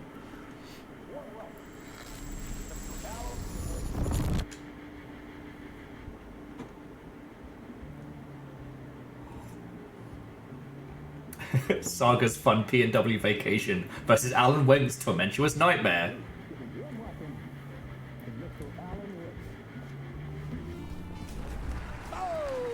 There he is! On. Good to see you, Alan. Great to see you. Welcome back to the show. Come on, sit down, sit down, sit down. Woo! Oh, man. It is so good to see you, Alan. This must be an exciting time for you. Tell me, does it ever get old? So does what get old? Publishing a new book. Are you okay there, my friend? You look like you've been cooped up in the writer's room for a few too many years. This is exactly how I feel. Everyone has the same coffee mug. You know, I've waited so long to get my hands on the sequel to Departure. You left us on quite the cliffhanger. We've all been dying to know what "it's not a lake, it's an ocean" really means. You and me both. Well, our wait is over. Your new book, Initiation, hits the shelves tomorrow. Woo! What? That's exactly what every reader is saying. This book is mind-bending. It's so cerebral. I mean, how would you describe it? An auto-fictional thought experiment? A horror story? A postmodern detective story? Wait. This isn't right. I haven't written anything. He's so humble. Okay, you got me. Good prank, very funny. But yeah, sad to say, I've not written this. I'd remember if I'd written a book, right? Or maybe it was written by your evil double. Well played, man! That is spot on! Playing the role here. Pretending the world of the book overlaps our own. It's very meta indeed. You see, Initiation tells the story of a fictional writer named Alan Wake, who is trapped in a nightmare, desperately trying to find the manuscript of a novel he has forgotten he has written. The book is set in New York, but it might not be New York at all. He is tormented by his dark doppelganger, and guided by visions of a fictional detective he has written. That's right, Alex Casey is in this book as well. Yeah, Casey! I guess we'll just keep doing this the whole show. The joke's on me. But isn't that what you sign up for with autofiction? No, but seriously, I found the structure of the reality you build in the book fascinating. It reminded me of The Matrix. I mean, the writer is physically in his writer's room, trapped there, and he projects himself out to this dark dream of New York through the story he is writing. Like astral projection. Did I get that right? Yeah, that's exactly right. Go on. I should be taking notes here. This is great stuff.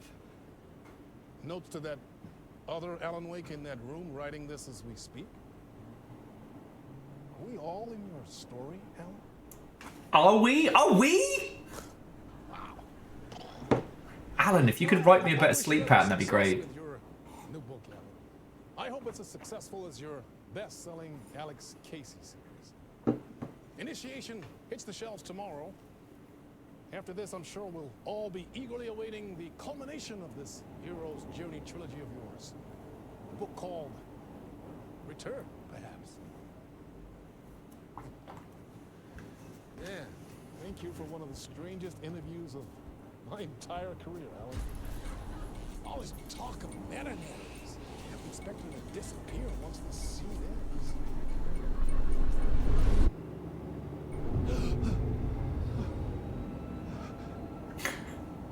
This is fine. This is fine. Hello? Alan does not have any guns. Right here. I needed to get home. Is a typewriter really just a literary device? What? What are we if not words on a page? Mr. Door chewing scenery? Absolutely. And he is the guy from Quantum Break, right? I'm not going completely loopy. Although I don't know if it's confirmed as the same character. It's definitely the same actor.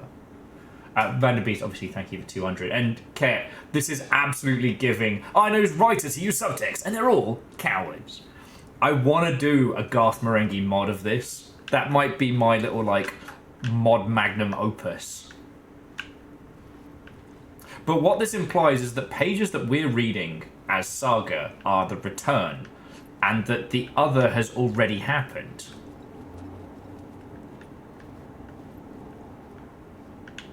Oh, and I'm absolutely going to explore everywhere, you know this. You don't get me to play a game if you don't want me to check every fucking nook and cranny.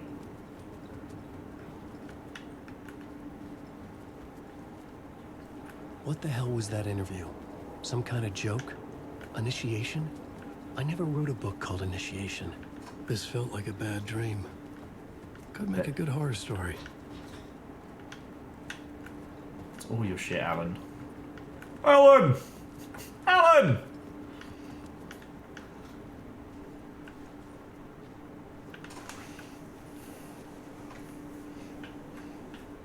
Okay. Band room, Old Gods of Asgard. See if the lads are about. Old Gods of Asgard. That name sounded familiar.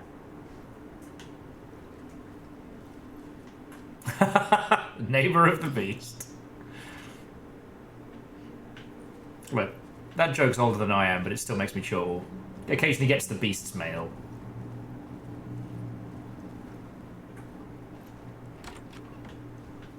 I was a mess. I'd never heard of this talk show or Mr. Door before. None of it felt right. Was I losing my mind? Yay! My interpretation of Many Worlds by Casper Darling. There was a bloke in one of the games industry spheres I used to be in who actually got rid of his facial hair because the resemblance to Mr. Darling was haunting. Hey, look, there's Casey. Now, who's that top right? Interesting. Yeah.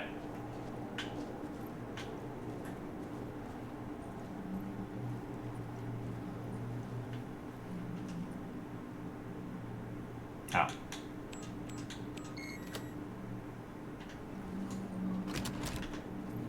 Was that Ati? Fucking yo! There was something here. A broken transmission I couldn't quite make out. What was that? A message? Impossible to say. Damn it! I didn't get to... Alan!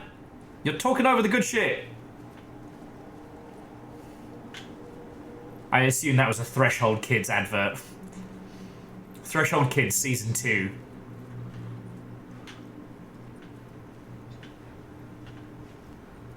Does anyone else think about the fact that the Threshold Kids as a creation actually breaks the rules of the Bureau? Like, about not creating icons or iconography lest they become something. So there's a very strong chance that the Threshold Kids have actually themselves become something fucked up. I can't be the only one who's thought that, right?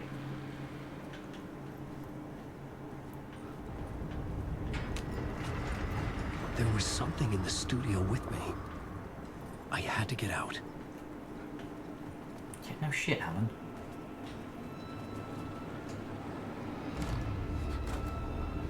Vern, we are not sure of anything. Alan, buddy.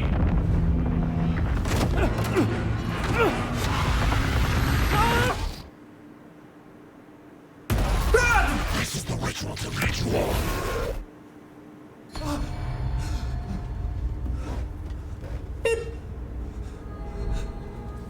Waking up from the nightmare, I felt like a drowning man gasping for air. This place felt familiar. A ghost of a memory surfaced, about riding here for countless days.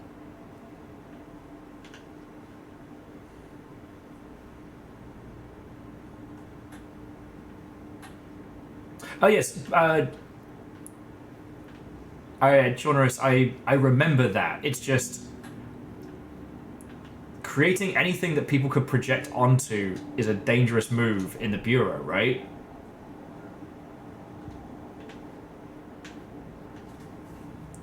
Oh, shit.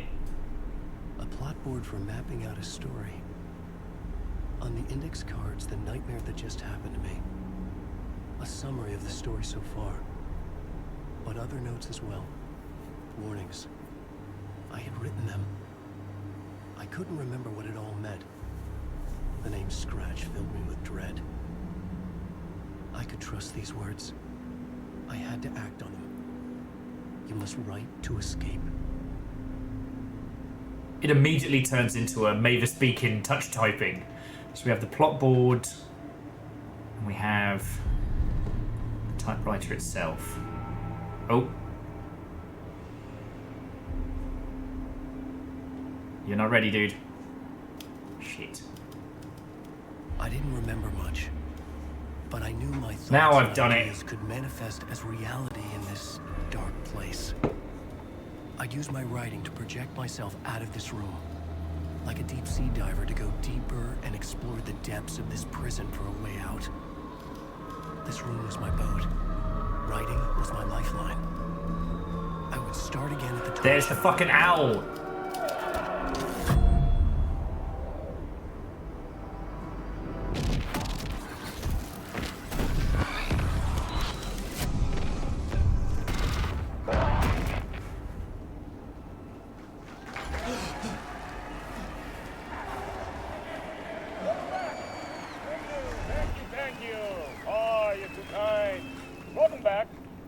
We have a great show for you here tonight. We'll treat all you Alex Casey fans out there. Alex Casey himself is here tonight. That's right. Sam Lake, ladies and gentlemen. Giving his face to the famous detective in the film series. And of course we have Alan Wake. That's the writer, books, films are based on. Let's do this! See, it wants us to leave, but I want to watch. Fuck it. Sorry, there's no way I can pass up hanging out with, Oh yeah, mirror check. Good mirrors. There's no way I can pass up a Sand Lake crossover. Welcome back to the show. So, Alan, as the creator of the character, how do you feel about this? Sorry, what? I know it can be an awkward question with the man sitting right next to you, but I mean, how do you feel about him in the role of Casey? Does he look the part to you? The Max Payne face. He looks exactly like I always imagined Casey to be. It's uncanny. Thank you. That means so much to me. I'm a huge fan of your books. So, what's the problem, Alan? Because on more than one occasion, you voiced your reservations about the adaptations. It's not that. They're their own thing. They've gone with choices that are different from mine. I feel protective about my stories, and these adaptations... I don't know. I guess I just wish I could have been more involved in making them. Well, in that case, you won't have seen this either. We have a clip from the new film, Murder Case. Yeah! Should we roll it, or do you want to say something first, Sam? Nah, just roll it.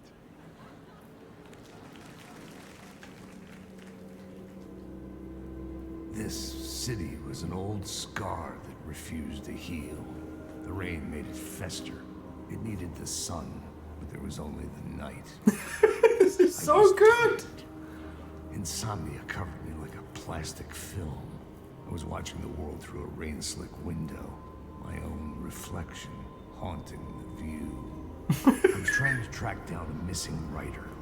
My only clue was a table lamp, shaped like an angel.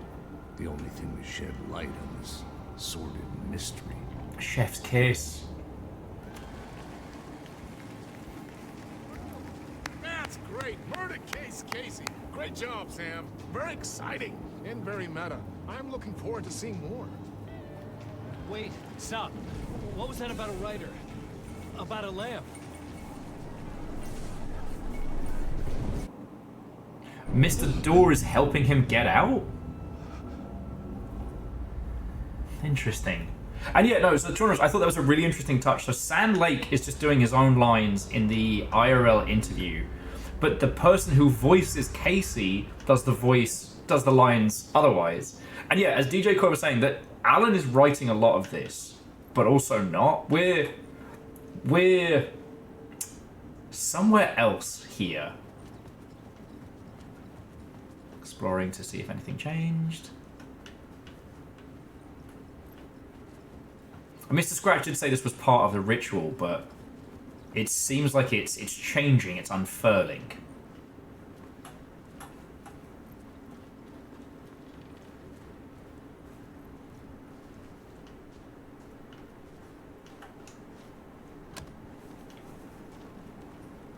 Doors either help you leave or hold you in. Huh. Didn't they have their own sign last time? It's just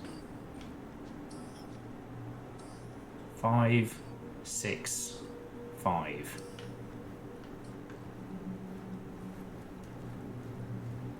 But also, like, we do know that Ukti has been referenced, so could be helping Alan.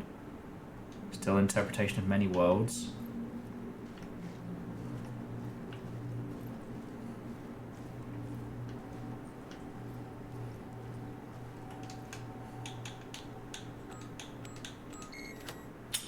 See, I'm paying attention.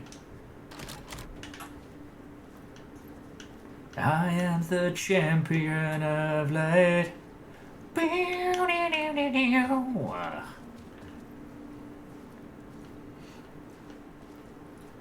So yeah, the character of Casey and Sam Lake, who is in this, but then also the Casey that we've met as Sage, who is and who isn't here. You know, Alan's kind of told us straight up what he said in Control, that he is writing again to write himself out of the dark place. The place he finds himself trapped in. And it's very possible that everything that we're seeing with Saga is him, like, using what influence he has to get out. But unfortunately, that's letting the darkness out too. Now, what is here is an interesting question, Rebels. Is this part of the dark place with Mr. Scratch having us trapped? Or is Mr. Door coming in from the rest of the Remedyverse to try and help us get out? We know the old gods of Asgard help Alan, right? And there's that Artie picture. And we know he's more of a hero than villain. Wait. There's a lamp. Looking... Alright. I haven't seen a lamp.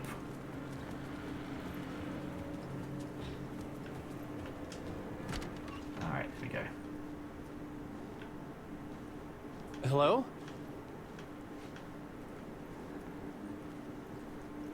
Yeah, see? They're homies!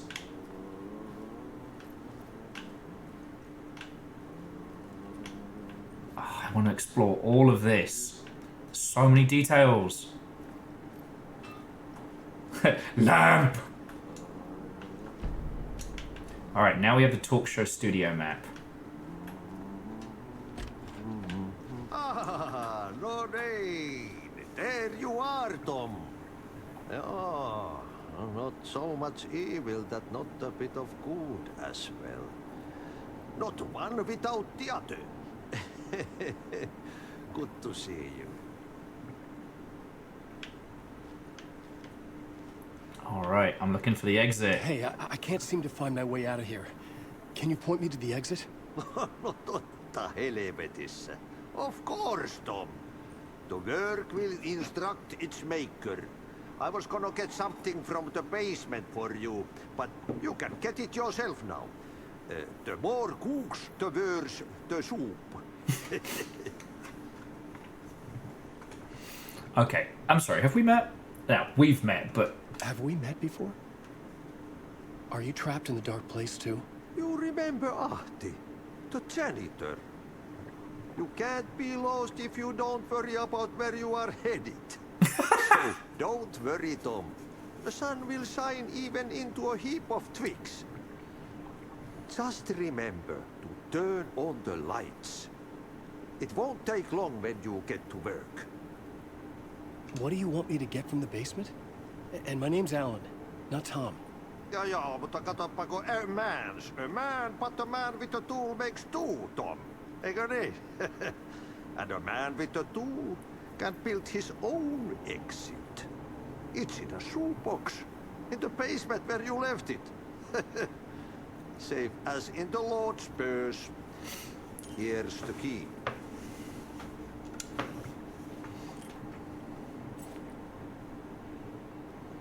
I've been trying to find a way to escape the dark place. Any suggestions? He who mouths about his troubles is the prisoner of his troubles. It's not easy to get out. But don't you worry, Tom. The home is still there where the heart is. I often think about it when I mop the floor and look into the puddle. Water is the memory of the world. Water finds its way. The janitor was a bit out there, but still a friendly face. I had to trust the basement would get me out of here. Homie, you don't even know. Though, I'm not saying this is a prediction, I'm not saying this is... Don't tell me if I'm right, but like, Ati knows. And the whole concept of Alan the writer versus, like, perhaps the person he might be. He's calling him Tom, right? That could be the person who's actually trapped in this hellhole, and Alan is the persona to write his way out of it.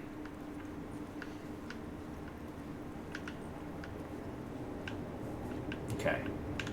Game's not giving us items and stuff yet. Oh, cool! So this is Alan's version of the Mind Palace. This is his, like, you know, bad times trapped. Alice, Dark Presence, the Angel Lamp, looking for a way out. Okay, so we don't have to construct the plot board. Yeah, it's the cozy cabin.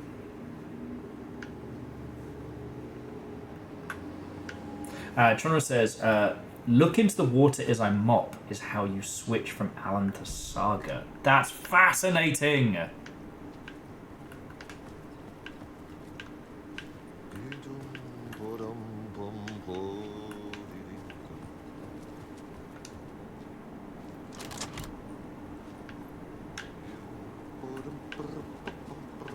And yes, I will be exploring all the fucking details.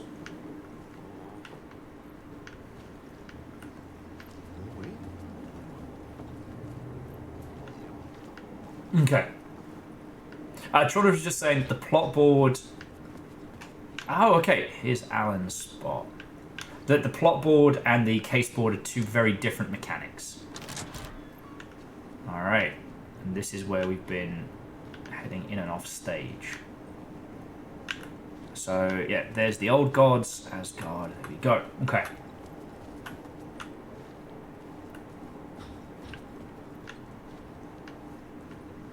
But yeah, and as you were saying earlier, like, okay, that's the way of the basement. So let's explore everything up here first, because I have a feeling we're actually going to get into some proper scraps and whatnot.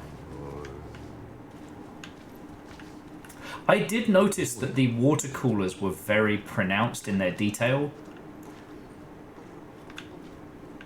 And it makes so much sense that that's where you'd be shifting.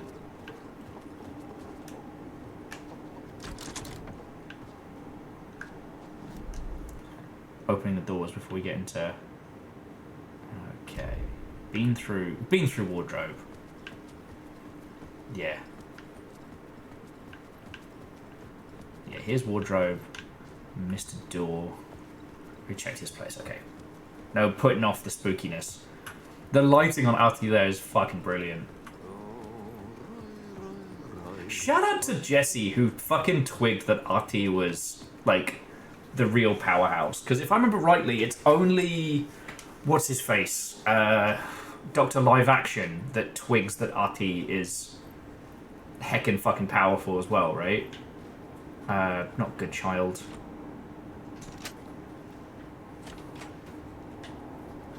Ugh, up is good, down is bad. Up is good, down is bad. Darling, yeah, Darling's one of the... that's at least that's what I remember from Control. Please correct me if I'm wrong, because, you know, I've got a fucking gin-addled noggin.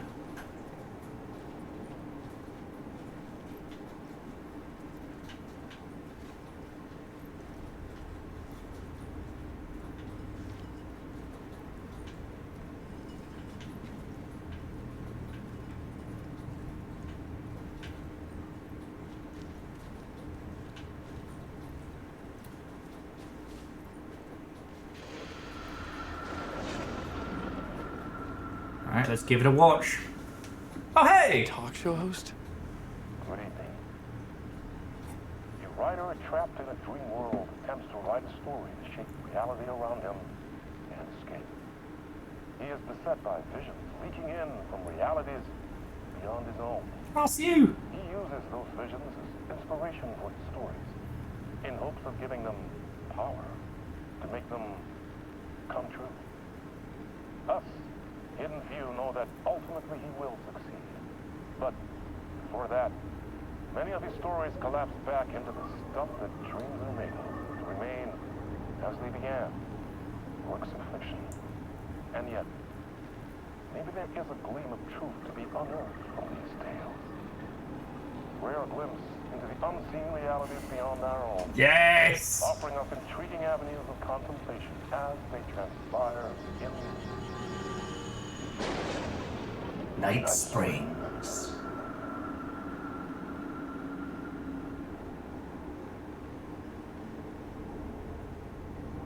That's cool. Okay, Chonrus is saying that that video means we definitely have the DLC enabled, which is cool. I was sure we did, but, you know, I've been wrong before. Now, Chonrus, that's how I remember it. It's like Ati was around the Bureau, and people just paid him no heed because he was a janitor, or because he didn't want them to. The fact that Jesse twigs that Ati is more... An old lamp and a shoebox. Was this what the janitor had left for me? Okay, so the book on the table is The Third Eye. Zane Isaac in theaters. And a donut.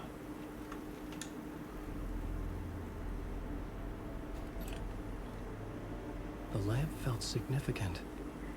A tool for bringing light to the darkness.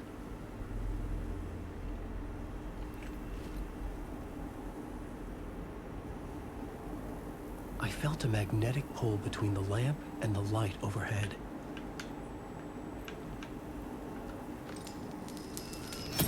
Whoa! When the light jumped into my lamp, the whole room changed. Like something in a dream. Opening a way forward. The lamp was humming. The bulb glowed. It held the light now. That's fucking cool. And Chonrus, I'll take your advice on... Hang on, does it want us to return it? Oh, okay. So we use it to travel through essentially like a dark world within a dark world. Because those areas are cut off, but now we have this.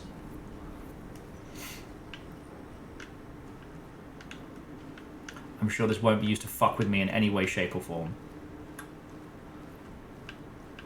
But yeah, I will take your advice when it comes to like when we should or should not like dive into the DLC. Because I know you're saying that some of it pops up as we're playing through. I felt another surge from the lamp. I could use it again.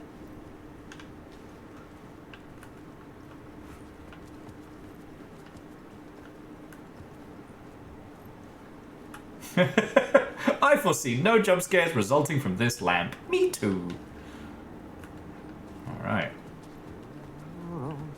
Go talk to Ati.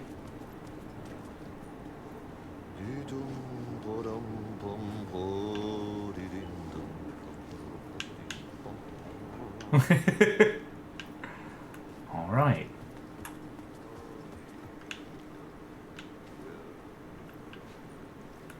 So we have 1 charge of light.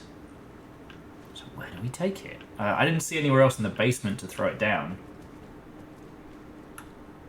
No, and Shaunarus, you're entirely fine. Honestly, the only problem I have when playing through something like this is I get so absorbed in the story that I forget that you lot are all here. And I'm trying to remember so much of our Control playthrough and also Alan Wake from back in the day and from watching Deus play Quantum Break. So the exit is through the basement. Thank you. Like, I'm trying to scrape together so many different details. And the other thing that I wanted to touch on is how, while we have a lot of foreknowledge because we know what Alan's been through and what's going on and things like that, the thing I was trying to scratch at when we were talking about, you know, Eden Log and things like that is how...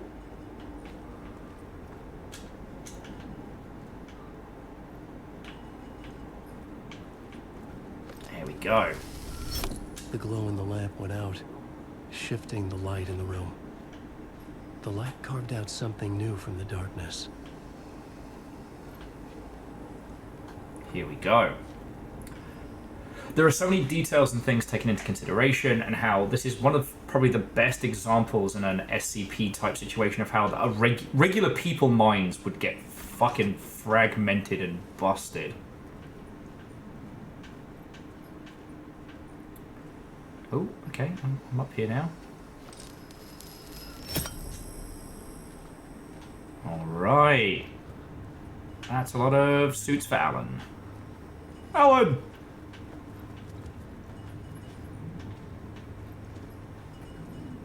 Yeah, there we go.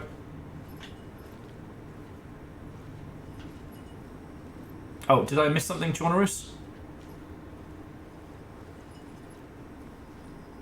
But yeah, that's my only worry, friends, is that I'm doing a bad job of entertaining you all because I'm in the story too, right? Okay. All right, and we oot. And we oot. Some of these places feeling very nice Half-Life in their construction. And we pull the light from up there. Bring that with us. Jobs are good. Explore this creepy hallway, because why the fuck not?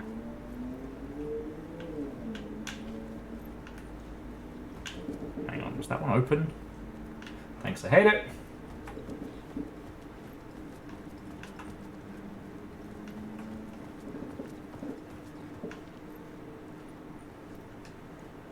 I needed to find another way out. Okay. You okay, babies? You just having a good time? Making me fucking jump? Alright.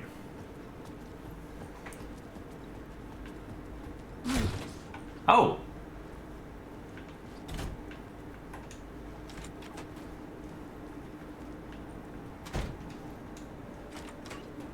Fucking hell, Alan, you scared the shit out of me there, mate.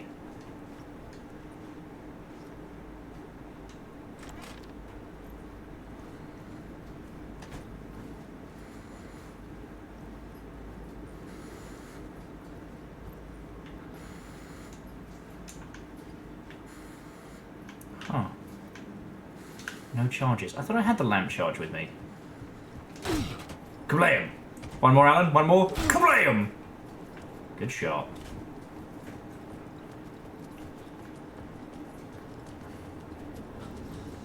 Yeah, I thought I took this charge.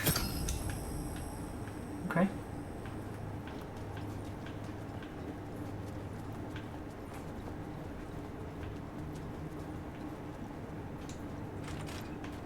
Alright, there we go. Must have plonked it down somewhere.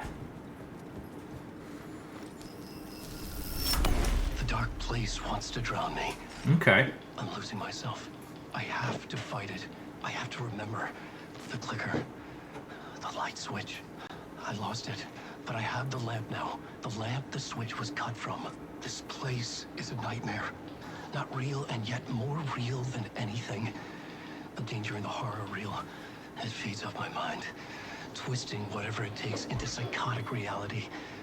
I'm trapped here. I write to escape. I've tried this many times, written countless stories, forgotten how many. I keep failing, but I must keep trying. I use the story to dive deeper. Every word I write is a step forward on this spiral into darkness. I dive to the bottom to find the answer, the map, the key, the compass. It's combined to form a door leading out. But how do you open a door that's not a door? At the bottom of an ocean that's not an ocean, and a lake that's not a lake. Whew. That was pretty fucking good. Oh, that was really fucking good.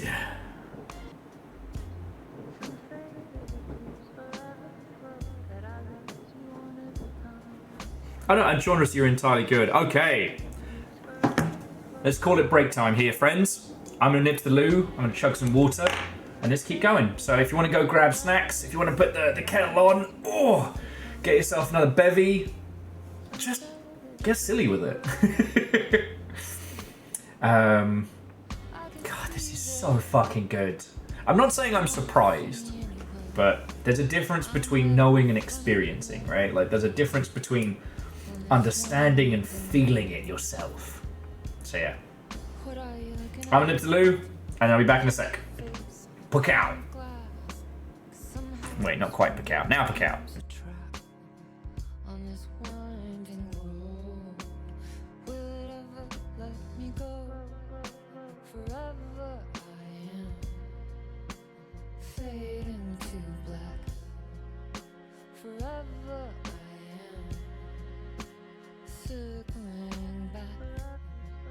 Just to fall into this trap.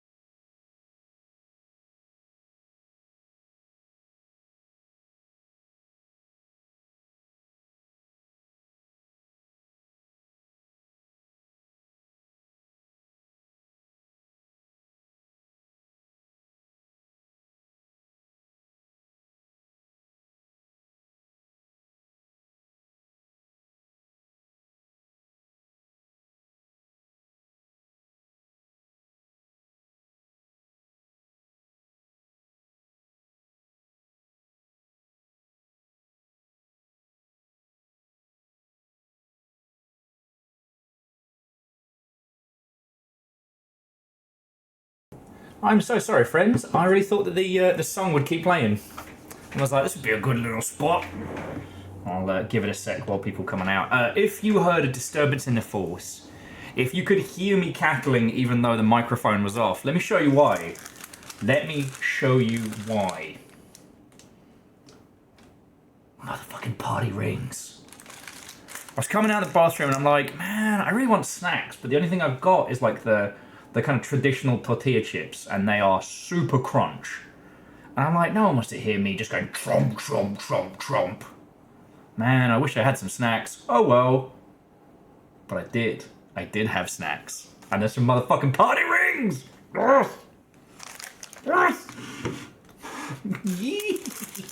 Alan Wake and party rings, making healthy choices.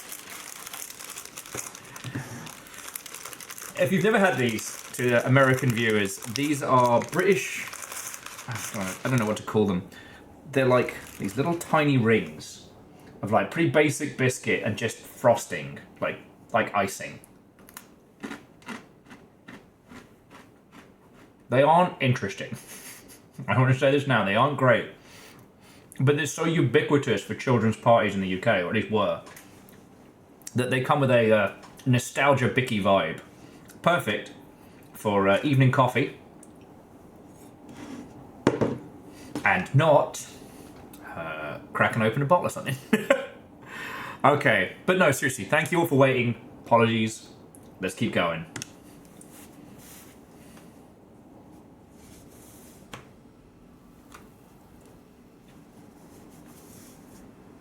All right, so what's up, Alan? You've made it to here. Oh, and we can do a manual save.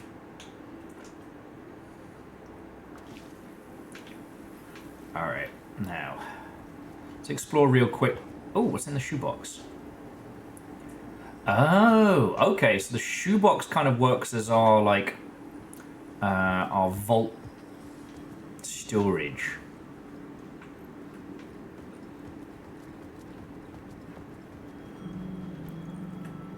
Oh shit! We're in like spooky New York. Let's grab one of. Let's grab the light and see if that changes it. Yeah.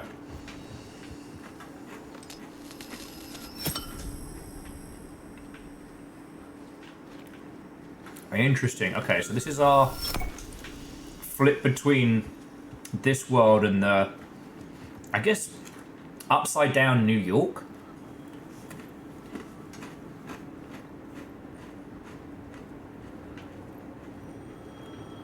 The payphone was ringing. Somehow I knew the call was for me. Odd Diner. The In-Between with Mr. Door. Art House classics are forever.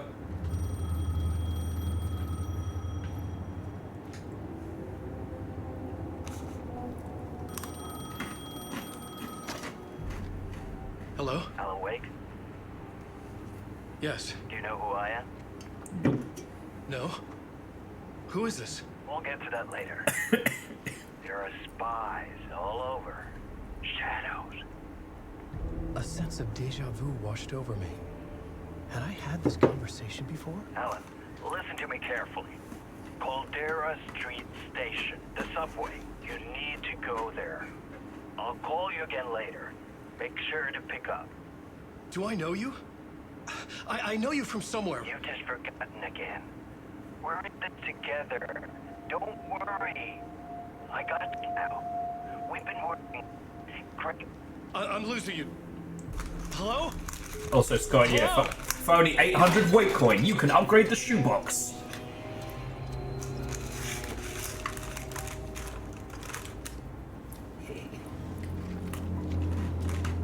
I got Becky.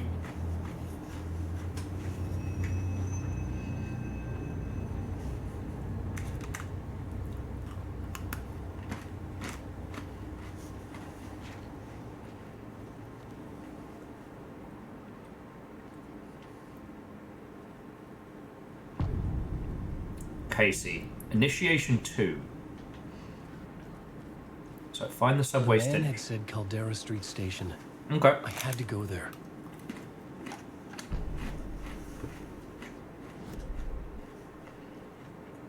Okay. Another studio. Caldera Street Station is ahead.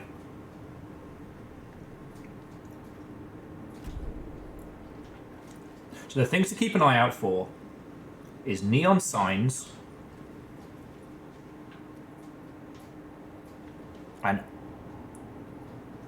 and yellow upgrades. Okay, so Caldera Street Station is this way.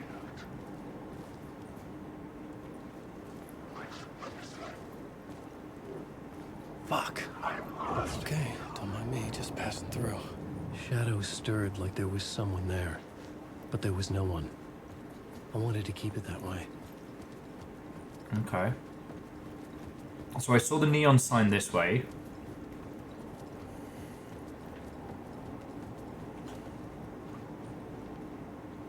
Flickering elements.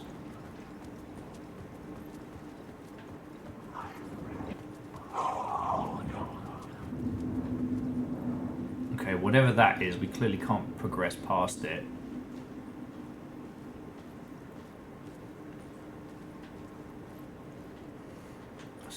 This is cool, but fucked up.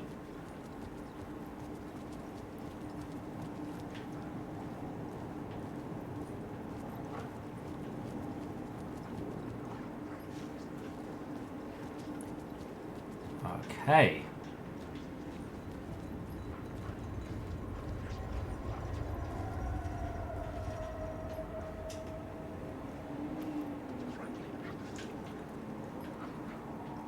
Okay. So later on we'll be able to do stuff here, but right now we don't have a light with us.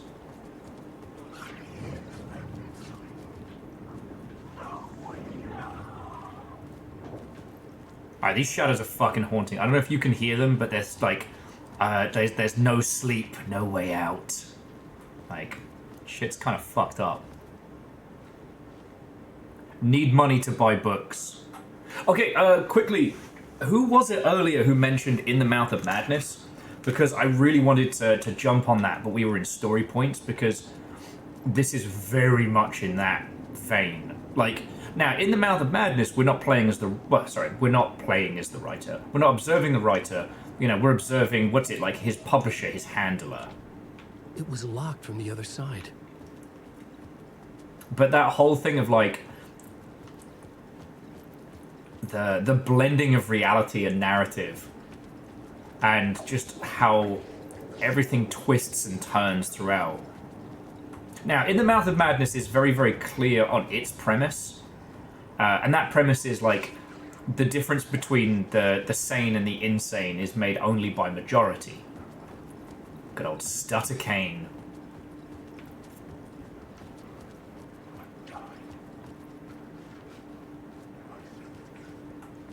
Apparently had one of the largest and most complex, like, animatronic... Neighborhood illumination.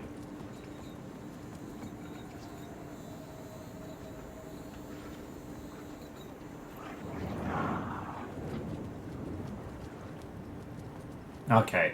Well, I'll try and convey the things I'm hearing from the shadows as best as I can. Oh, I thought that said Nando's then. I was like, don't mock me, Alan. I know I can't get Nando's. Is this the way it was on the page?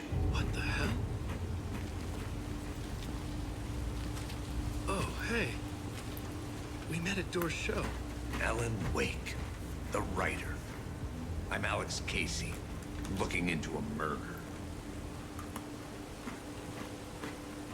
Come on, what is this? There's a piece of evidence, a manuscript of a novel. You wouldn't know anything about it? A manuscript? What manuscript? I need to see it. Rumor had it the manuscript contained the details of the murders. A murder cult was following the story to commit their gruesome acts. Was Wake their leader? Had he written it? How far would he go to create a perfect work of art? Or would he be the next victim?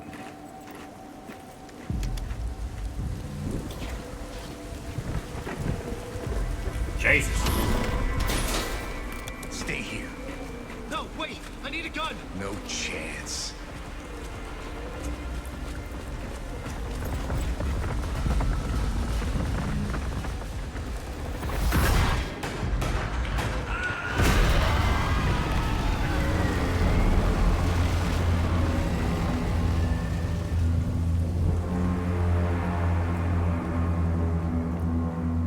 Oh, good. Casey! Damn it.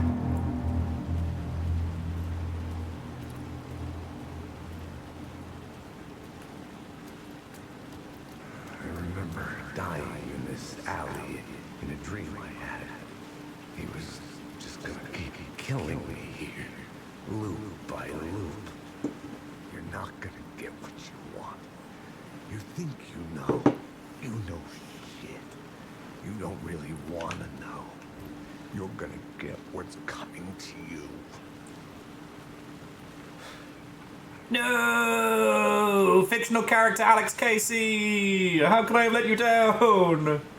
I needed his gun and flashlight to protect myself.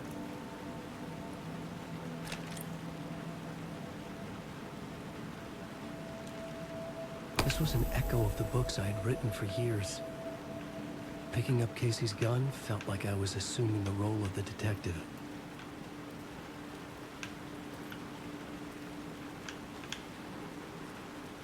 Let me guess. Locked? Of course. Alex Casey, the man with the two most generic names. Okay. Cold case.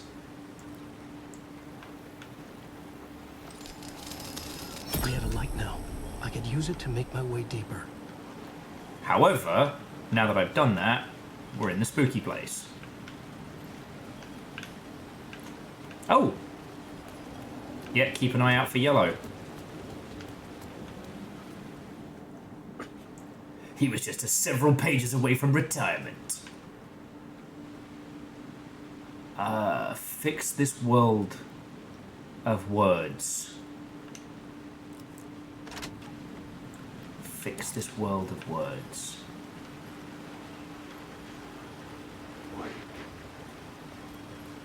Ah, we're good, buddy.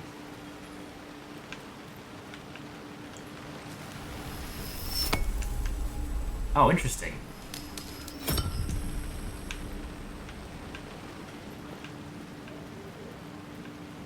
Darn it, I think I broke my own loot there. Because it... Aim at the spiral, okay. There was something hidden here, a phrase repeated over and over.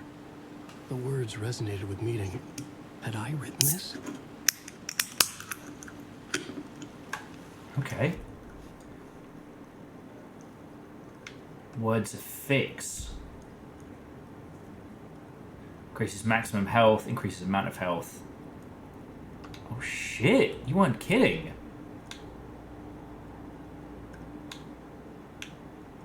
Oh, and this was the video we missed. Night Springs, a special place, a shifting space, existing in a countless number of parallel realities.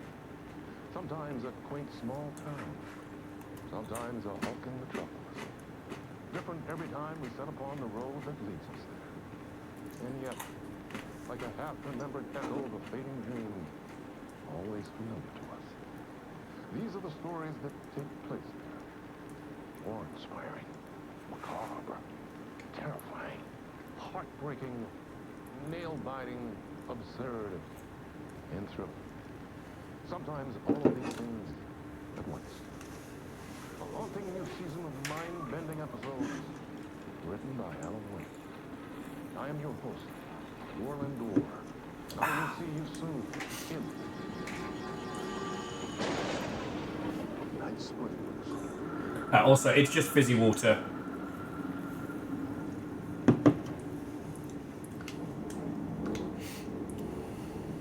Okay. Now, the words of power, do they affect both characters or just us?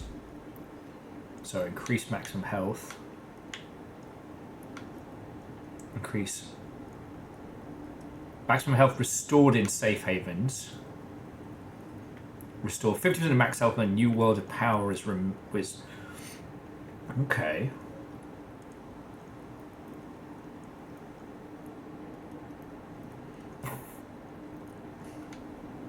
Alright, well we'll save that for a sec.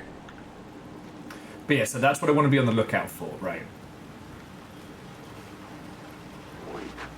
Shit. With the alley in darkness now, restless shadows block my way.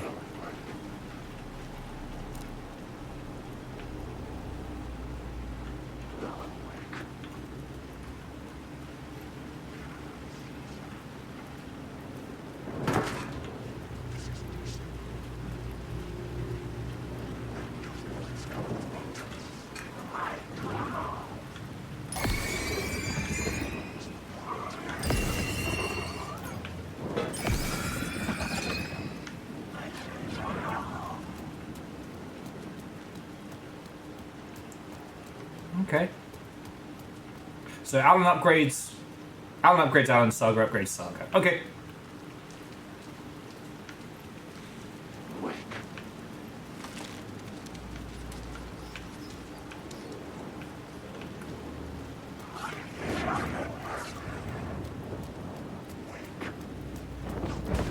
Fuck!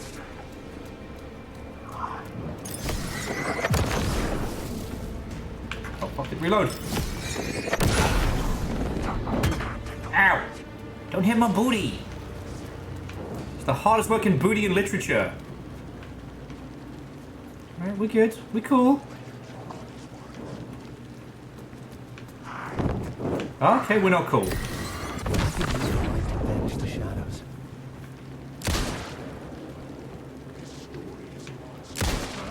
Except for this guy who seems to be dead fucking set. Shadows faded out. Until they didn't. They were trying to stop me. A moose! I'm sorry! In my defense, I was very spooked. It was a creepy house. And the moose toy was that wouldn't look at me.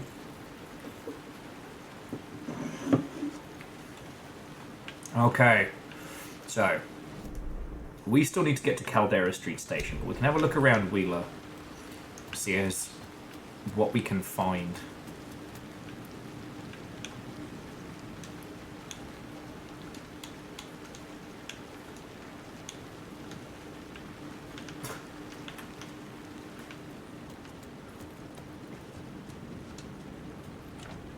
The door was locked.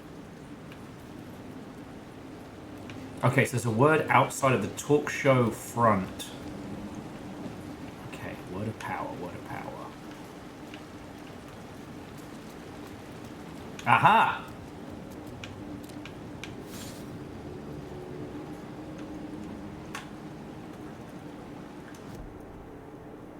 Oh wait, no, I didn't. Fuck. Well. It's fine. It's not like I'm gonna need batteries, right?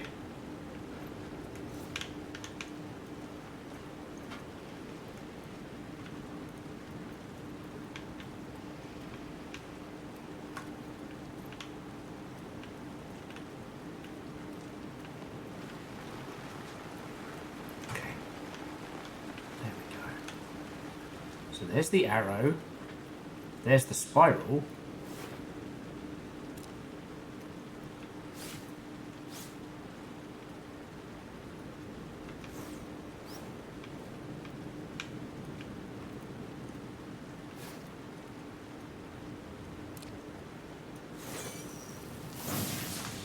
Okay, there we go.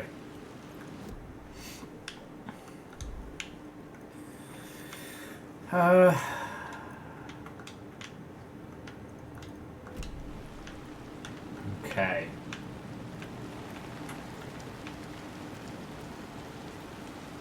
Yeah, Owl and Moose and everybody in this weird in-between world is drinking coffee out of the oh dear cups. Okay.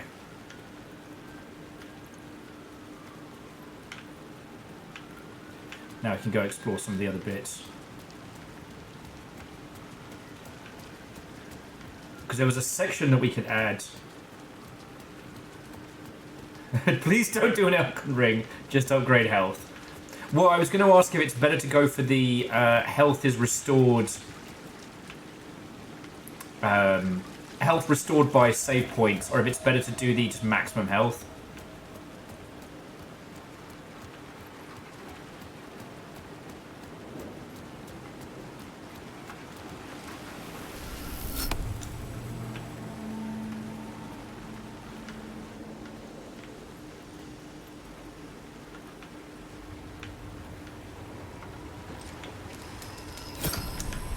Caldera Street station sign was there.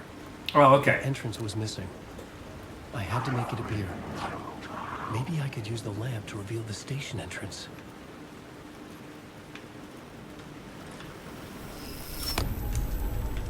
There we go. So that's Caldera subway. All right.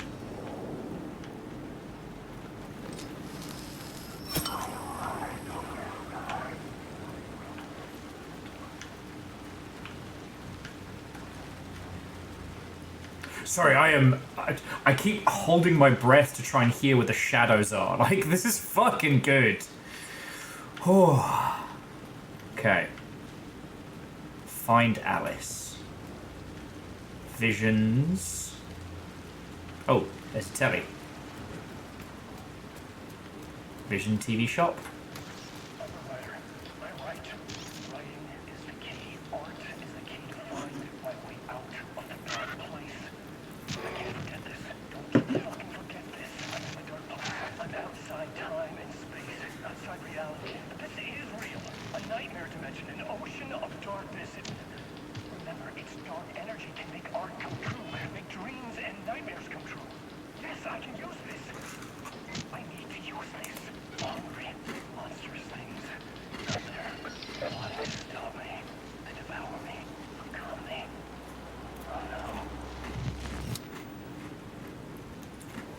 Okay.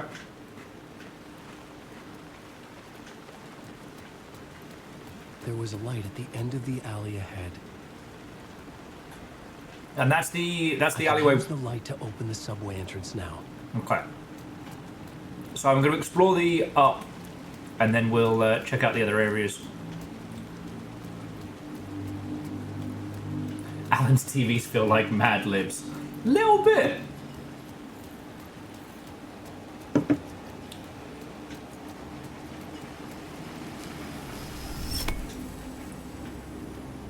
And it's okay. I'm not as stubborn with, well, calling this survival horror makes me feel like I'm 1,000 years old, but this type of title. There's something up here.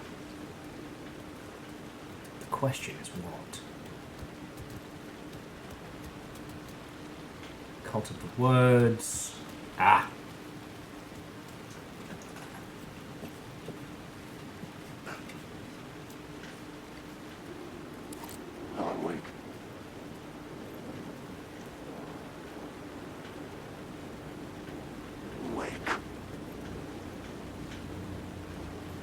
We cool, guys?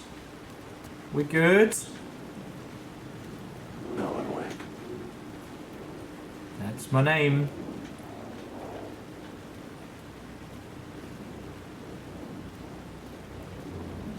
Wake.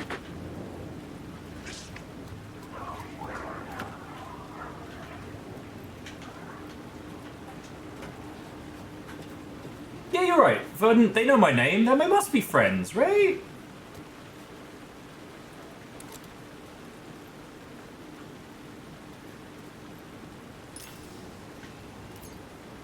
Okay, whatever that is. Rain tried to wash away the sins of this city. Where? But some sins, the evidence of the crimes committed, could never be erased. Not by the rain, or any amount of therapy from Dr. Jack Daniels. It remained bruises under my skin like tattoos, bruises in my soul, scar tissue on my heart. The rain never stopped falling, and I never stopped drinking.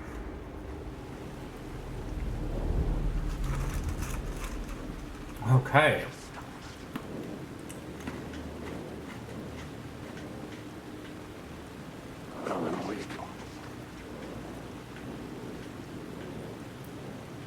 So I take it that was the thing I was looking for. And apparently I follow police tape. Now there's the... I mean, I'm sure we've all noticed that Casey, as a character, has become more and more and more like Max Payne as we've continued, right? We're all good. No friends here. Wicked ghost friends. Careful now. Oh, I see the sign. Just checking here.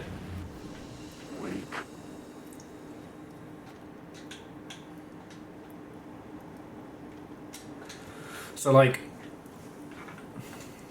Okay, there's the shoebox. Nothing so far.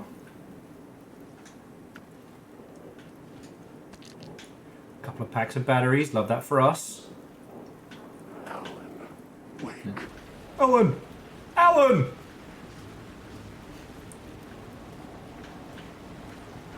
Okay.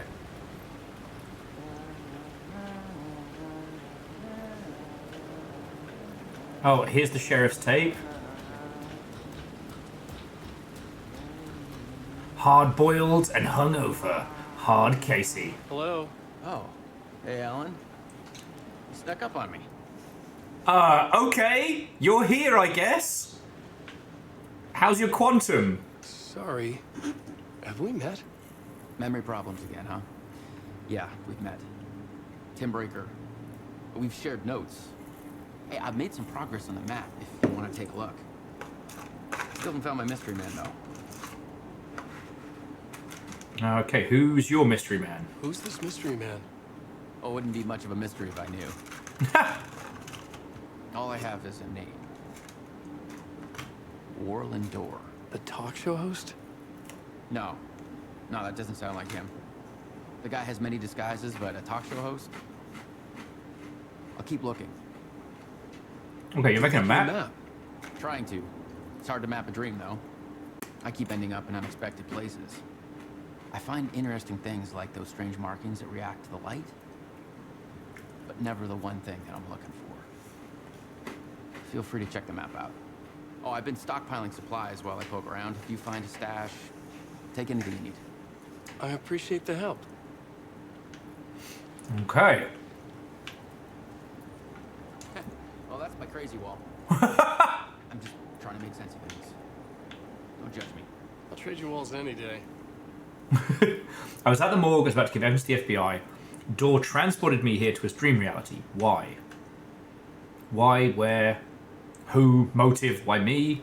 Okay, facts. Missing time, no memory until now. Have I always ended up here? Will I forget when I get out? Abducted, aliens, door, UFOs, polyhedrons. Poly motherfucking hedrons! Actually, it just struck me right there that if you haven't seen Control, I sound like a crazy person.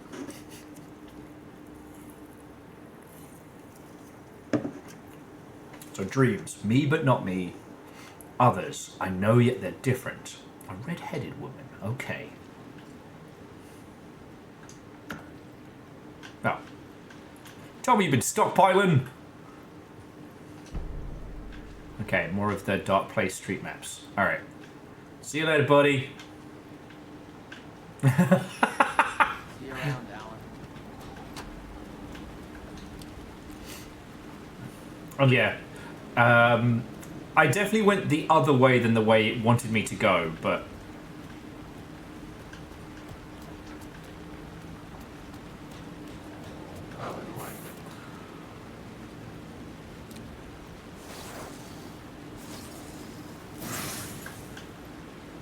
Okay.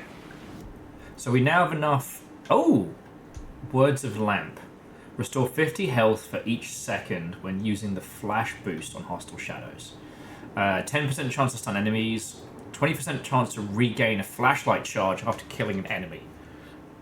If you have any recommendations on that, I'm all ears. So we got Echo, Point of Interest, Locked Door. So the echoes were like the thing I found earlier, right? Oh, use them individually! Nerd. There's me, I've been fucking saving them.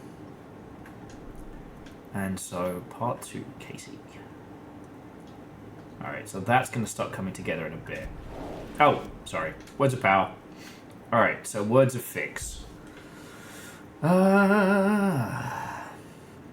I'll do... 1 for...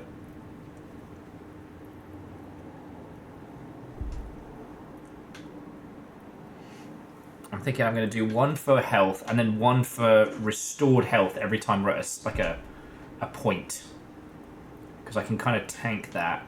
And Words of Lamp, 50 health for each second when using a flashlight boost on hostile, 10% stun, 25% to get charges back. Feels like that's the fucking win, right?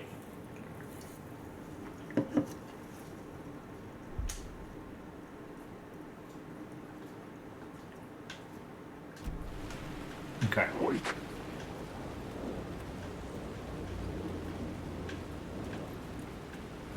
Alright. Everybody's just grumpy ghosts today. Feels like I'm not be able to get past these guys.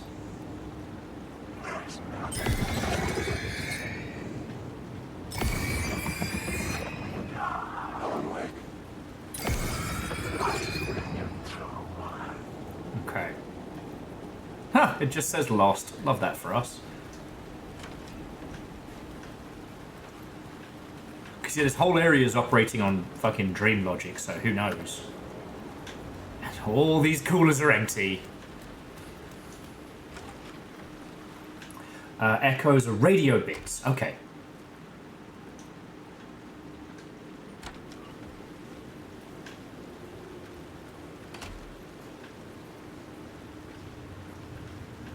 And yeah, we're on dream logic, so like what is and isn't street level can change drastically.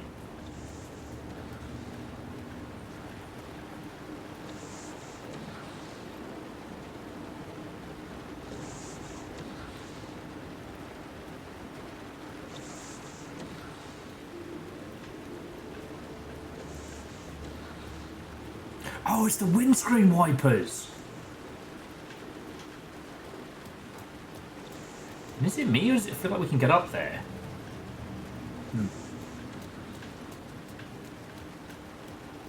Sorry, at this point, like, those of you who have played through know so much more than I do. With the other segments of this, I know enough to at least be able to offer some interesting banter, but here...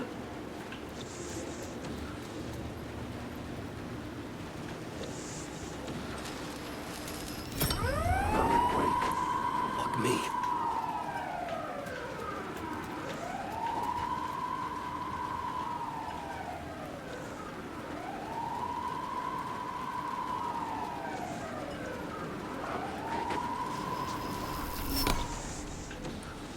Okay, so if I want to go in there, it's going to be a fucking firefight. Alright. And...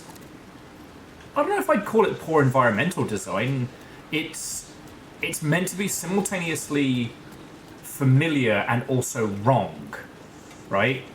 Like, we walked upstairs from the roof, but now... Sorry, now we're back at ground level. That doesn't make any sense, but nothing in this place does. I had a feeling.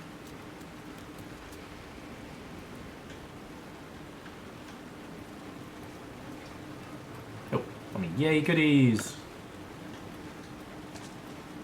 Drugs for Alan! Okay.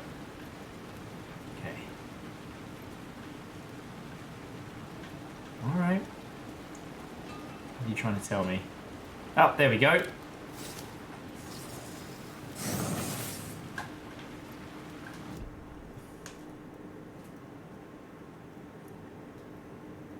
Ah, okay, well now we have a word of war. Increases the damage dealt by the last bullet in the revolver's chamber. Increases the double barrel shotgun damage when 25. Hit with multiple enemies. Restore 15% of max health when landing a direct hit with the flare gun. Jesus, you weren't wrong about the randomness of it all. We'll wait to see how it all comes together, but it fits Does that make a weird sense? This place doesn't make sense. Okay. And there's an item in the case in the alleyway. So a word of power next to the cop car. Okay, I didn't see the case in the alleyway. But you said I'd need to take the light off of this anyway to turn it into a cop car, so...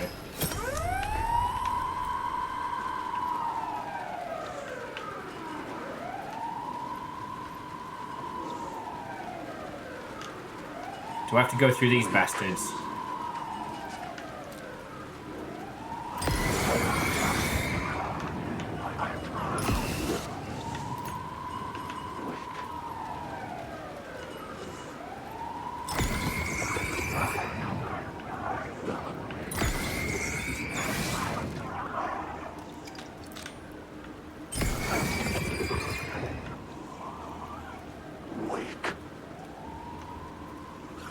Okay.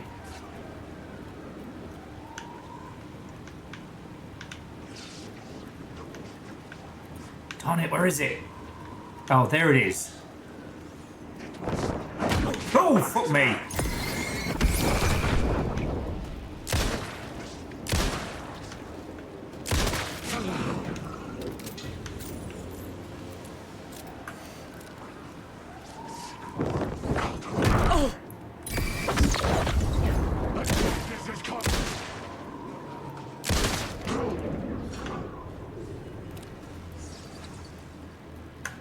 Another word of gun. Okay.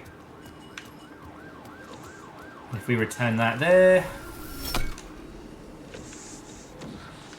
Yeah, then we can take at least a little bit of a moment to heal.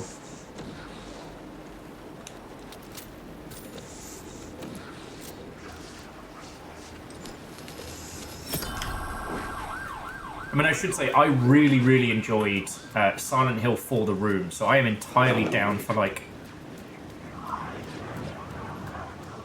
I'm entirely down for, like, conceptual systems and glorious weirdness.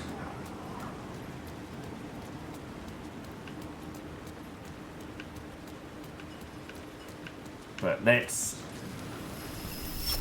plot progress. Ooh, this is fucking good.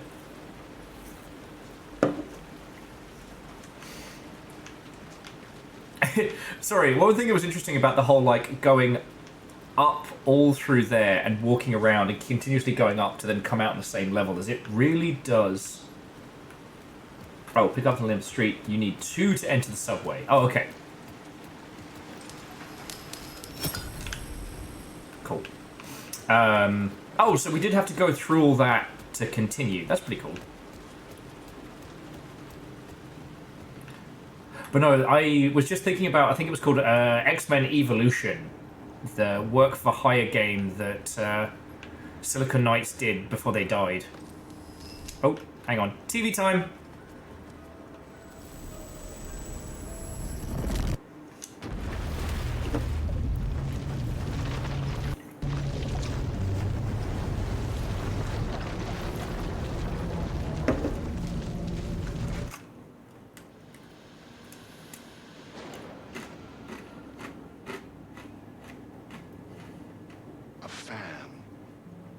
The dictionary definition of the word is an enthusiast, a fervent devotee.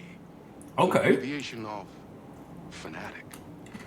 What comes across to an outsider as a dangerous obsession or even madness is something entirely different from the point of view of the fan herself.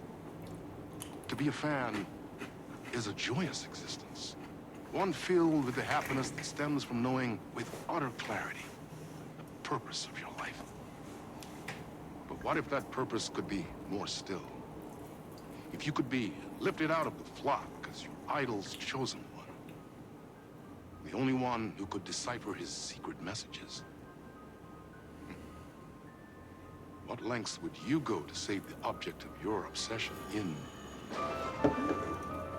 Night Springs? Oh shit, is this the DLC? Oh, we're doing cool kid shit! Cult classic episode. #1 fan. Teleplay by Alan Wake, hosted by Mr. Dorr. Welcome to Knight's Diner.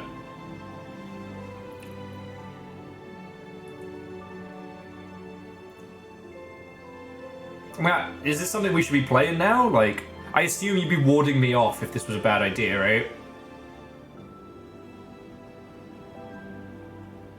Life's a funny thing. You spend all your time wishing and hoping and dreaming for something, and then, bam! Destiny shows up at your door like a mailman with a package you were pretty sure got lost because you ordered it like 6 months ago. But that's okay. When your destiny has eyes like sunsets and a beard like mahogany-colored velvet, you don't really mind how it arrives. Mahogany. But my day didn't start off with all that excitement. It began like any other day did for this waitress / protector of the town of Night Springs. As always, Knight's Diner was the hottest spot in town, so there was plenty of work to do. Just a normal happy DLC episode in Alan Wake.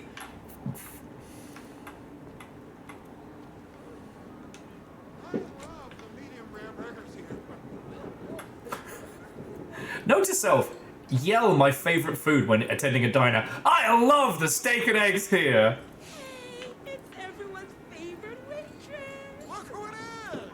Hi, everyone. Hey, burger guy. Can I get another cup of that delicious special brew that only you know how to make? Of course. Who else wants a top up? Me. Right here, please. Gossipy girl from the bank. Guy only eats burgers. There was like a person with 7. Grab a fresh pot. Optional. Dispense really good advice. I can do that. The chin strap's gotta go, buddy. Notice the jukebox is working. Here's your coffee. How do you juggle running this diner, your bird sanctuary, and that amazing fan site for the writer you love so much? I work extremely hard, but also So who are we blaming for this? No wonder us Wanda regular or folks Agatha? can't keep up. I'll never be as successful as you. Not with that attitude. You won't be with that attitude. Life's not a side order of hash browns, so don't expect someone to bring it to you. Wow. That's tough, but fair. Thank you for telling me exactly what I needed to hear. No problem. So Scotty, obviously thank you for the 200, but nah, homie, this isn't Agatha, this isn't Wanda, this is Ice King.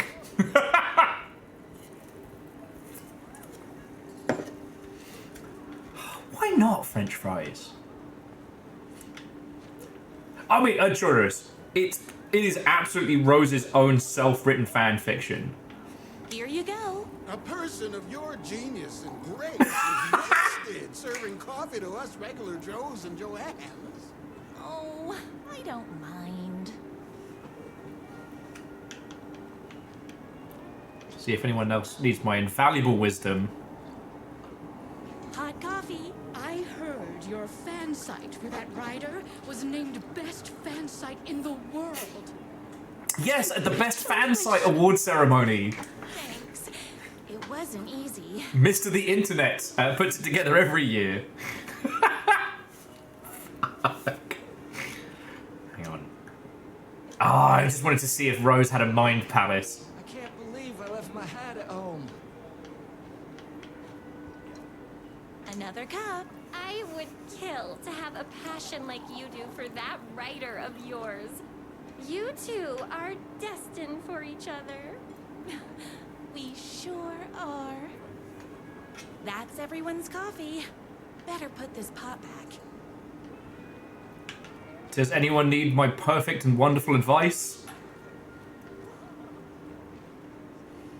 Also, like, looking outside, like... The writer is madly in love with her, but is too shy to make the first move. Oh, my fucking life. Oops. Wrong way. I survived Tumblr. I got through it. Don't make me go back!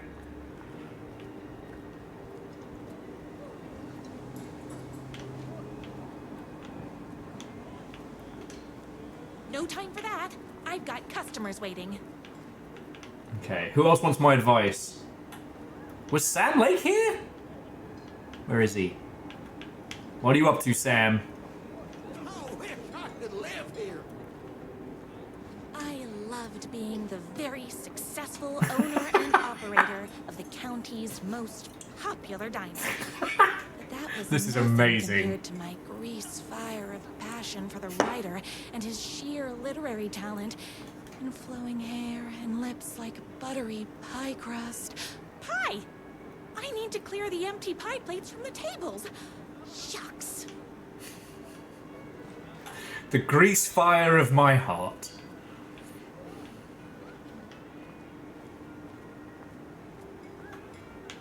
My date last night was a total bust. You're the expert on romance. Any advice? Yes. But first, tell me everything. Long story short, she told me I dressed like a divorced gym teacher.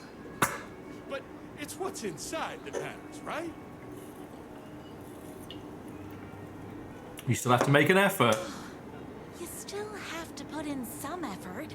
If you don't have a jacket with elbow patches, buy one. Elbow patches? Oh, got it. Thanks a million. Don't mention it. Okay, and caffeine, go get some sleep, friend. It's always lovely hanging out. And I just thought, lips like pie crust, chapped, crumbling, and smeared with some unknown sugary substance.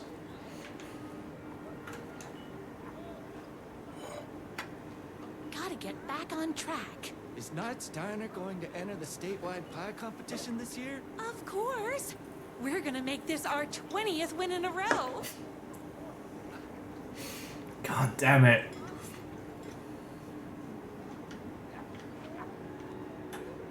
Bacon Avenger's not dead. Oh, Scotty's the Jarl. Scotty, what is your Jarl's decree? News that you saved every single kitten from that bear attack. Amazing. Thanks. Those yoga lessons really paid off. Bear fighting yoga. Ryder lives just outside town in that mansion of his. Why don't you go talk to him? Oh, we have our own ways of talking.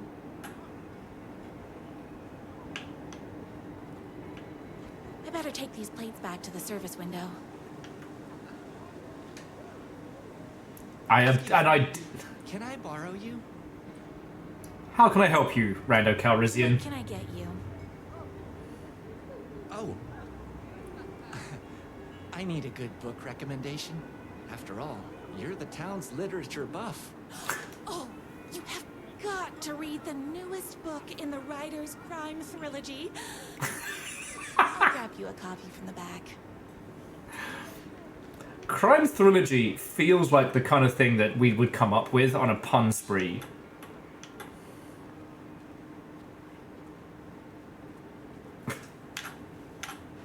Scotty says that they have no new decrees, things seem to be running very nicely, and they're not going to rock the boat.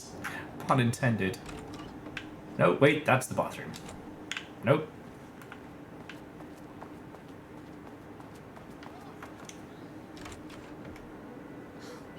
You better not crease any pages.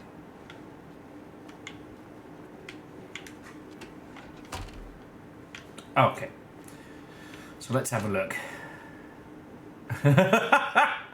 Employee of the Decade Award in recognition of basically being the best at like everything, presented to everyone's favorite waitress. There's the Alan Wake fan pictures. Alan Wake with cat ears. Beat Poetry Night. Knight's Diner. For the literary advancement of Night Springs. Every Friday at 8 p.m. Beat poetry is in I need to beat this poetry to death with a stick. Okay, we have a singing fish. It's Chekhov's fish now. If this fish does not sing through this DLC, Sam Lake, we're having words. It's got some cards. 2 can do it. Thank you so much for taking in my 6 macaws. I know you have your hands full of all the other sick birds at your bird sanctuary, but if anyone can find a cure for their rare bird lupus, it's you. It's not lupus! Yours truly, a young girl who wants to be you someday. God. The only thing that hurts more than love is loving again. Love Will Hurt by America's best-selling writer. Death comes for everyone. That doesn't mean it's painless. Death Will Hurt by America's writer. And here we go. A man's life is ripped away, and he's out for justice, and the whole city will hurt. It's me, your favorite writer whose voice you would recognize in your sleep. I'm in danger. Please, my #1 fan, you're the only one who can save me. Oh my gosh. Don't worry. I'm on my way. My beloved writer was in terrible danger, and I had to rescue him. The stakes had never been higher. Please tell me she has like a... I kept all my accessories in the diner's kitchen. Please tell me she's gonna have some like fucking Batcave armory. Oh, no. You are back in the closet. The singing fish was in fact plot relevant. I do not have to call up Sand Lake and have him say, "Who is this calling me Sand Lake?"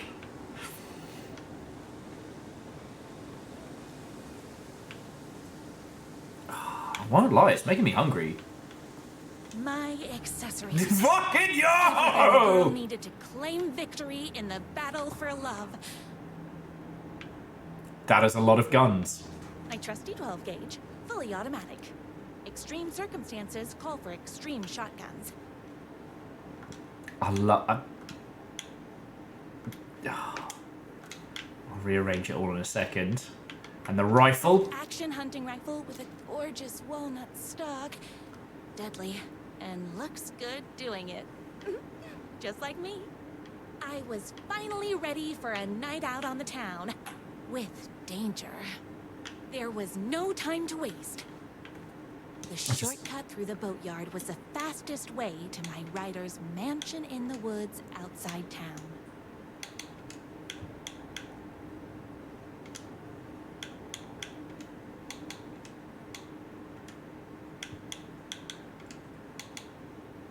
Okay, we're ready to go. This isn't survival horror, this is fiction. Alright. Congratulations! Congratulations! Congratulations! This is gloriously unsettled. Wait for me, my beloved patrons! Mama's gonna dispense some justice. The boatyard is this way! You better hurry! Go through the boatyard! It's the shortest route! This is amazing. My chance to save the writer and make him realize how much he needed me. And if that's not love, I don't know what is. Okay, Chora's saying check the item descriptions.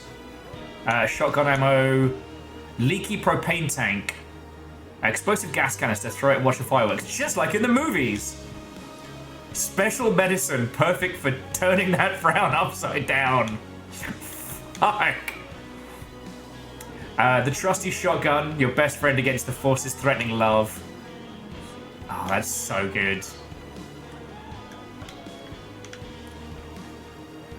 Now, where was the boatyard? Oh, this way. Guy who nurses his coffee.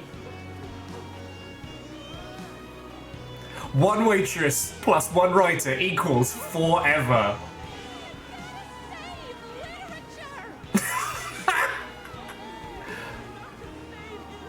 Lady. Wait, nice tackle shot lady? Or nice tackle shot lady? I was leaving my old life behind, like a body left to sink in a lake so no one finds it. Nothing would get between me and my future with the writer. Although I will say the idea, Shauna, is that like Alan and fucking Saga are fighting for their lives in a dark place while we're living our like fucking DLC best life. Also, shout out to every other AAA game that isn't nearly as much fucking fun as this.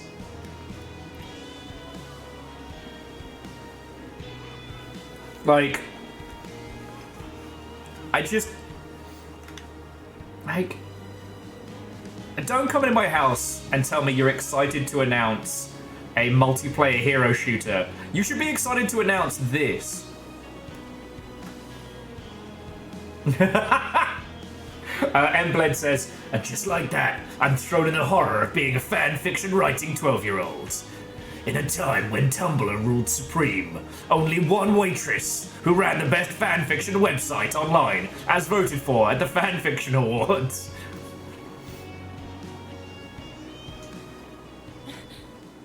Oh. Ah.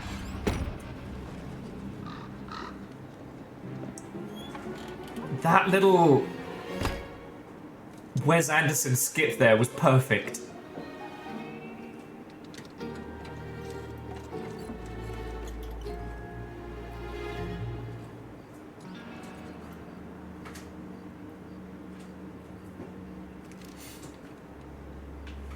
This is fucking glorious.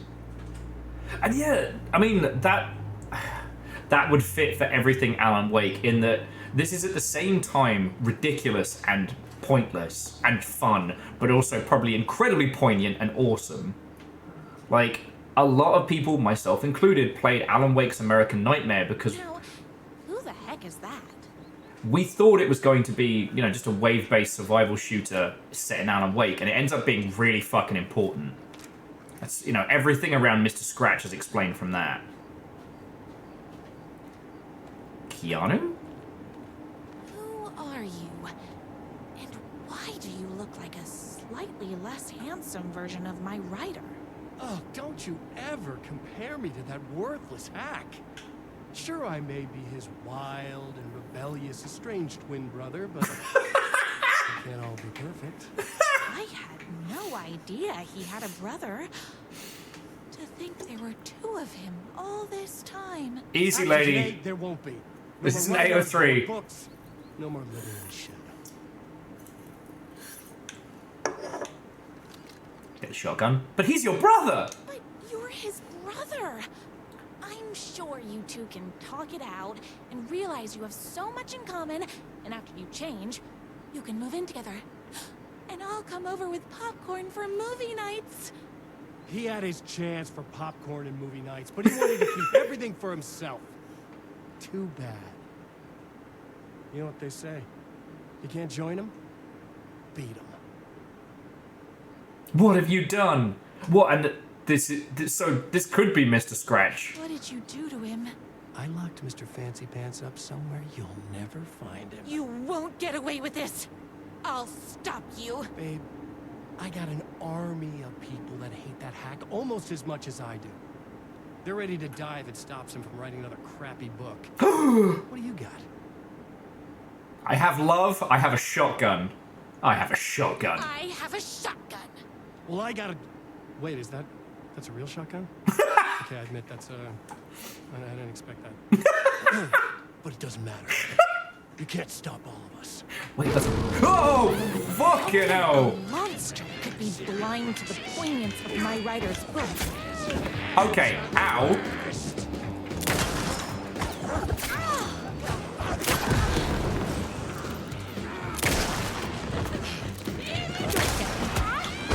Oh, fucking hell. Even his fan sights up. That is cruel.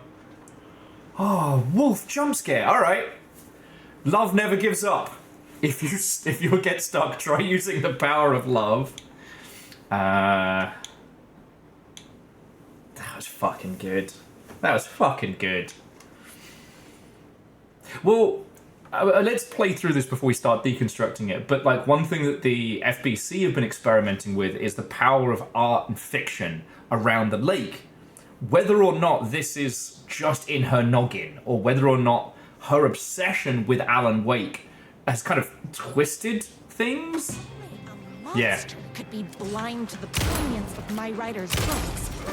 There is only one way to deal with monsters. Let's fucking go, love. Next contestant!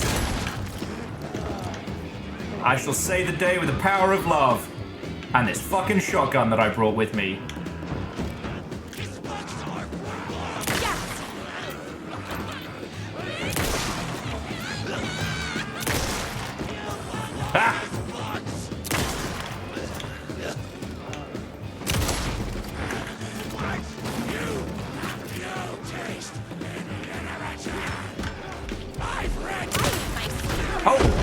I don't get to interrupt you. Okay.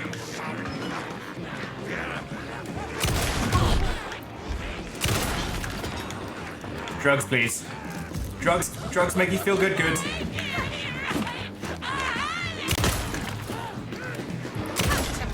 I'm sorry, I've got locals in my eye.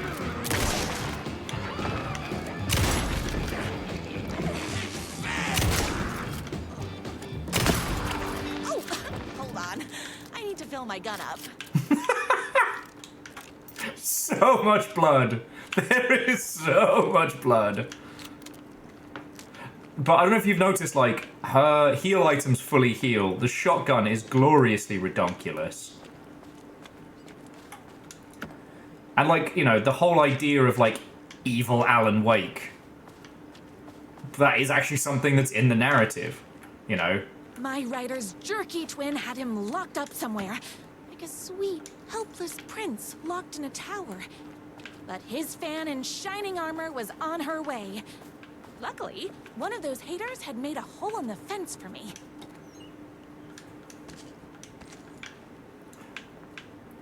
I'm stocking up because I can.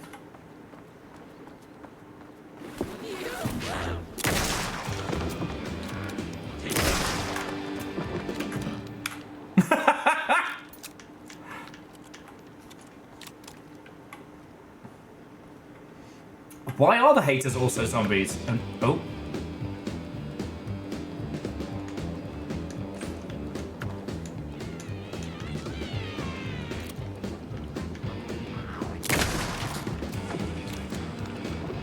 Next contestant, please. Oh, right in the gob. Whoops! Gotta put more bullets in.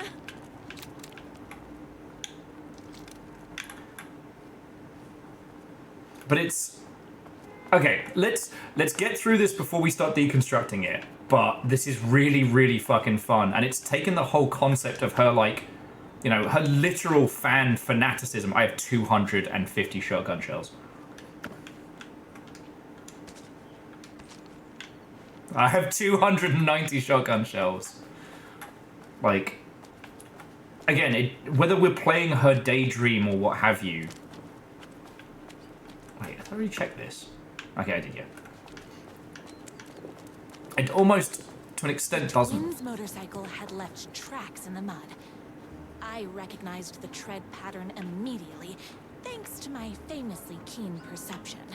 And the fire. The tracks would lead me right to my rider and his kidnapper. I felt like the detective from my rider's books, solving the case with my wits. All I needed now was an unlimited supply of black coffee and crippling emotional trauma caused by the untimely death of my spouse. I've got one of those things!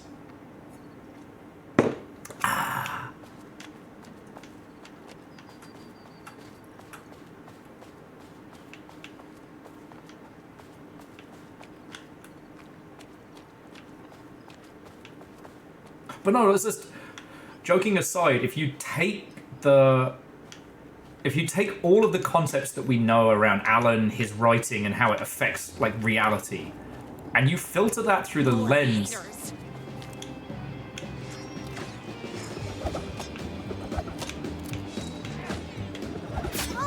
Ow.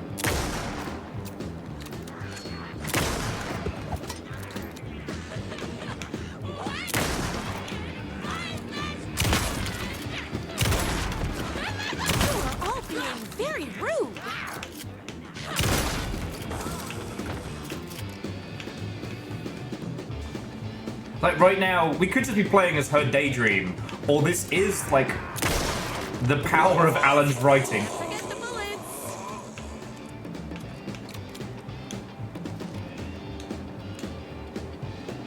Interesting! Sean was just saying that Alice is dead in this? Don't get between me and my rider. Dude, you don't even have a neck anymore! Jesus! Out of bullets. But no, the idea that she would write Alice out of her own fan fiction so that she has, you know, that it's totally okay and fine for her to date Alan. want drugs. I guess I'll just heal then.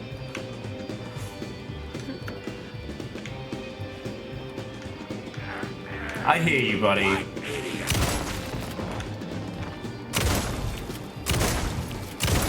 There's so much gore. Yeah, she said dead spouse in the lines. Whereas we know that basically Alan trades himself for Alice at the end of Alan Wake 1.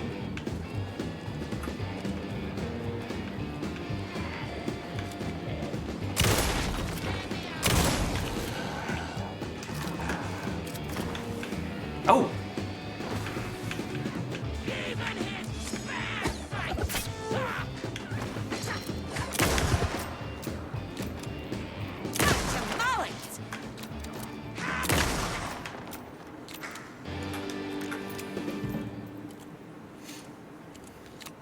Yeah, so yeah, Alice is actually fine in what we know. She's not... Hadn't my writer ever told me he had a semi-evil twin brother? He must be waiting until our 3rd or 4th date, surrounded by candles, so he could reveal this vulnerable chapter from the dramatic story of his emotionally troubled past. Oh, that man has more layers than a croissant. Croissant?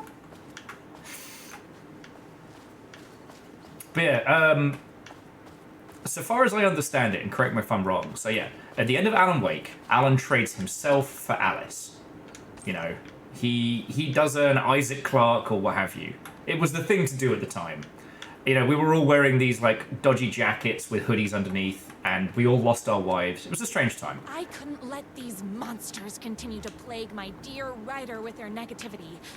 I would treat them the same way I'd treat trolls on my fan site. But this time, I was banning them from life. Every community manager's dream. Anyway. But yeah, in Alan Wake's American Nightmare, we've worked out that the darkness basically... It didn't lie. But the darkness is using Mr. Scratch essentially as like a workaround for their deal. Okay, I need to go that way. So Alice is out and free somewhere.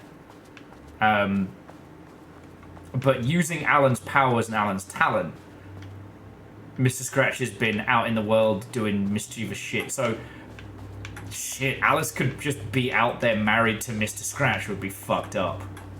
In American Nightmare, Alan's just trapped in this, like, teeny tiny town, desperately trying to write his way out of this never-ending loop, if I remember correctly. Oh. Alright. All the tears of all the angels in heaven were falling over this city. She wore the rain like a funeral shroud. She was in a sad state, the city of mine, but she was still mine, the filthy prison I called home. I was here for a reason. Joe Bulletscobo. He was inside drinking champagne and throwing around his dirty money while I stood in the rain smoking a soggy cigarette. I don't want to hear the term soggy cigarette again.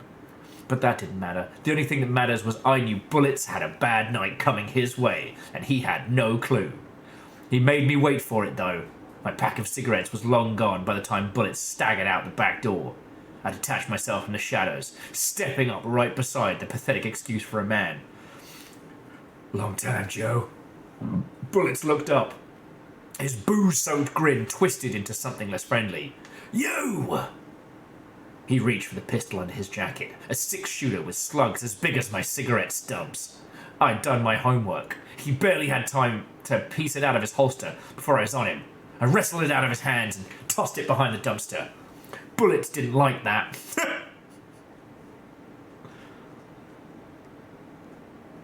Oh, actually, well, Moose, let me read this and then... Yeah, then let me finish reading this and then tell me about it. Because, like I said, my brain's gin-addled. Alright. He gave me one right in the gut. Wind rushed out of my lungs like my soul leaving my body. Through my wheezing, I could make out the slap of boots against water. Bullets was legging it. God, I wish I could do the Darth Marenghi voice. I had to get after him. I couldn't lose him. Not when I was so close. He had info I needed, and the address of the last stop on this train called Revenge. So I sucked in whatever I could and took off after him. Through the twisting maze of alleyways, 2 rats, but only 1 cheese. I pulled my revolver, and I was playing for keeps. Don't make this hard, Joe. I caught up to him as he was dropping down the other side of a chain-link fence. He sneered, teeth like rows of grey tombstones. He thought he was escaping. He thought he was safe. My body slammed against the fence like a bird against a window. I clutched the thin metal and scrambled over it, the jagged ends of wire ripping through the sleeves of my leather coat and biting into the skin. The pain was welcome. Oh, wait, no, there's more. Page 2. I dropped down into the alley and ran like a panther. At every blind corner, I expected a trash can lid to the face, but none came. Maybe Bullets didn't like what he saw in my eyes as I climbed that fence. Bet he wasn't smiling now. Then I had him trapped, a trapped rat trying and failing to wrench a locked door off its hinges. I levelled my gun at him. You know what I want, Joe. Bullets let go of the door, his hands up as they'd go, beseeching a higher power not to cast him down. Come on, man, I ain't gonna bring your wife back. Can't hurt to try. Talk. Yeah, sure thing, sure. Bullets lunged for his ankle, a crack of lightning from my hand, and he was down in the gutter, clutching his belly. I walked over, calm as snow. I stood over him, watching his putrid blood mingle with the rivers of rainwater. You talk, I call an ambulance. His words are having a hard time getting through the pain. You're insane, man! Insane! I raised my gun level with his eyes. Try again. Okay. You want the big man? I know where you can find him. Blood pounded in my ears like war drums. All the killing, the sleepless nights, the booze, and the countless cigarettes I smoked while ghosts swirled around me. It was all for this. The drums got louder. Bullets caught his breath, straining against the pain. Then he spills his guts. My #1 fan, if I don't make it, then I just want you to know that... No, I can't say it. Curse my cripplingly sensitive artistic nature. I left the alley, told the waiter on the curb the guy had been shot. I didn't care what he did with that information. I had what I needed. And there's a bottle of wine, a bouquet of roses, and a box of chocolates. That's fucking great. We have our own secret way of talking to each other. Oh, Beadora, we are in fanfic o'clock. Your timing is great. Get punked, son. The motorcycle tracks ended at a cabin. Was my rider inside? Beloved voice. Hello? Is anybody there? I'm just a frail rider and I require aid. He's inside. This must have been so much fun to make. Yeah, Beadora, this is incredible. Okay, so Moose, so what happened to Alice after American Nightmare? Because with the Alan Wake DLC and Control, I know we got a lot more, but also, like, we did Control, like, what, 2 apartments ago? 3?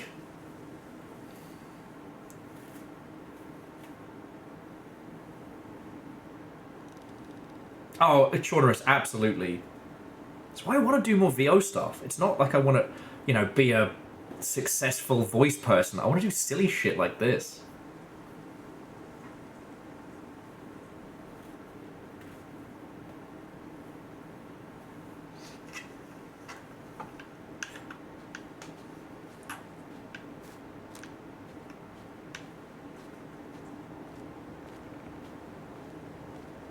Because again, like, we could just be playing Rose's fanfiction in all its silly glory, and that's fine.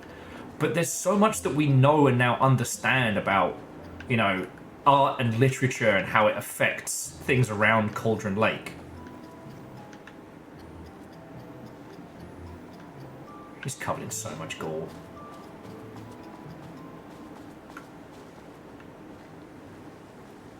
Yeah, so we know she got out, but I guess like, is she living with Mr. Scratch? So Mr. Scratch is kind of the, if I remember correctly, is a creation of the darkness. It's kind of like an Alan doppelganger, and is out there doing mischief in his name. You know, being a jerk and a like a prima donna, like celebrity arsehole. Oh, thank goodness, some more shotgun shells. I was worried we were going to run out there, friends. I'm here!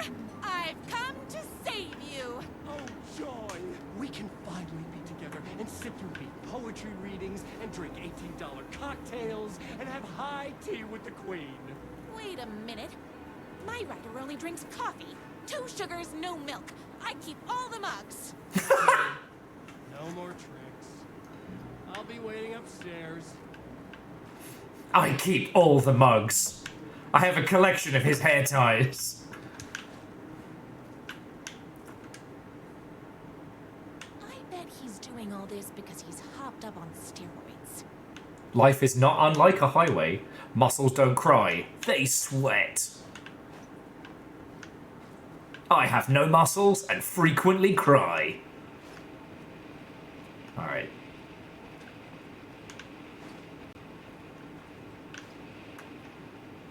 Oh, it's there.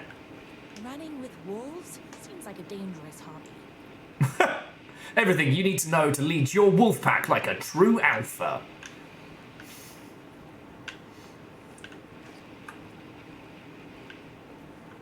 Alan does drink wine, and he has been known to wear a turtleneck. Maybe he should drink some Wolverine beer. He is an asshole. Okay. I guess riding doesn't run in the family. Brothers, the moon can only shine when the sun is gone. The night can only come when the day is done. Can the sea ever meet the ocean? God, I love it. So bad.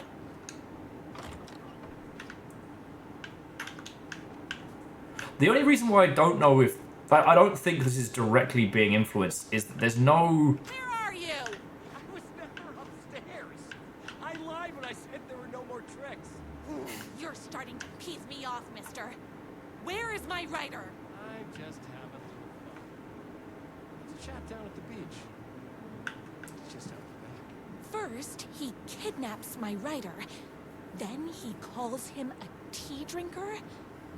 He had crossed the line. I was going to go to that beach and give this jerk the scolding of a lifetime. Torture ideas for Hack Brother. Car battery. Solid potential. Pulling fingernails? Nah, too messy. The bell. Where do I get a bell? Blunt spoon. Nice and simple. Dismantle typewriters. A+ psychological damage. Gasoline fire. Might burn my cabin down. Maybe I'm overcomplicating this. The twin said he was down at the beach. But so far there hasn't been anything really in the themes of like light and dark. Now the kids' fairy tales didn't have that either, but...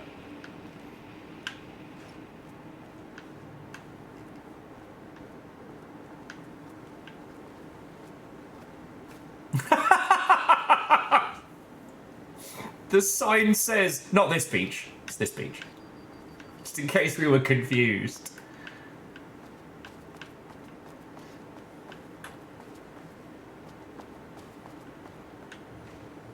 Oh yeah, no, Scotty, she's carrying more munitions than the fucking Doomarine right now. But it's that fascinating thing of like, you know, the writing of somebody who... Yeah, anyway. I really want to start, like, analysing this, but we need to play more of it to do that. Me and my bike were just enjoying the view. Where's your bike? Oh, there it is. Alright. Tell me where he is. Where is my rider? What do you even see in that crybaby? He's boring, he dresses like a nerd, Shut your mouth! He is a stylish intellectual who is in touch with his feelings. You're starting to cramp my style, babe. And I'm not telling you where he is. Why are you doing this? What did he ever do to you? I, already told you that? At the boatyard? I feel overshadowed by success, like he's taken everything I could beat. Oh, right. I remember now. It's a self-confidence thing. Well, it's a bit more complicated than that. Although Beadora, we'll go through this as proper, but I kind of like the idea of Mr. Scratch trying to use her fanaticism around Alan to like make a foothold in Night Springs, but she's too like deluded, too fanatical with her love of his writing.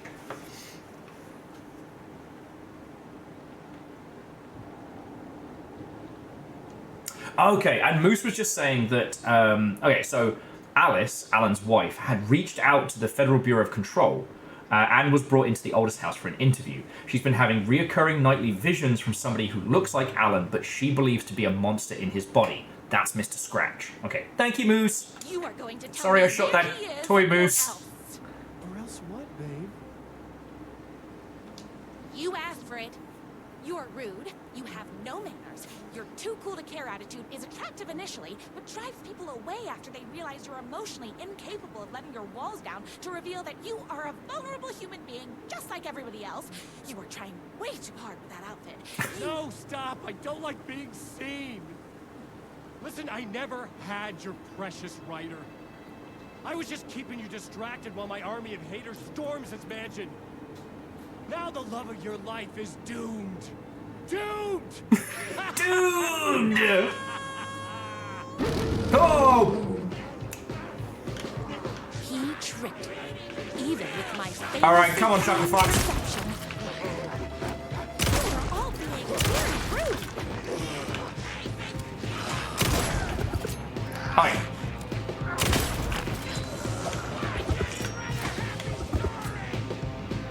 Why can't he write a happy story? My spinach this morning, so don't test me. I had to get to my writer's mansion as fast as my chunky kitten heels would take me.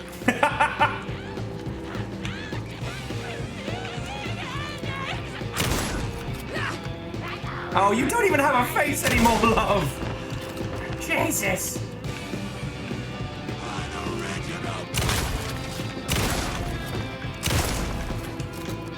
So much gore.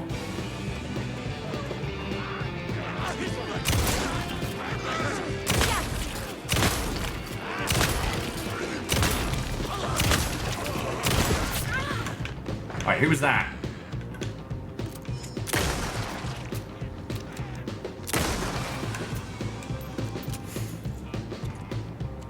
It was just... I hit that person in the face so hard. It made him look like the little shrunken head from Beetlejuice. Okay, ow.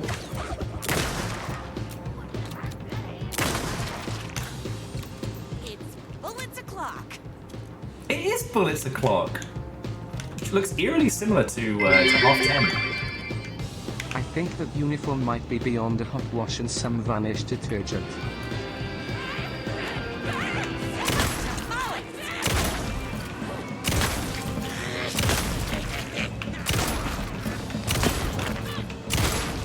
I realize we can experiment with all the different ways we can take down enemies, which we wouldn't usually do. And Scotty, thank you for the bits, friend.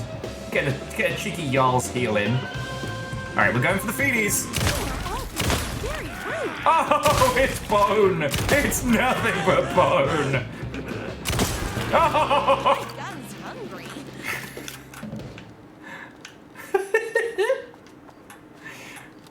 Oh yeah, no, we're gonna need to get the good cleaning materials, and yep, that's a face. Huh. I knew you, my #1 fan, would never fall victim to my twisted brother's lies. This is amazing. His hatred for me is as inexplicable as the sunrise, and just as fiery. But I knew your heart would never waver. You're the only one who can save me. I believe in you.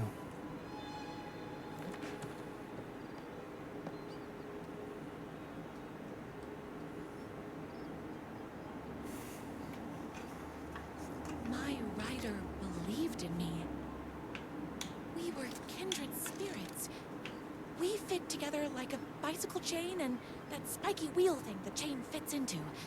The wheel. We were connected by love and destiny. He was meant to be mine, always and forever. There was no time to lose. I was the only one who could save the writer and the very soul of literature from these evil haters. The fate of all art rested on my shoulders. This is amazing. The stakes had never been higher.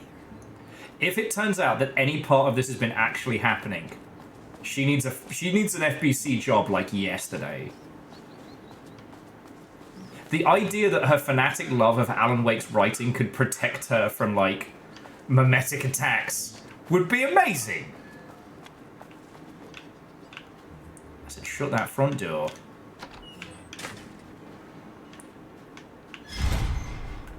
Just, I have to stop you myself, I will. stock up on ammo. Oh!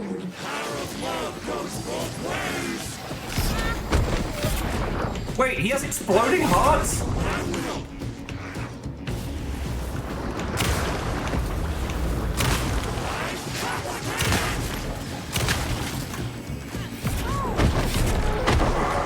Jesus fuck! Nummy heal pills. And dodge.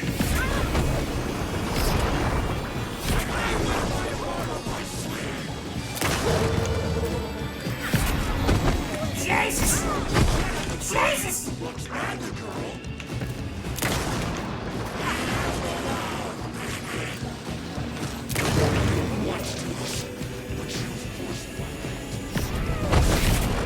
I'm not just a rugged anti-hero type. I'm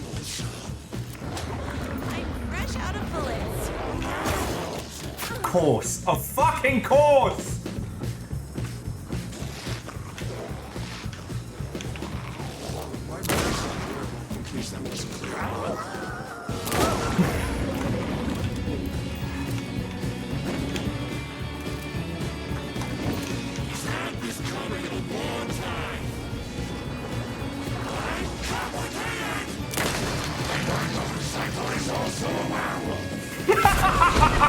Fuck! I'm trying to fight here, Alan!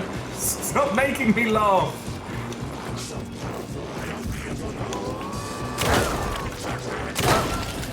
Remember, shit werewolves.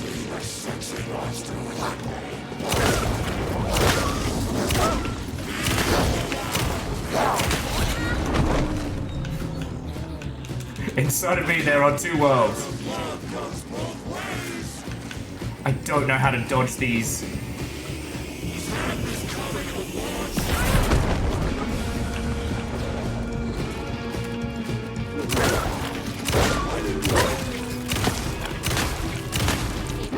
No!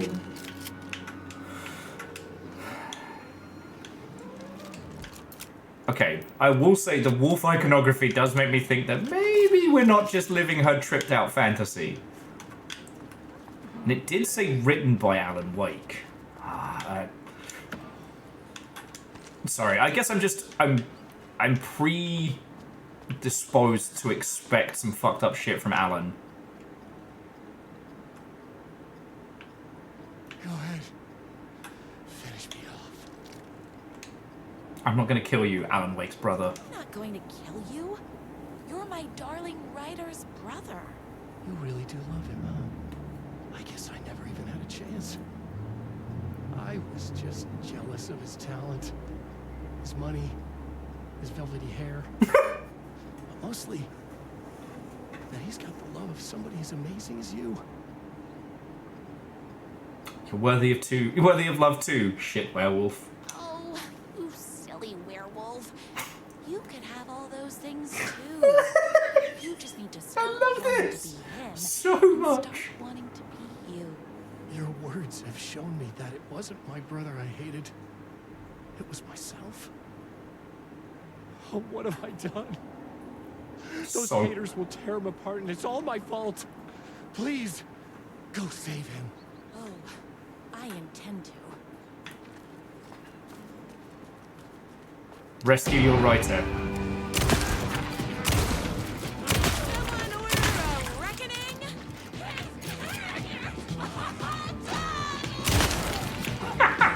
His characters all talk weird.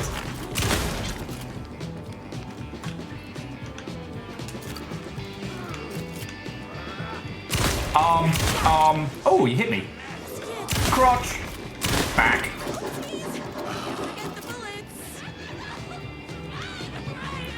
He's a typical smug writer. Face.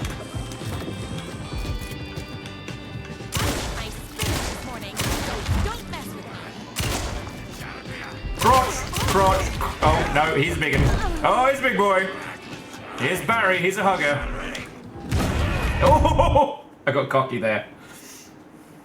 No, that's the thing, Bacon. It's like the juxtaposition of how she's like, I will protect you, my sweet writer. Love will cure all. While just carving a path through these fuckers. Leg. Leg. I swear for a second I thought I saw the... I don't like weird stories.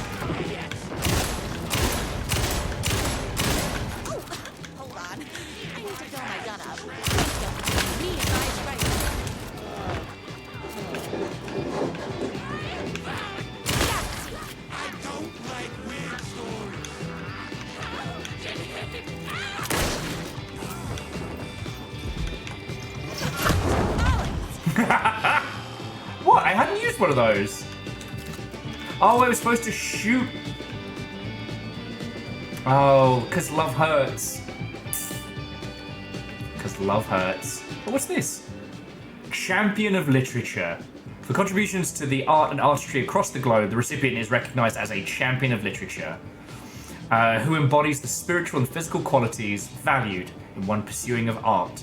Presented by the Society of High Art. Get well, Sid. Dearest brother, news reached me of your journey across Europe taking a turn for the worse. I was utterly and completely devastated to hear you had been afflicted with a serious case of lycanthropy while riding your motorcycle through the Nordics. I know we haven't spoken in years, but please know, my thoughts are with you, my dear monogothic sibling. Please contact me upon your return to America. Until then, I hope this card finds you well and a speedy recovery. Dearest regards, your brother, P.S. Due to your road-bound lifestyle, I don't know where to send this card, so I've written this message as a symbol of my fraternal love, and I shall leave it on this mantle in the hopes that you shall read it. God, I love this. Now let's make a mess. You go on a rampage with a shotgun, but ask everyone to stop for a moment so you can read a greeting card. It's fanfiction o'clock, and we're in Alan's house. Alan does have the correct amount of books. Oh, thank God they've got ammo. I was worried I was going to run out there. Whew. A typewriter for every surface, don't you know it?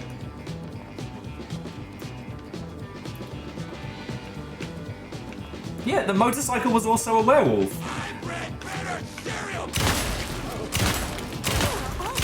Very rude. Between me and my writer.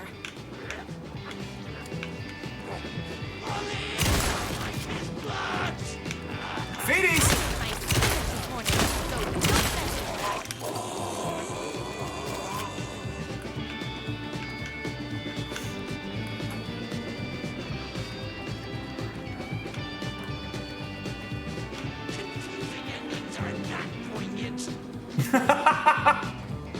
No.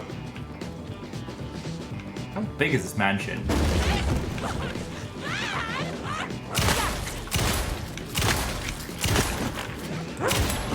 Oh, a little close there.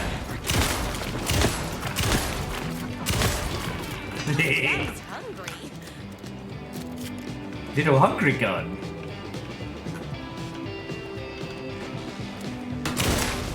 Yo! Alright.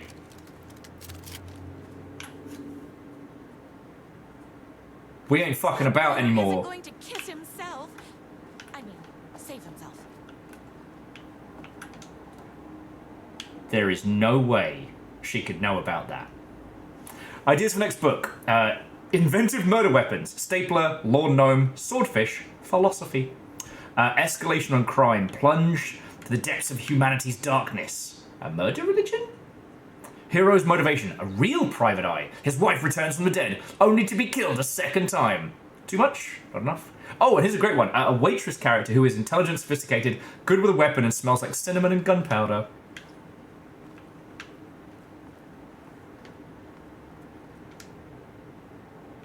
What have we got here? Hair, beard regime twice a week. Wash thoroughly with cold. Gently pat dry with a high thread count towel. To admire my writer's taste and decor. Yes, you do.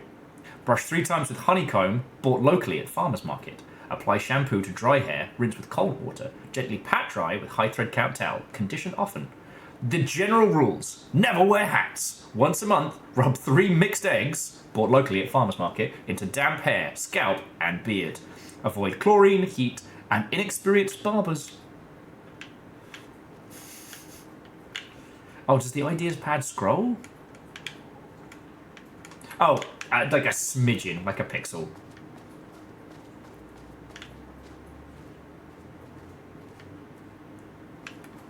Because here's the thing. She could have pre-guessed all of this shit. Like, she could have made this up. This could be her own little fashion. There is no way she knows about the spiral. Because, like, think about it. Who in the FBC knows about the spiral? Jesse? That's it? I guess some of the other people were able to travel through there, but no one else was ever able to gain access through the spiral, because we always used the triangle, because that's what the board let us use. The Dreamcast is Alan Wake. That's what I'm saying, Vernon. The Dreamcast is Alan Wake. Sega!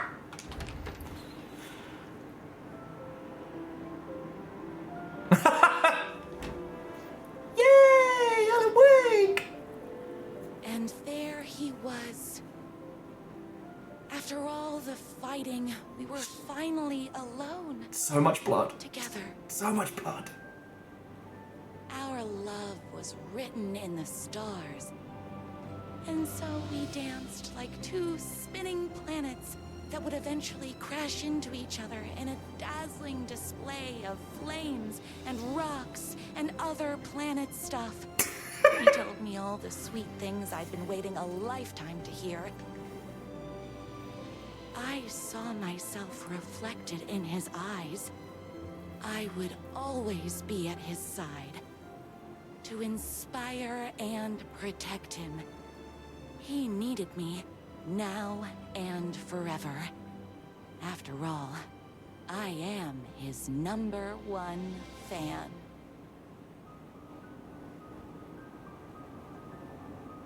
A fan and the object of her joy come together against a world trying to keep them apart.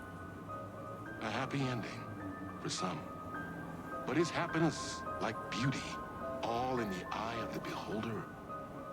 Where is the line between fandom and fixation? One can never tell in Night Springs. Okay, I got tons of theories already. Tons of theories. So, Alan talks about how he's been writing to...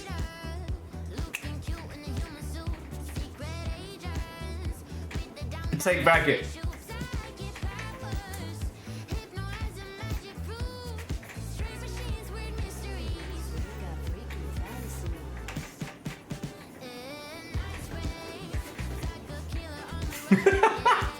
This is a bop!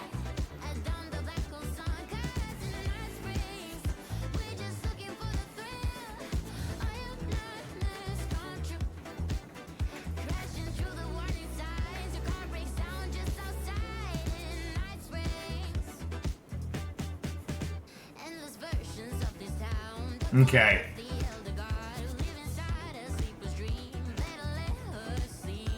Edwin, it's just that good. It's just that good.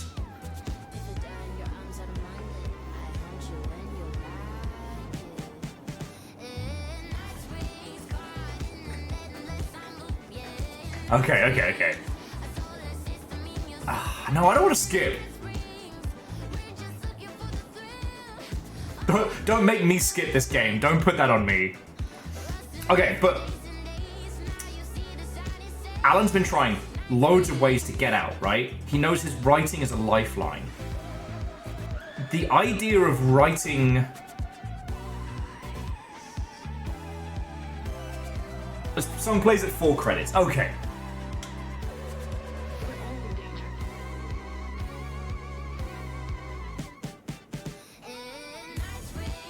Okay. Very, very good. But no, so we know that Alan has been writing story after story to try and get out, right? Like, he's been trying to clear himself out of this whole space. Now, writing a story that involves your greatest fan, like, you know, she can imagine herself this impossible powerhouse.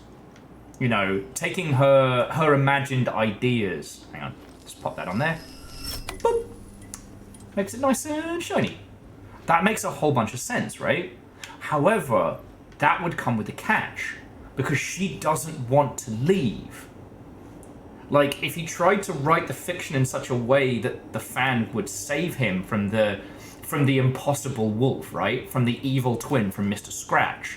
The problem is that she wouldn't want to leave once she's inside the cabin. Does that make a weird sense? I don't know. Like, I don't know how we're supposed to interpret Night Springs yet.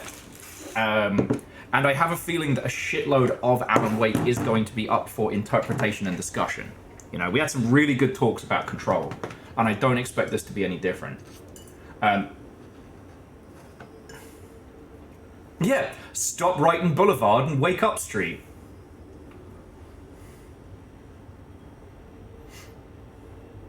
In before no one suspects the wife dies. She's coming back. However, I do need to beg your forgiveness for a sec. I didn't realise we're already like 6.5 hours.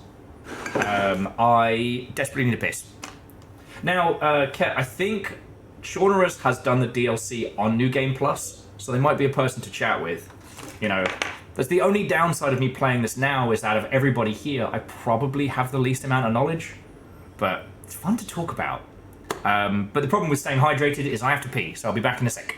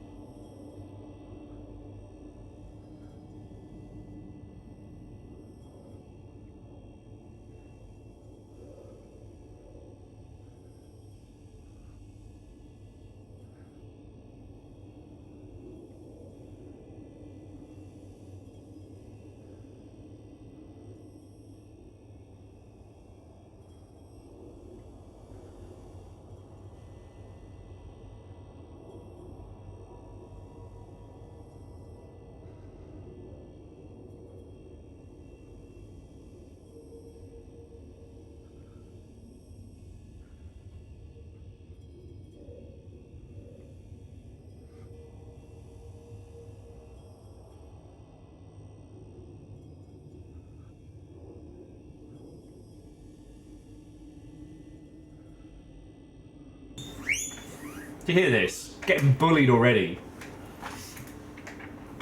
I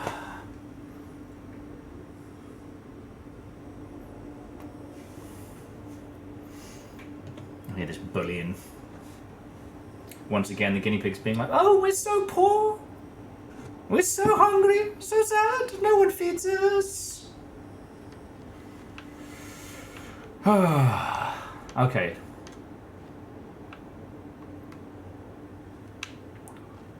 So, Controller's 4 years before this. I mean, it makes sense. Like, the Bureau monitoring station seemed to have been there a little while. The gates to the platform were closed. I had a ticket.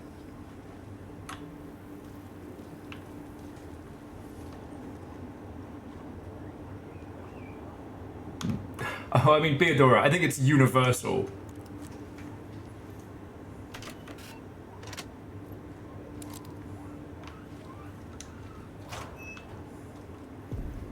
Okay. Caldera Something about the Station. station platform felt significant. It would work in my writing, but I needed more. Lupin Express to Mirror Heights except late nights. Late nights, you end here, with Dark Avenue downtown via bridge. Something lingered here. A half-forgotten memory. An echo. An FBI agent had come here before me on the trail of a murder cult. He'd gone missing, presumed dead. The cult was leaving me clues to follow, connecting the dots from one murder to the next, inviting me to draw an obscene picture on the city map. Caldera Street Station. The name made me think of the exit wound of a bullet. I had a flash of inspiration. The ghost of my fictional detective. A story thread I could use in my writing. Okay. On the side, where it would usually be like the warning signs or the, like, you know, see something, say something, it says, "I've always had a vivid imagination. 1. But this dream unsettled me. 2. It was wild and dark and weird even by my standings. 3. So yes, it began with a dream. You may not be the only you out there. Please carry a portable light with you in the subway."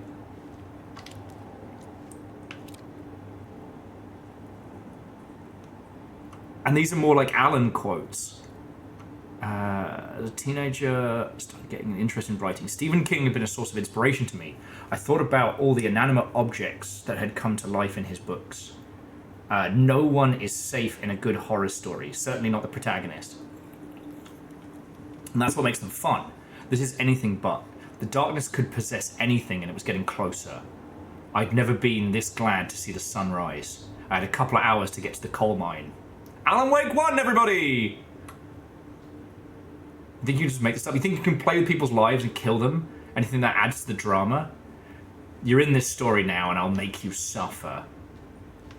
Okay, the how to read this map is a little too garbled, but there is a shitload.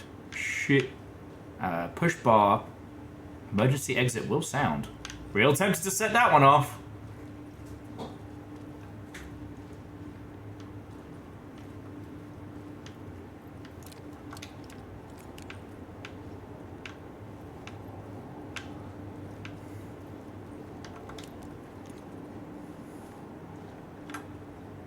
Okay, there's a word of power in the car blocking the right tunnel. I didn't see anything in there. Okay, didn't set off the alarm.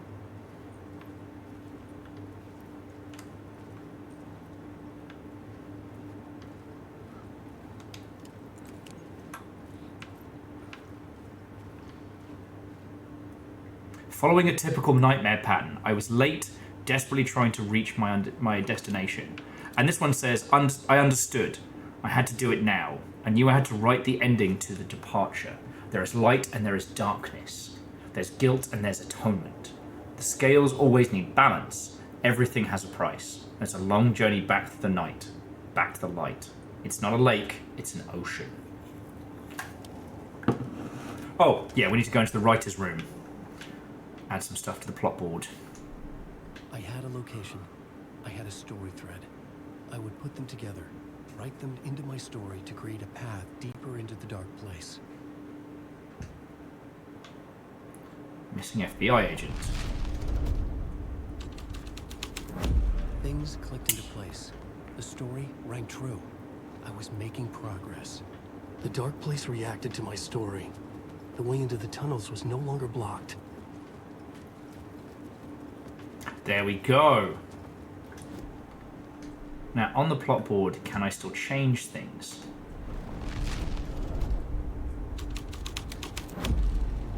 The story was taking shape. Okay, that's fucking cool.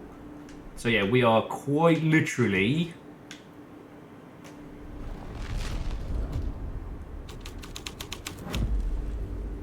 not in service. And with that, the dark place changed.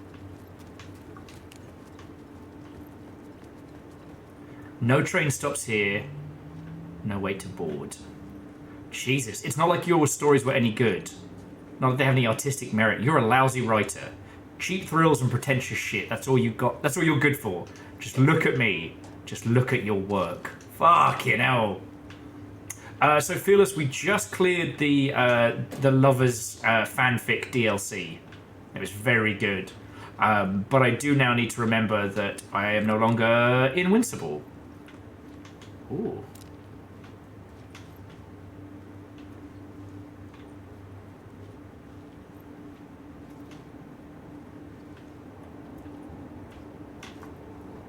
Okay, I see it. I just gotta get the right angle.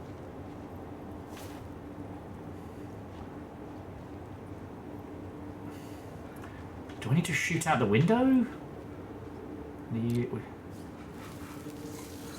There we go. Just had to find the right angle. Oh, words of gun. 5% chance to not consume ammo. Increases the knockback of our shotgun. Flare projectiles. Effective range. Any recommendations? Like, I've got two. For Words of War, I still have this, like... damage dealt by the last bullet in the revolver. Hitting multiple targets with the shotgun could be useful, but I don't have a shotty yet. And yeah, I'm pretty sure that all the things that we're hearing Alan talk about, these are partially the things that came from the end of Alan Wake 1, right? It's interesting that all the signs keep saying stop writing. Jonas, if you put that forward earlier, I apologize, I missed it. Okay, and this is where he died. The Fed had glimpsed into the maw of darkness. It swallowed him whole.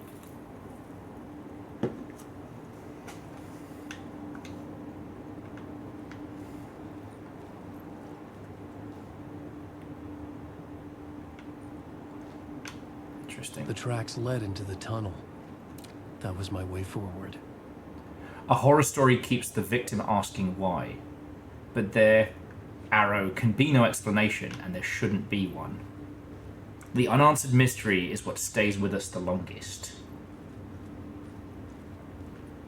And Beadora, so we're playing them at the point at which the game gives them to us.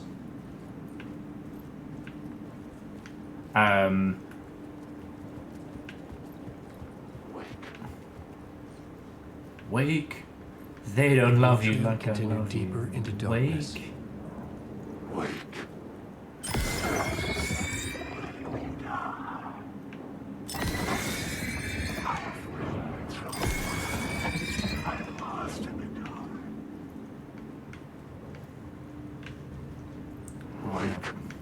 Now I've got to go down here.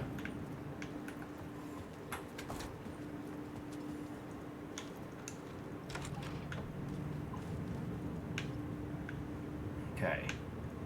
So there's... Oh, yeah, you were saying follow the police tape.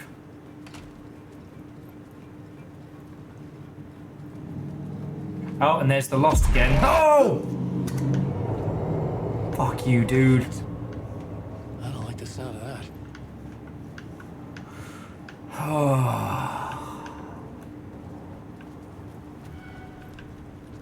Need Artyom from Metro at this point. Just want to get the word of power.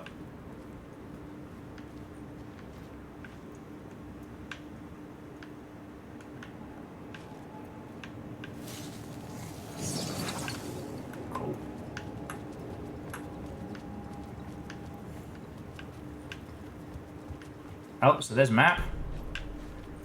And here is safe room. Definitely doing a manual save. Okay.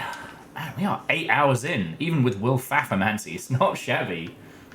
We've been playing for 5.5 hours tonight.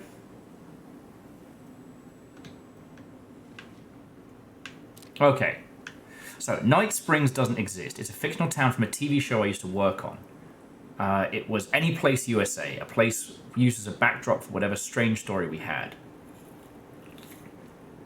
One of the stories I wrote for the show involved the Champion of Light fighting back against his evil double, the Herald of Darkness. Man, these signs are fucking cool!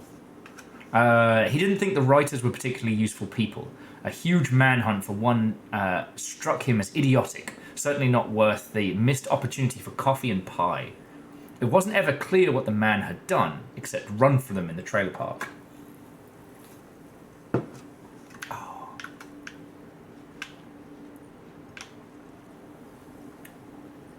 Now, Verdant, do I need to go back the way we came? Did I take a wrong turn?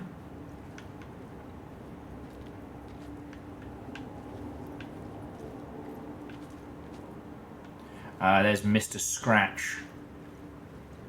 Find Alice.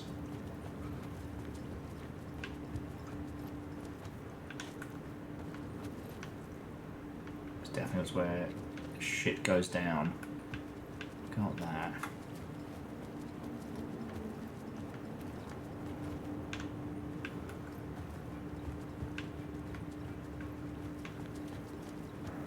Police line, police tape. Okay. Just real quick, how many of you played through Silent Hill 3 or 4? Because I know it's a little bit of a redacted way of describing it, but this so far feels like both. You know, Saga is Silent Hill 3 coded, Alan is Silent Hill 4, but instead of agoraphobia, it's writer's block.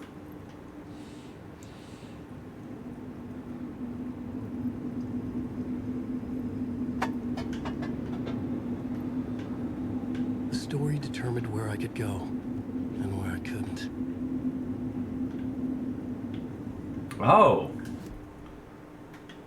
Oh, you want to fuck with that? Don't know if I can. Changing a plot element in a scene without being there was impossible. Oh, I don't know. I'm not the fucking writer, Alan. Jesus.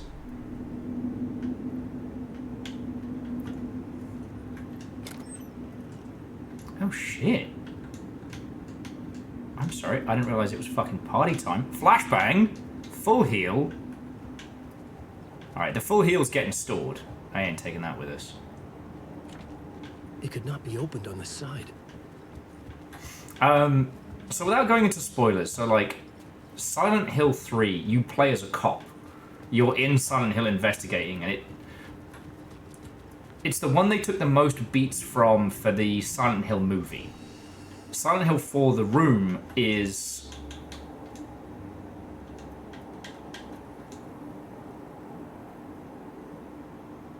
Full heal and storage keeps others from spawning. Beans. Alright. Well, I'll not be stingy. Thank you for telling me.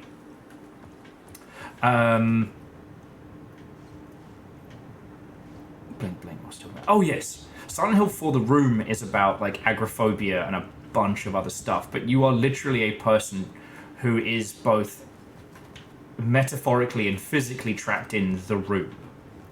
Not to be confused with Tommy Wiseau's masterpiece, The Room. Ah, here we go.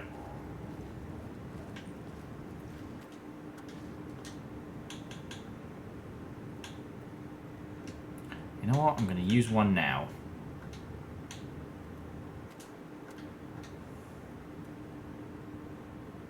It really has. Oh, and I don't know if Fred's still here, but the funniest thing so far tonight has been from the DLC of, I can't believe you called him a tea drinker. Drinks coffee. Damn. That was...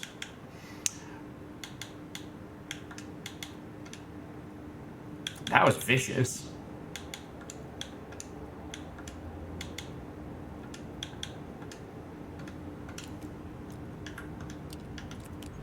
The tunnels were a maze. The blood trail led me on.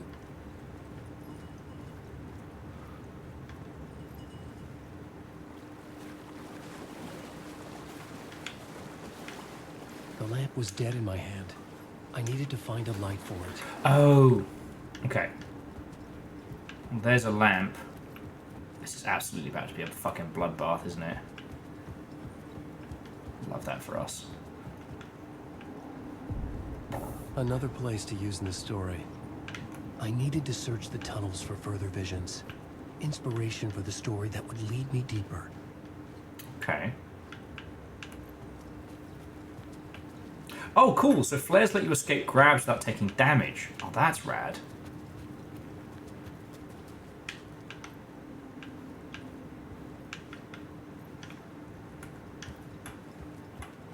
But yeah, it was just... With Silent Hill 4, you never know what is and what isn't, right? Like, you're playing as someone who is clearly agoraphobic. So from the very get-go, reality and how you deal with it, it has its own set of rules, without spoiling it.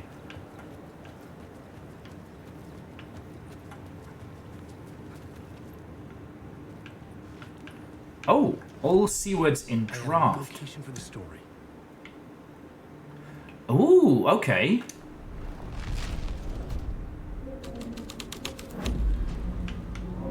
I changed the story. And with that, the dark place changed.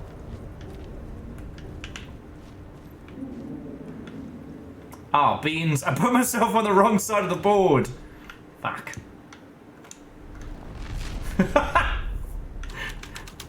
I wrote myself into a corner. Changed. Literally.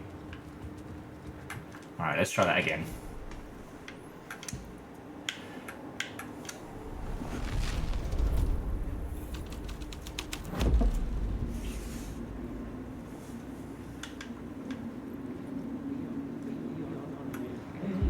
It's bad luck to be on this case.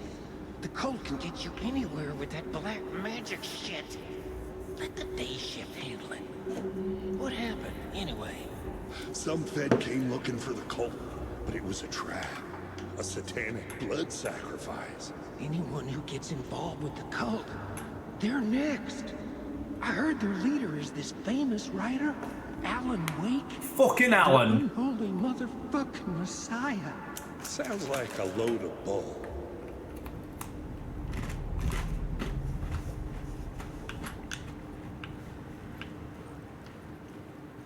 You know what? Yeah, no, it sounds like Mulligan and The blood Thornton. trail disappeared under the rubble. I had a feeling something was waiting there. The federal agent had come here looking for answers. All he found was a fate worse than death.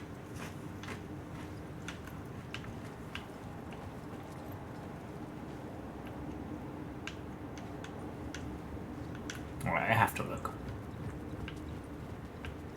Again, friend, you're watching me play this, you know I'm going to explore every fucking nook and...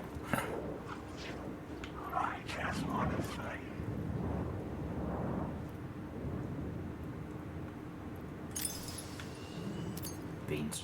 I didn't need to do that. Alright, get some batteries in there.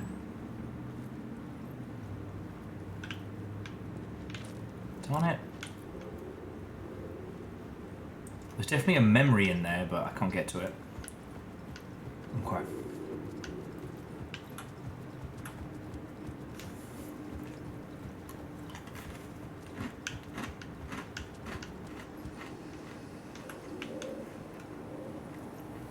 Okay.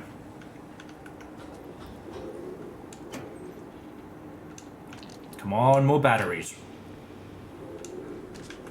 See, one of the things that I found really interesting from playing through Alan Wake 1 back in the day was how there was this fascinating idea that whether it's real or not doesn't matter. Something which was discussed a lot with the difference between like Twin Peaks and Twin Peaks: The Return. Another echo lingered here. All right, there it is. Source of inspiration.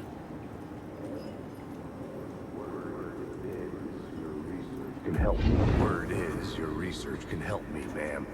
What do you know? There's more than one urban legend about the cult of the Word. The murder cult used these tunnels for their ritual sacrifices. That's the people who are exploring the lake. Murders in Alan Wake's crime books. The Wake was even involved somehow, under a false identity. Mr. Scratch. Yes! Of course, a nickname for the devil himself. It was disturbing finding myself in the story this way. But I was desperate, and it felt right for the story. No, Verdant Flow. It's not an Alan Wake, it's an Alan Ocean. Wake, they don't love you like I love you. Wake.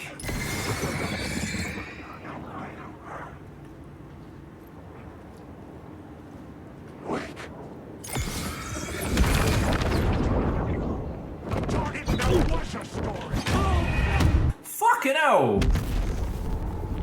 Jesus!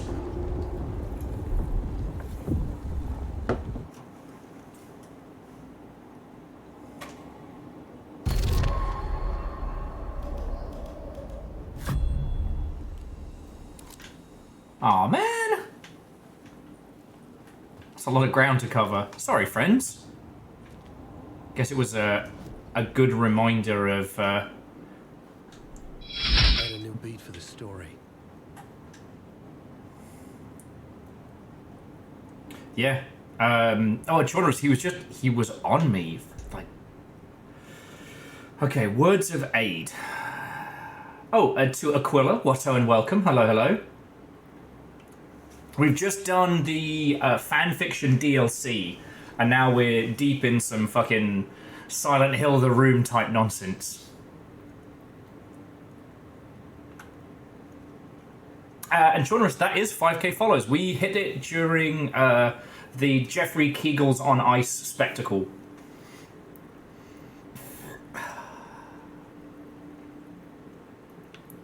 I will take better healing pads. Word of Gun.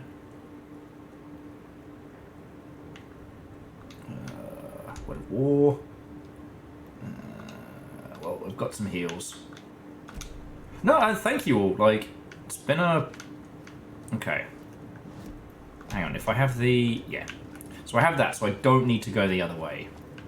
What I am going to do... Oh, I've got to I've got to rebound my shit!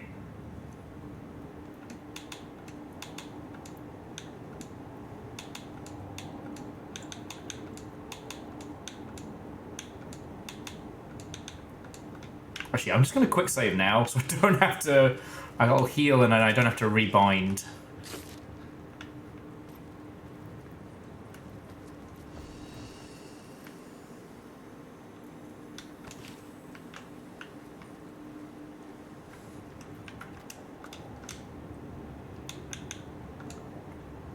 You know what? That's a good shout, Chaunerus. Okay. On we pop. Oh, actually, I'll do another quick save, and then on we pop. Like, I know what we're looking for, and I know where to go, so be a little sportier. Now, the thing The tunnels were a maze. The blood trail led me on. The thing that's boggling my mind is that we know Mr. Scratch is out in the real. And we know that Alex Casey is in his crime books. Now, Nightingale was chasing Alan. But then Casey was talking about him, like, going nuts in New York. But Casey was in Bright Falls in 2010. Like... It feels like the varying things that Alan is creating and writing are shifting everything around. Another place to use in the story. I needed to search the tunnels for further visions. Inspiration for the story that changed the story. And with that, the dark place changed.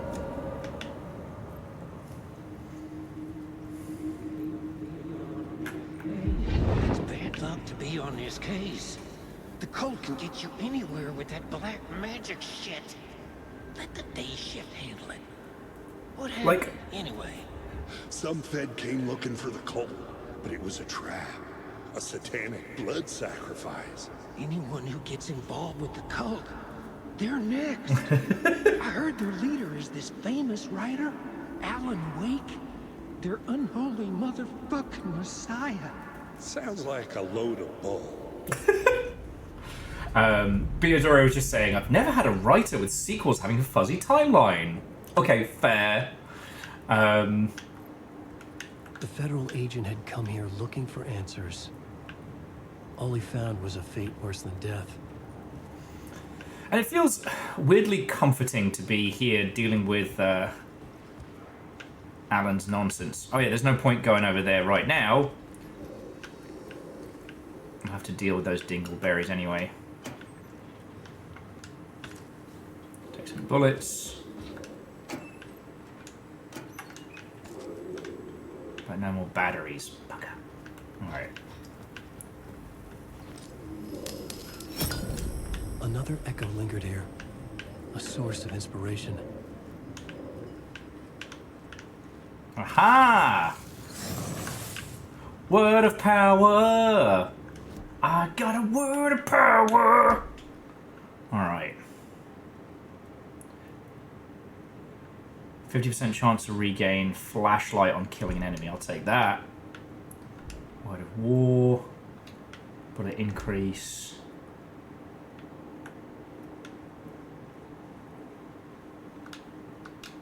Hey, Catastros, Watto and welcome. He's mostly monologuing. Word is your research can help me, ma'am. What do you know? There's more than one urban legend about the cult of the word. The murder cult used these tunnels for their ritual sacrifices. They say the cult reenacted the murders in Alan Wake's crime books. But Wake was even involved somehow, under a false identity.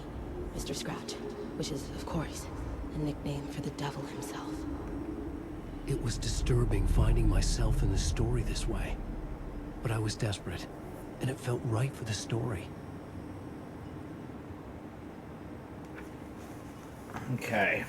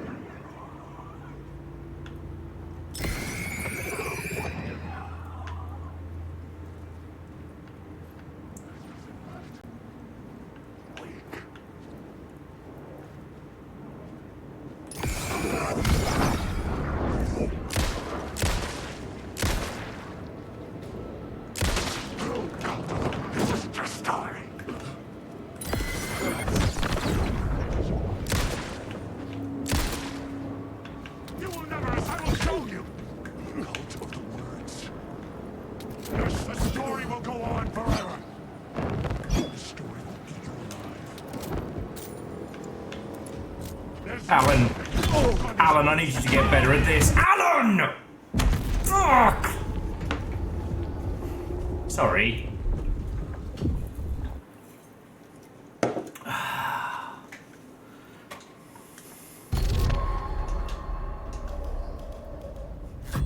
Fucking Alan. Alright, as we sprint on back.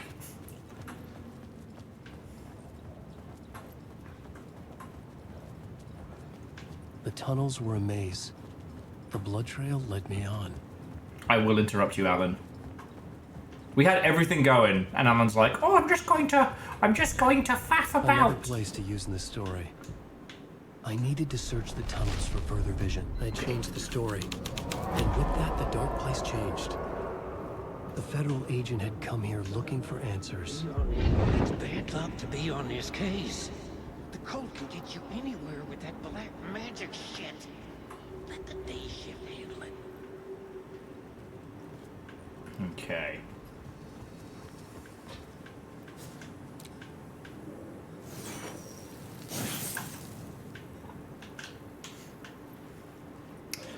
So far as I can tell, when I go through this area, what it does is it ends up looping me back.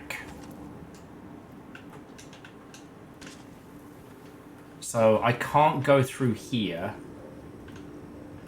If you move on, you don't get the echo. Beans. Alright, alright. Let these dingleberries talk it out again. Be on this case. The cult can get you anywhere with that black magic shit. Me and my party rings will wait for the officers. What happened? Some Fed came looking for the cult, but it was a trap. A satanic blood sacrifice. I feel I can't deconstruct anything right now because what is and isn't is specifically vague to us. Writer, Alan Wake, their unholy motherfucking messiah. Sounds like a load of bull. No, and Chonrus, like, thank you for telling me. Like, it's my job to be kind of the, you know, the POV in this nonsense, right? Another echo lingered here. Yeah. A source of inspiration. See, I have to get the echo there, and I can't go back the way we came because we need the light. Alright. So we got to get this one.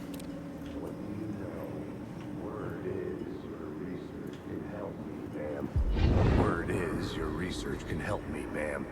What do you know? There's more than one urban legend about the cult of the word. The murder cult used these tunnels for their ritual sacrifices. They say the cult reenacted the murders in Alan Wake's crime books. The Wake was even involved somehow, under a false identity. Mr. Scratch, which is, of course, a nickname for the devil himself. It was disturbing finding myself in the story this way. But I was desperate, and it felt right for the story. So what I could now do is go over to the plot board. The plot element I found would drive the story forward. I had to be at the scene, to see and understand it, in order to change it. Oh, okay, yeah. So I can't enact that until we go back to the crime scene. Okay.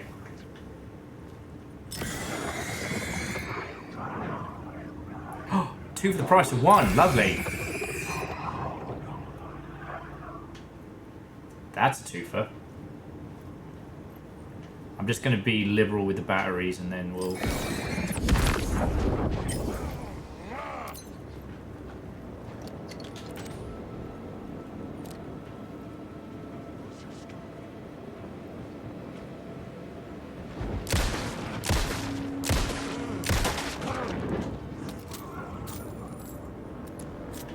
Yeah, much better, Alan. Where was that last time?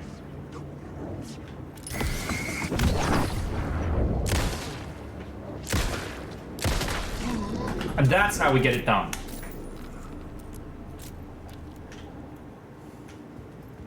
That's how we get it done. Okay. Still have our little lamp. Whose house is this? Well, that's a very confusing question, which may involve several rewrites in the plot structure. Or also a Slugcat's house. Oh, wait, I did get the word of power by the lamp. Because I got the items in there, so yeah. Yeah, we've got the word of power lamp. So 50% to get a flashlight charge when killing a guy. Words of war, I haven't decided. Words of gun, I haven't decided. Oh, sorry. And we need to rewrite the story.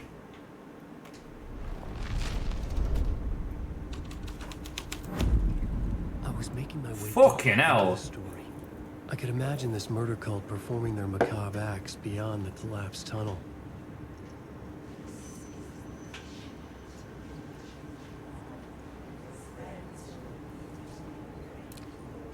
They're all redacted pages from his book. The cultist laid the Casey novel onto the altar with reverence. A twisted Bible.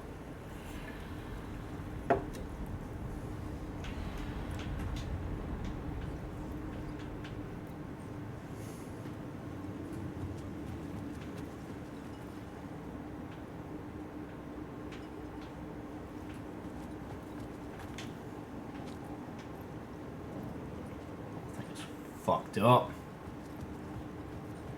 Kind of just want to like nip back and save. I feel like Saga is much better in a scrap than Alan here.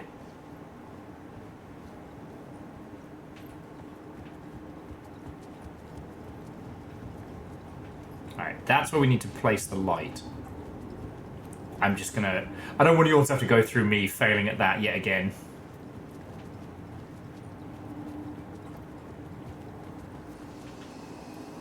Quick save. Quick save. Do it.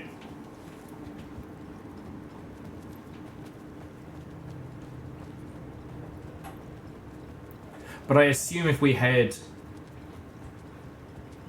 So the collapse tunnel has 2 echoes, 2 different plot threads. Right. The scenes will change, as they have.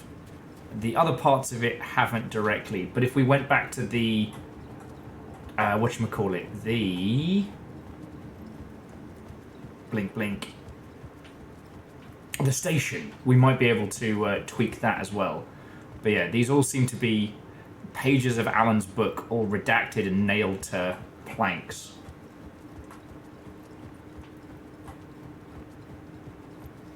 But for now, let's see what this little tunnel gives us.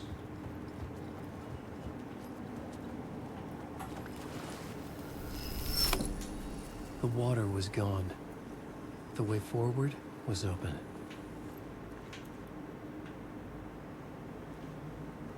Alright, to shrines. Night Springs doesn't exist, we read that one. At the oil derrick, the wheel had been jammed in place and turned until the oil gargled and flowed thick and flammable. Warning lights were blinking fast, were blinking in a fast rhythm, bright and steady, powered by the battery.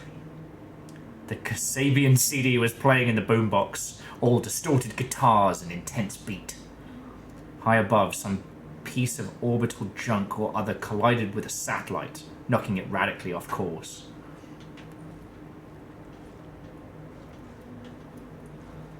New season coming soon!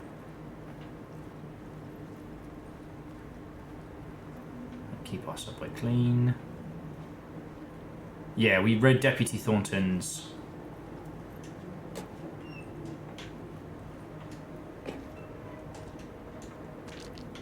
Always take some more batteries. Humming good. Here we go.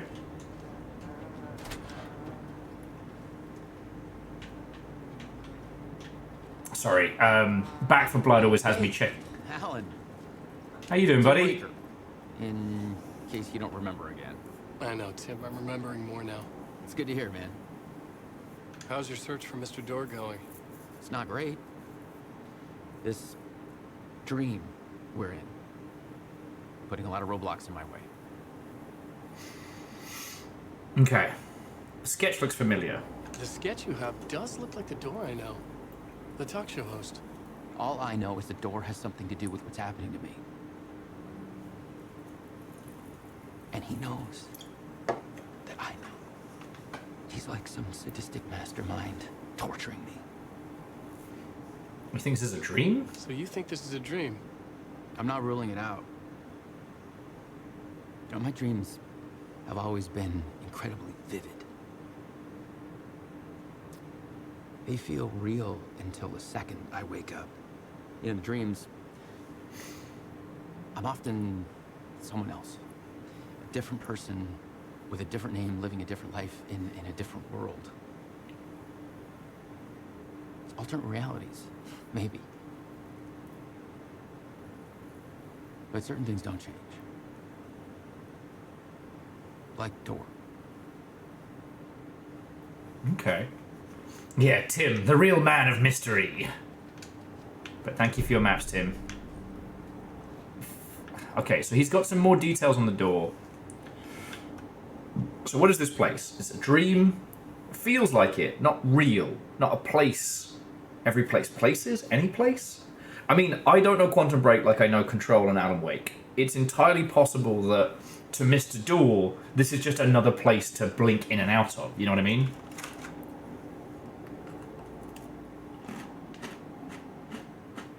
But what's interesting, Door doesn't seem to be hindering us, at least not yet.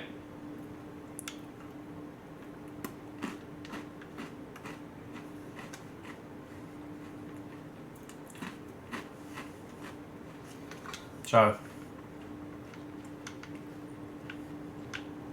feel free to throw in your facts and theories, friends. If it's from Control or Quantum Break, it's fair game. There doesn't appear to be anything else here. Alright. Oh, what's in here? There's a little nap time hangout. But yeah, if Mr. Door is leaving Tim here, whether that's to help us or to keep him off the trail of something else, I don't know. Because that was the thing. Tim got pulled out.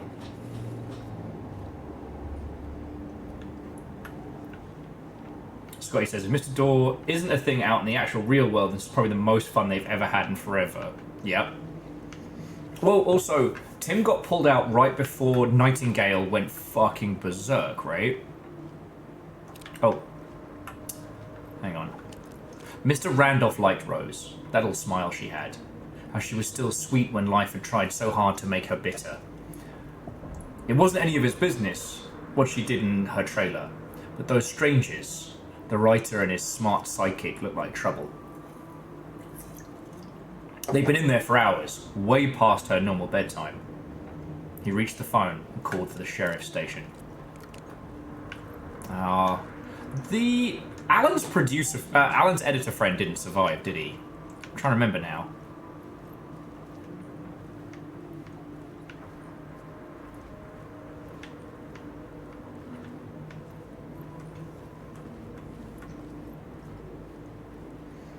Okay, it completes and shows collectibles. Roger, roger.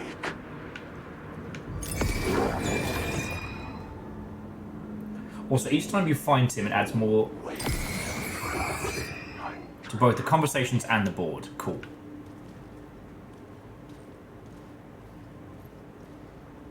Go back. If there's signs like Alan, go back, mate.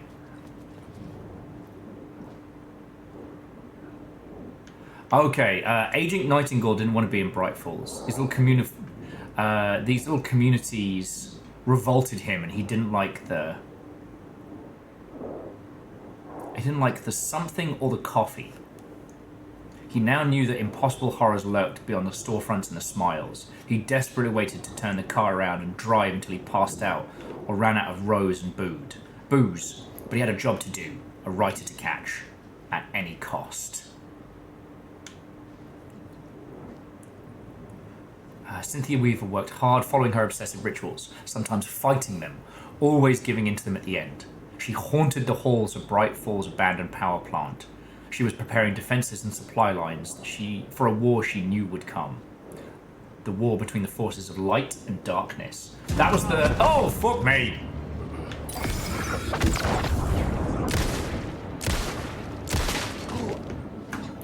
Man, when I get the shots in, I'm doing great. That was the equivalent of the log lady, the lamp lady, right? I was super critical of that character when I encountered her first, and I kind of feel like I was Alan Wake 1 was one of those games, the more I spent with it, the more I came to appreciate it. I was very critical because I was like, oh, well, it's just Remedy doing... Oh, we do a proper save. It's just Remedy doing Twin Peaks, right? You know, here's all the allegories, here's all the same characters. Oh.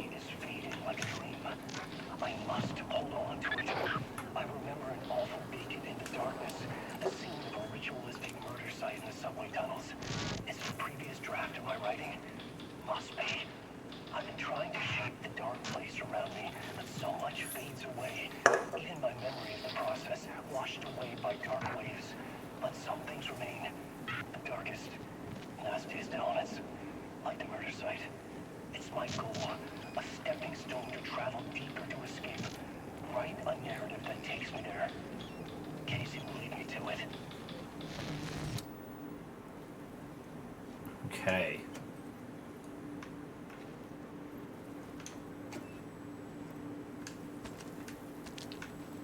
No, I know, Chonorus, absolutely, and I'm finding it absolutely fascinating.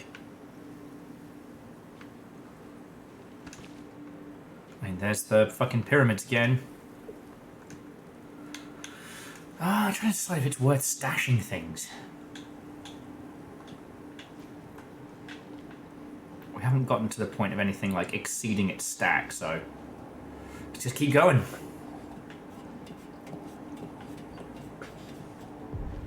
The train blocked my way forward, but it was here for a reason. It had a role to play. Okay. Rewrite the derailed train scene to continue the cult's trail.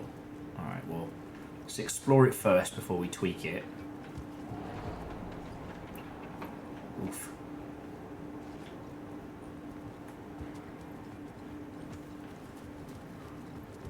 So, Catastrophe, the one I keep thinking is the gentleman who played... find the answer on the plot board. I know, mate, I know.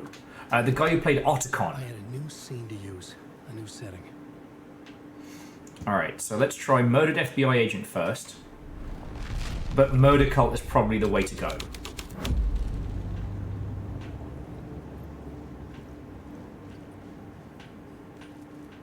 Okay, nothing seems to have really changed.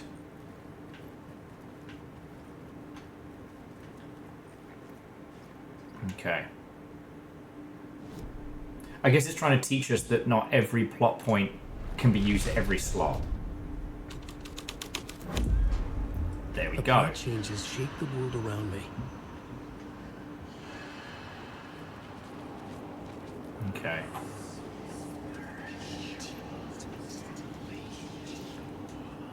The cult poured the gasoline over the train car.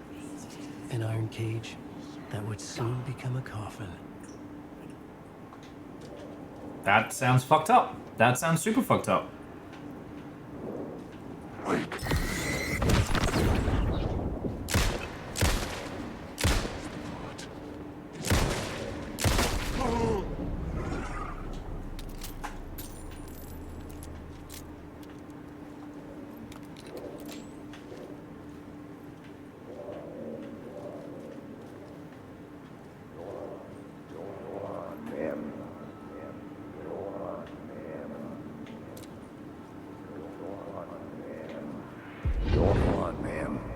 This is where the history of the cult gets genuinely disturbing.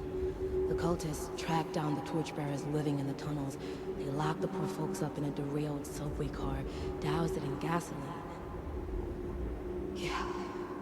Charming. It turns into a bit of a ghost story after that. Okay. They say the dark smoke from the fire still roams the tunnels searching for new victims to devour. There are no happy endings in this city. The story thread felt important. I could use it in one of the scenes I'd found. Alan, did you not hear the whole bit? Giant monsters, bad times. Fucking... Man, that sounds like a great idea for a story I'm currently in. I can't wait to write in a devouring smoke monster. It was locked from the other side. You all know what's about to happen. I'm the ignorant one here.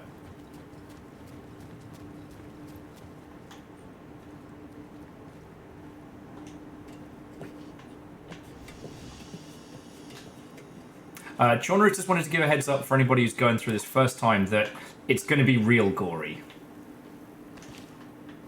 Very White Phosphorus Spec Ops-esque. I mean, it's nearly midnight here. We're officially in Longship After Dark territory, so brace yourselves. The new story beat fit the story perfectly.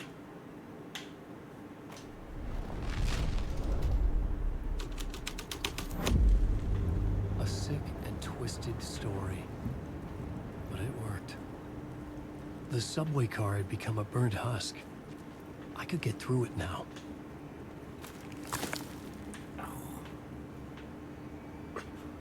Oh, fuck you, Alan.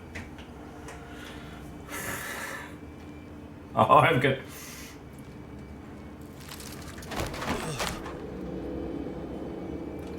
That has to be one of the worst poll routines I've ever seen. 0 out of 10, no notes.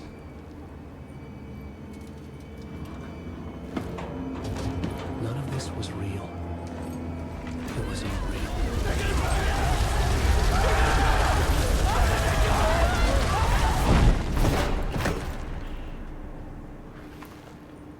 That wasn't sexy at all. Damn it, Alan. Fuck me.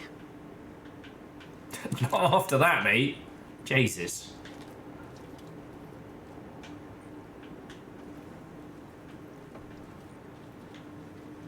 Just gonna close that door. There we go. And kaplunk. Into the vault it goes. Repressing the memory. Yes, I am. And hookshot. Good evening, friend Watto, and welcome. We're on Alan Wake time, and you know what? It's fucking good. We're currently trapped in one of the worst places a person could be. Huh. It's behind that. Other side, or do we need to change the scene? Exactly, Jonas. Oh, just shoot the grey panel. Oh, the one time! Ooh. Word of power action. Increases damage dealt to enemies in close proximity by 10. Makes Alan harder to detect. Decreases damage taken from darkness projectiles. Oh yeah. Damage up close. That's... Wait till the shoddy is mine.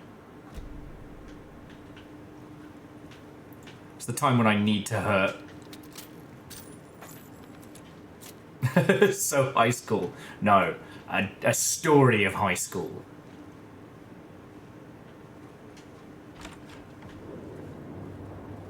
Alan Wake's in the lake. Alan! Oh, okay.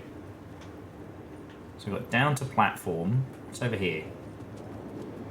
Alan Wake. There are a lot of them. Do we need to go this way? Alan Wake.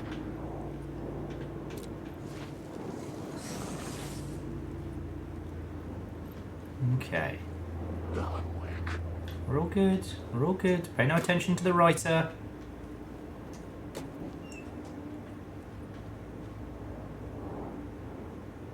I got the word of power.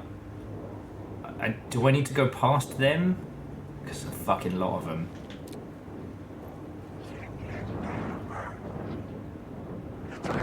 Oh, fuck me!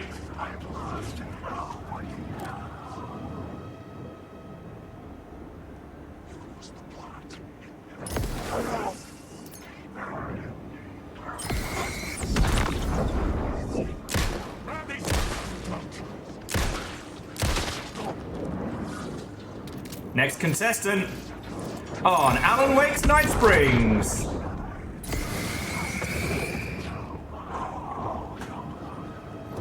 Why in my storm? Get away!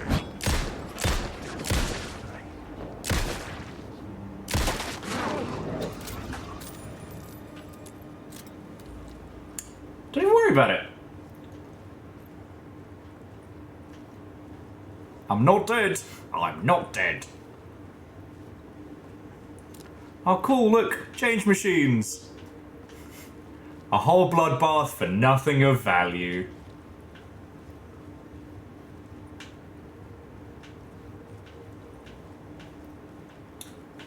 It's fine, it's fine, it's fine. Down we go. Yeah, I've noticed some of them will fade away if you just leave the torch on them. My path was blocked. I had to find a way through. The lights would help me. Okay. God, we've been at this for like a good 5-6 hours. Go us. I guess I should know with like, you know, Catastros joining us, Beadora. Actually, you know what? Because I do need to take a little bathroom break in just a second. How are you all doing? I know I've been saying this for like a year now. I am really hoping to start to get back on to slightly earlier starts, so I will actually get to hang out with a lot more of you who aren't based in the US. But, yeah. Hookshot, I'm doing good. The Jeff Keighley Spectacular was both very funny and exhausting. Like, that was 3 hours of like non-stop announcements. Like, that was a hell of a Thursday. And then Friday, we Sea of Thieves, and then I just slipped into a coma. Like, I woke up at like 3 this afternoon, which is a lovely thing. My body's finally catching up on sleep debt, but I had a lot of things I should have done before we started Alan Wake today, but that's where we're at. That's where we're at. Well, there we go, Beadora. Shed the, spread the love, share the joy. Yeah, new Onimusha, new Okami, and Hideki's talking about Beautiful Joe 3. Yeah, no, Jonorous, 4 hours felt like 6 on Keely's show. Not inherently bad, but fuck, I feel like we just didn't get a break. I think I nipped the pisser when they were doing the, what was it, Best Esports Awards. I just rushed out there like, I gotta pee! I gotta pee!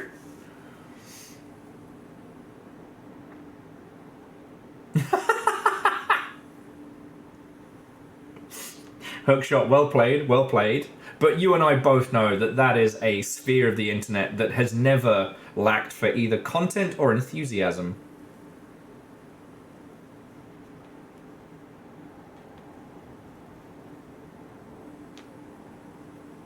Yeah, not bad, just dense. Oh yeah, and to say again, as Verd mentioned, Statler and Waldorf destroying Keely live on stage. The line that will forever make me giggle, that will keep me warm on those cold winter nights was, hey Keely, how come half the seats are empty? We always heard you sold out. Oh, and what was the other brilliant one? Was it Jeff's friend Hideo Kojima is here? Oh, sorry, did you know that Jeff Keighley's friends with Hideo Kojima? I did. Does Kojima know that? Oh, that was good.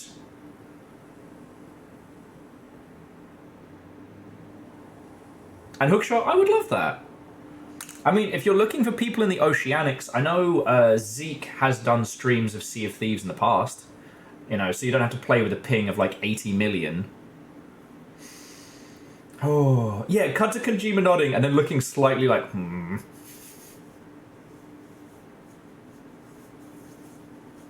Ah, Scotty, they did. They fucking did. And the question is, like, how much they did or did not get approval for those jokes ahead of time, we'll never know. We'll never know.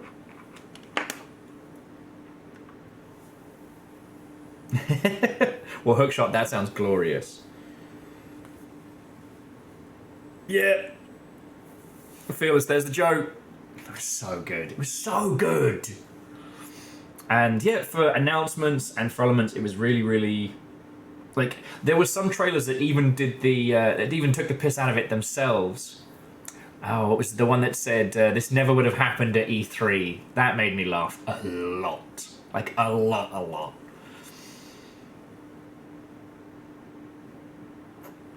Yeah. It was just fucking exhausting, and I feel like pretty much since the Keely Fest, I haven't really stopped moving. Like, honestly... Oh yeah, it was the Overcooked game. Yeah. Okay. So friends, I'm just going to quickly nip to the loo. This is what I get for actually being healthy and hydrating today. Weird how being healthier makes things more awkward. Like, what's up with that? And then let's keep going. I got nowhere else to be tonight. Most exciting thing that I have planned after stream is I'm going to make myself a big old bowl of mac and cheese because I'm fucking craving it. Don't ask me why. Right. If any of you are in need of coffee, tea, varying forms of ethanol, now is the time. I'll be back with you in 2 seconds.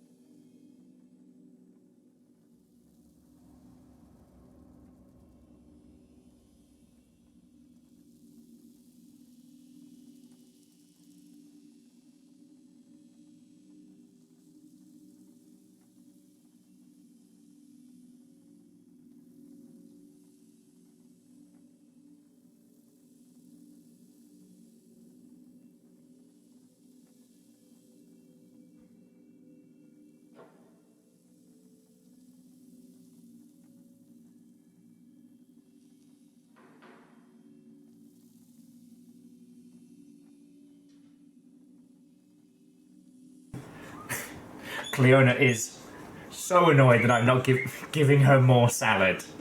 I've given her so much today. It's like, what do you mean I'm only getting pellets right now? God. Oh my word. Yeah. Stretch, hydrate, move around. The weeks of war. The Nuggies will now unionize against me.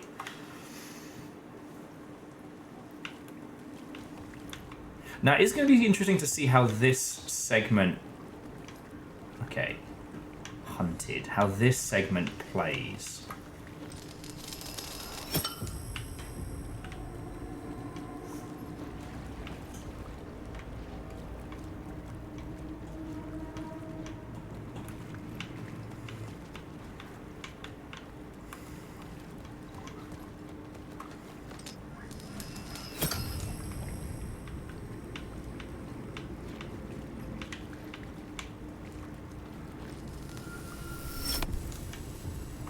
Okay. Because, like, the labyrinthian elements around it are very pronounced. Like, the axeman, the fact that all the signs say hunted.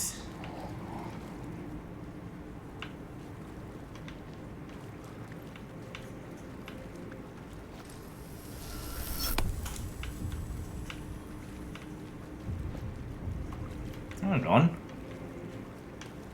Whose side are you bloody on, Alan? Give me that light back.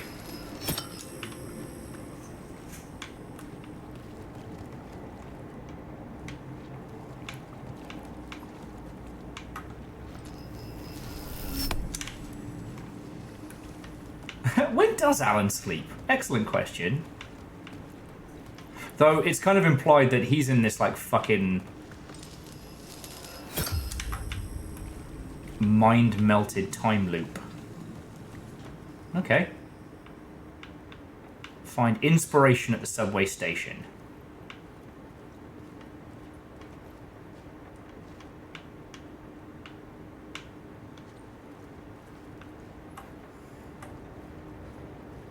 Okay.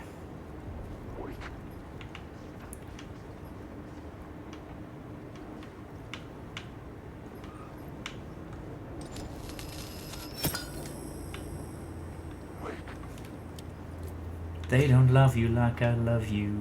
Wake.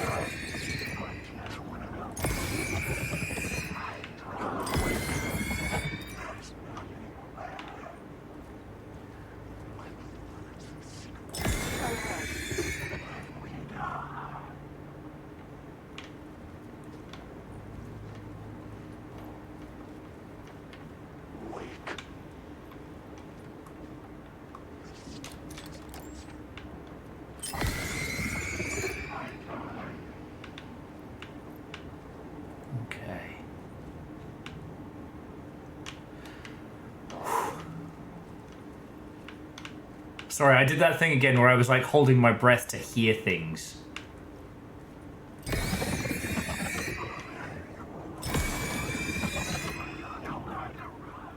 Okay. And it does seem like setting the ghosts off can cause some of them to become like actual fighty aggressive.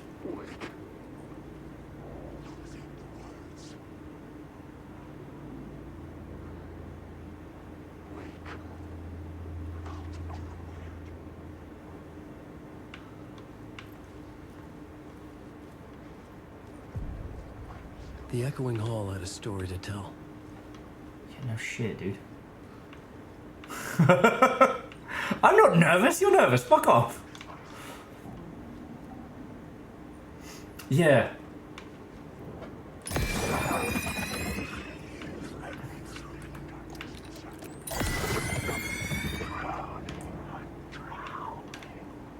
Yeah, so those two were sneaking up on me. I managed to get them before they popped off. On batteries, yeah. Batteries.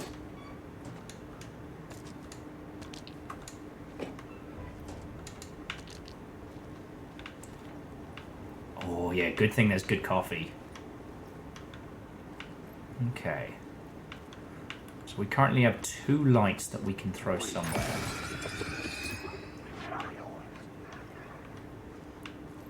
And And I did see the yellow arrows for a word of power.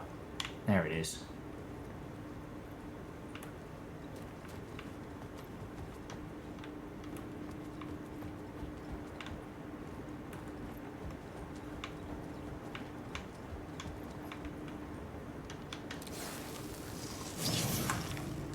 Word of power, gun. With all new kitchen gun. And so if I put the light back, does it open up? No.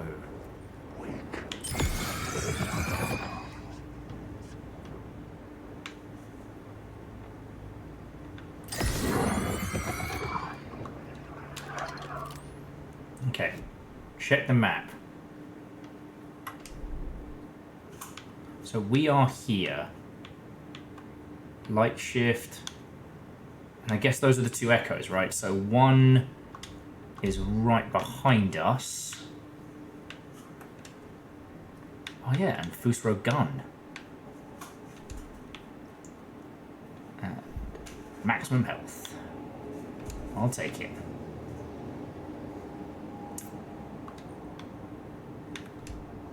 Yeah, Unholy Glee, what's up and welcome. This game's fucking good. I think those are both words of power. Okay. Right, those bellends are coming back.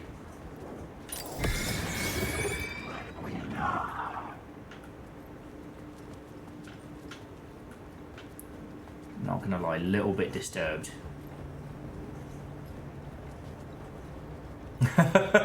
Diversi. I think the words of affirmation are slightly more powerful. This is bad.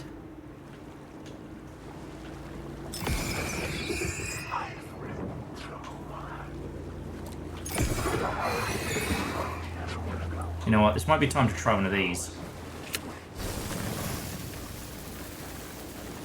Yeah, get it, fuck.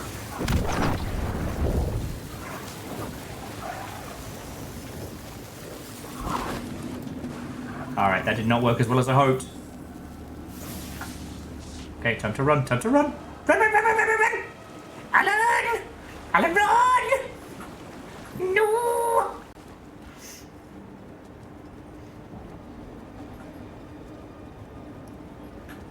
Whew. It is fine. We are fine. We're all fine here. How are you?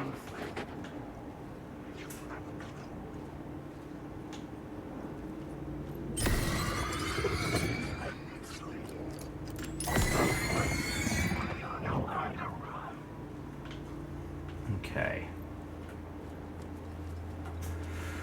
Okay. So yeah, it definitely wants us to apply something to the plot board here, so let's have a look. I had a new idea for a scene. Try the torchbearers first.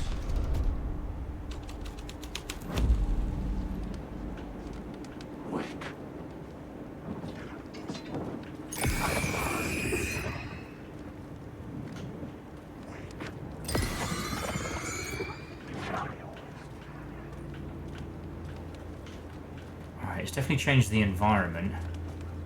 Some heinous ritual shit going on here. Now, is this going to give us what we need to progress?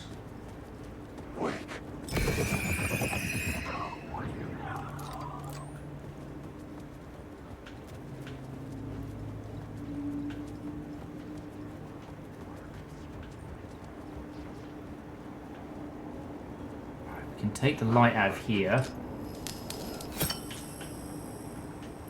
Yeah, no echo, you're right, so let's try next plot point.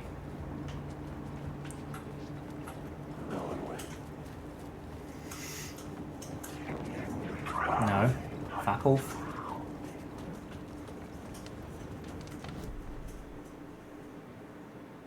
So Beadora, we found one of the coffee ads so far. So let's try Murder Cult. And it's fucking funny. The hole had changed into the there we go. Hideout. So here they are, just worshipping Alan's books. That is fucked up.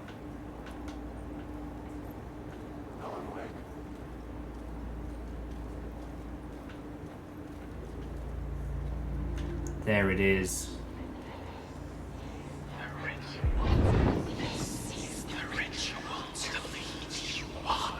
The Fed had witnessed something here that made him run scared.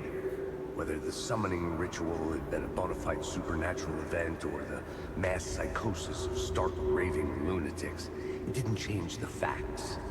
The cult was messing with things no one should mess with.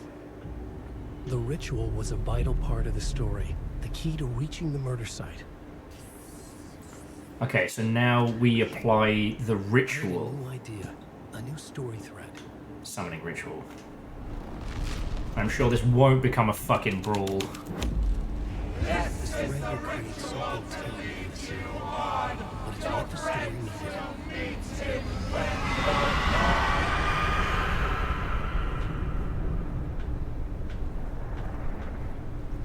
Thanks, I hate it. Thanks, I hate it. Okay.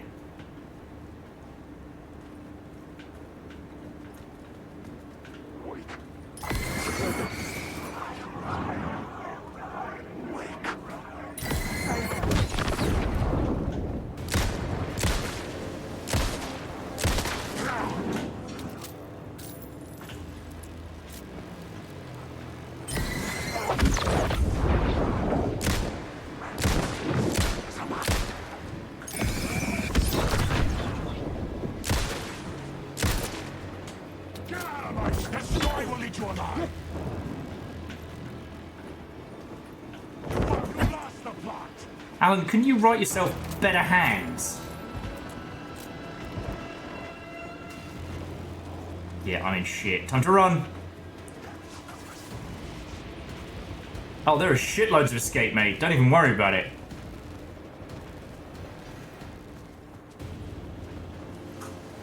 Alan's gonna write himself a real fuck off.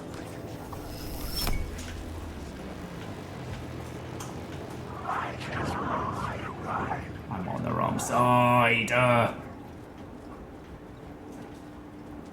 Here we go. Shine Street. Let's go. Good. We're good. We're good. Oh. Bullets?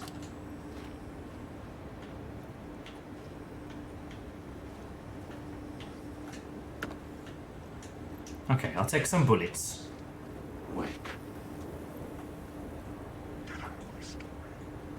Okay, so keep doing light bearers first on the plots. There's a missable echo and Alan's maps are harder to revisit. Okay.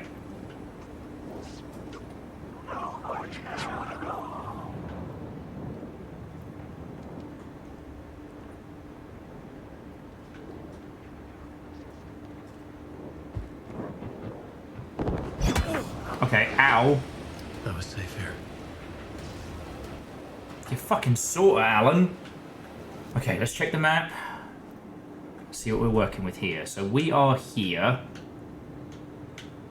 Got most of the things. That's what we're after next. So I guess we go through these fuckers and then that's where we find what we're going for. I don't know if we return to the other slots, but we should revisit them and doing light bearers is what you're saying, right? Oh, this is starting to feel like Alan Wake Classic, you know?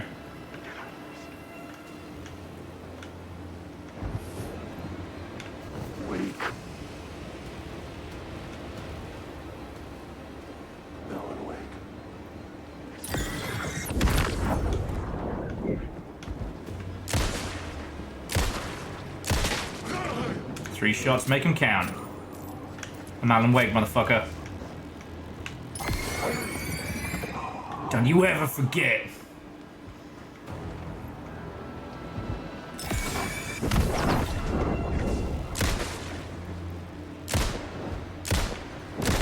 Voice of an action star, pen of an idiot, Alan Wake.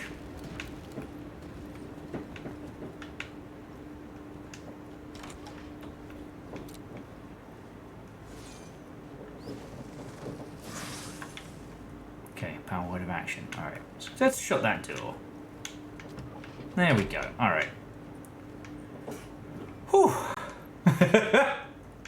It's all good. It is all good. What do you mean? It's, what? Don't even worry about it. Don't even worry about it. Okay, batteries, snackies, bullets from a gun.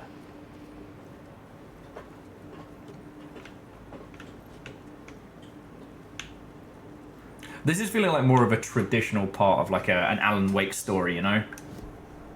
Let's see if any of these will give us any good stuff. And so Beadora, I don't think we get... No, we don't get this here. The coffee commercial is in Saga's world. So, there we go. More damage. Words of Lamp. There we go.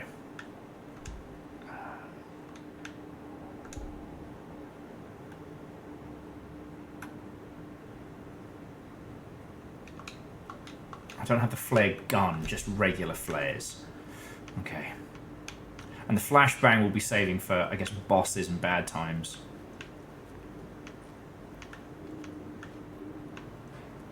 It says something's down here. There it is.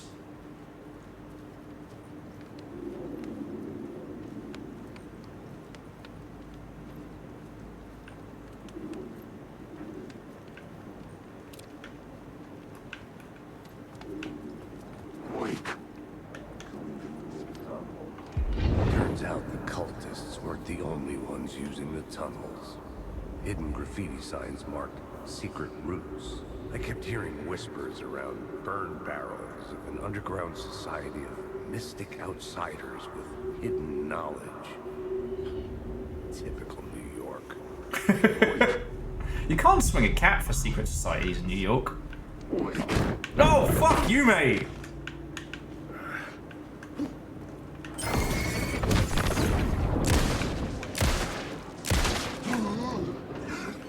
Got the ghost jump on me.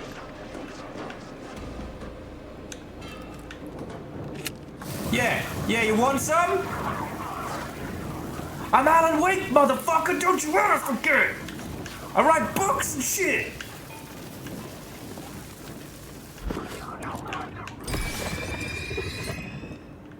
Yeah. I'm the new guy. No, I'm Alan Wake. North Norfolk's #1 radio star, Alan Wake. Don't you fuck with me. And Divershi, you know, I'm not saying that I would condone the use of flashbangs in the office, but boss getting on your case, TPS reports need filing, flashbang.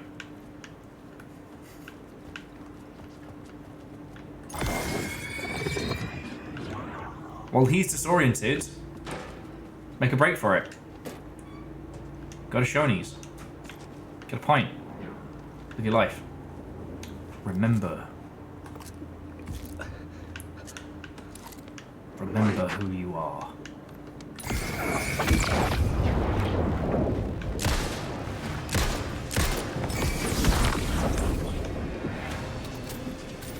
Come on!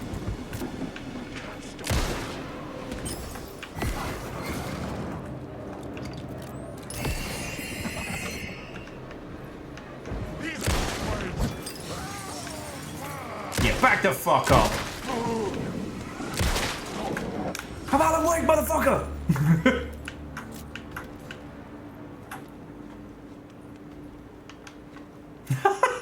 Divershi. I say flashbangs for optional bosses in office settings, you know, like head of HR, that kind of thing. Yeah, no, head of HR, weirdly OP boss fight. Strange they put it in, but I'm glad it's optional, you know. It's not a challenge I think most people should take on their first playthrough.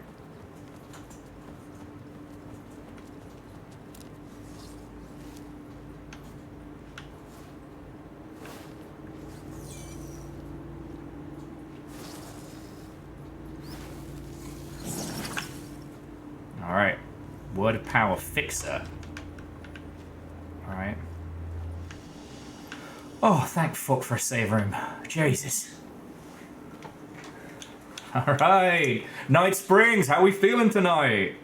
Okay, do we have anybody in from out of town? Do we have any out of towners? Oh boy, I just flew in from the twisted memories and broken imagination of a local writer, and boy are my arms tired. What's the deal with Alan Wake? Dude loses his wife and his hoodie.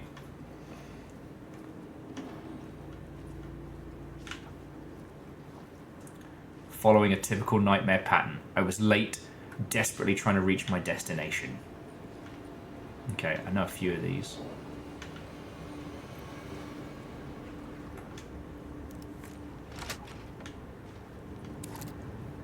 Oh, I know where we are.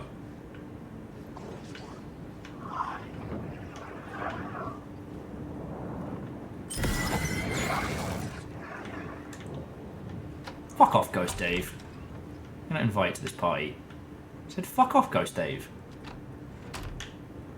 Okay, so you were suggesting that we go back and do torchbearers. We have this bit. We can't go any further down there. But if we go this way... Yeah, there's another save here. Okay. Do a quick save.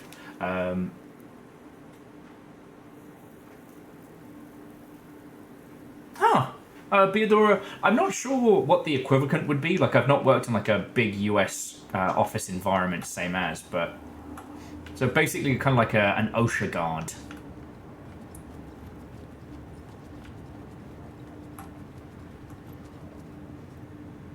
Okay, so it's the collapsed tunnel. If you do that, it force ends the area. So, let's have a look.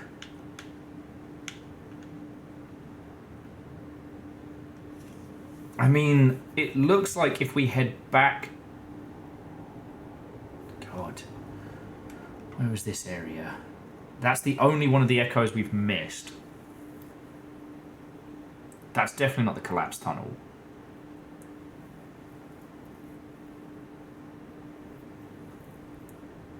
Oh, Divershi says a union rep would be the equivalent.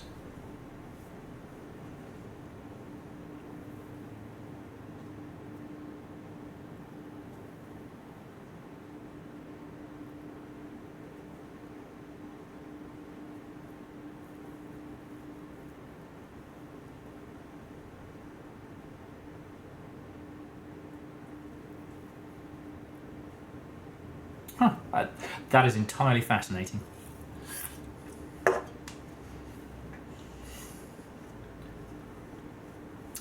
So what do you think, Chonrus? Is it back up before we do that and try and grab that?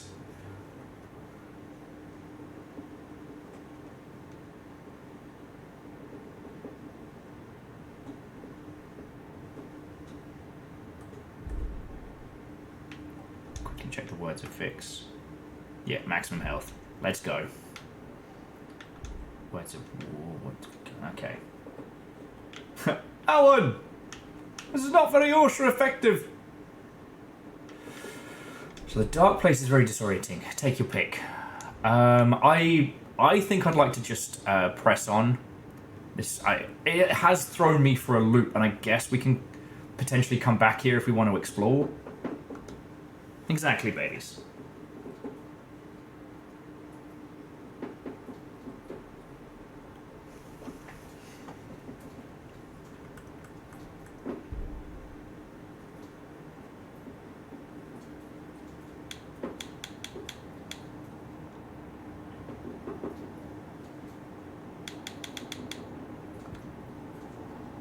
Okay.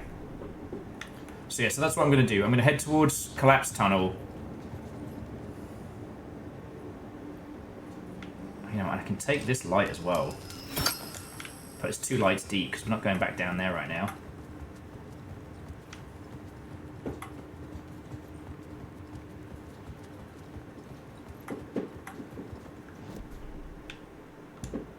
So we wanted... Oh, we're not end of the line. So we want... Wait. Wait. Alan! We want Collapsed Tunnel. We currently have Murder Cult, so we're going to do Torchbearers.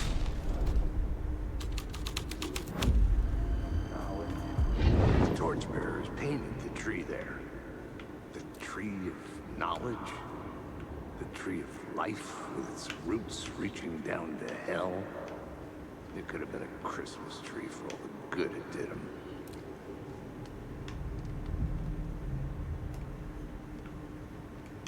Okay.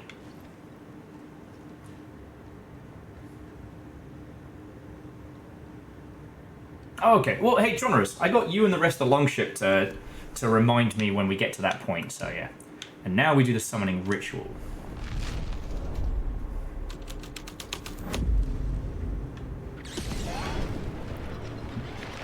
The dark presence.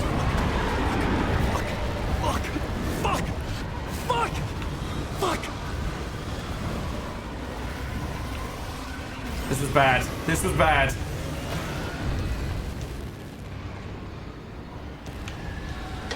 Alan!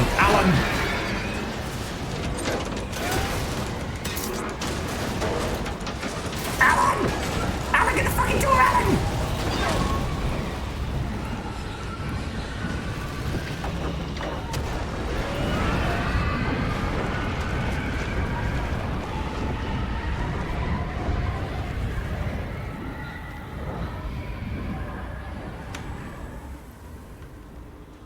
I couldn't hear the dark presence.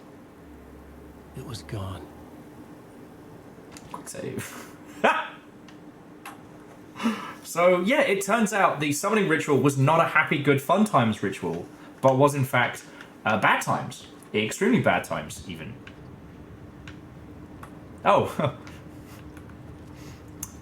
We can go back a little quicker. That's good. The tunnel was open now. I could get the room.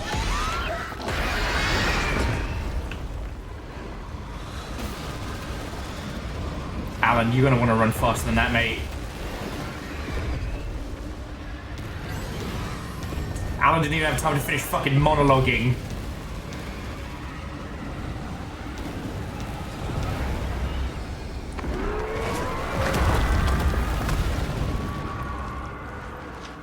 The dark presence. I had seen it before. I remembered now. It was always out there, hunting me. So it does make an interesting point. If the Dark Presence is really hunting him, that means that this area is as much on Alan's control as possible. It's trying to put him back into the cabin. But in the same breath, you know, the Dark Presence and Mr. Scratch have both been nefariously clever.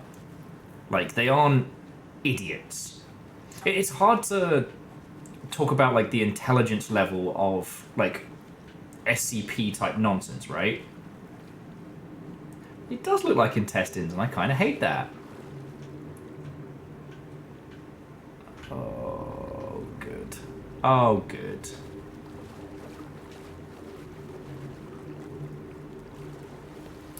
Aha! Call back! Oh, that's so cool.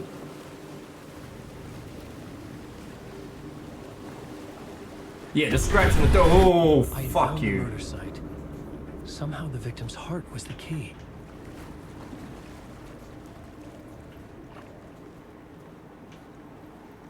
Okay. The writer of the... Hang on, let me read this proper.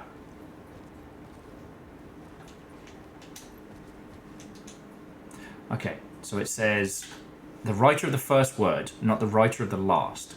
With the terror of the light and the shadows cast, the third eye now open to project the night. This is the moment to write. This is the ritual to lead you on. Your friends will meet him when you are gone. Okay. Now, could this have been what sent him up and out into the world?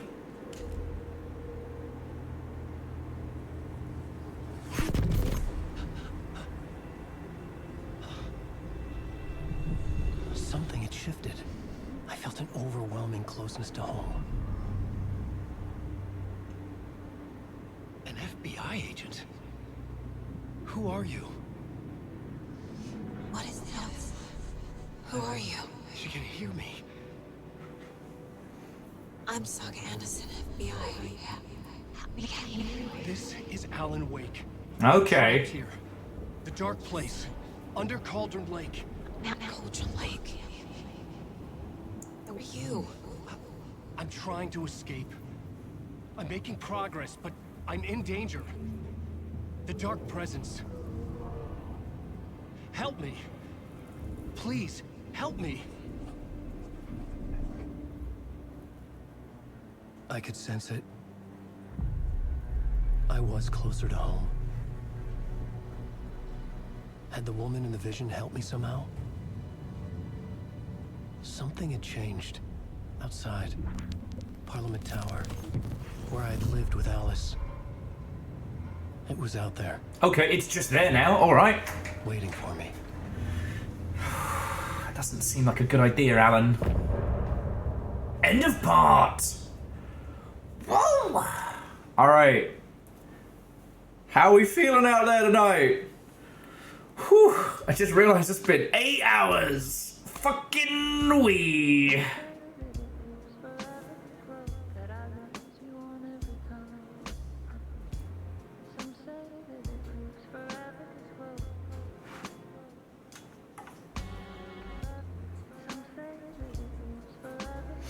That was fucking good. That was fucking good. And what's really interesting is that aesthetically, it feels like what they were trying to do 1,000 years ago with the Alone in the Dark reboot that didn't land.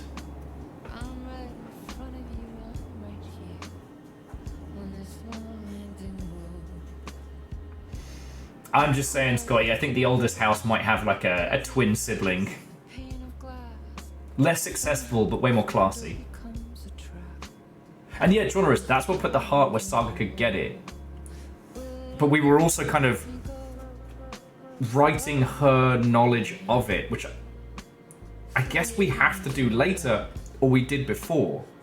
Implying that Alan already wrote his entire escape, we're just adjusting the points. Maybe, I don't know.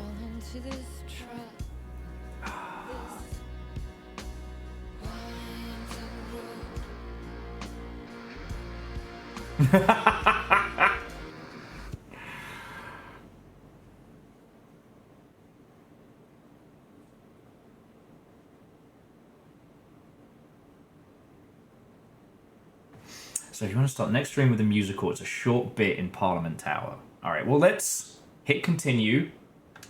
Let it carry us through. We'll trundle for a little bit, and I think it'll be save and bring to a close. Just because stream's been going for 8 hours. I do want us to have more people for Champion of Light, because that bit fucking slaps. But like the impossibility of this dark New York that may or may not be based on Alan's writing, or maybe a dark reworking of his writing written.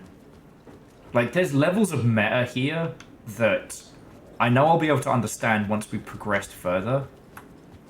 There's also the fact that like obviously time is going to be weird. Because we've already, okay, from Saga's perspective, we're ahead, right? Alan is out of the lake.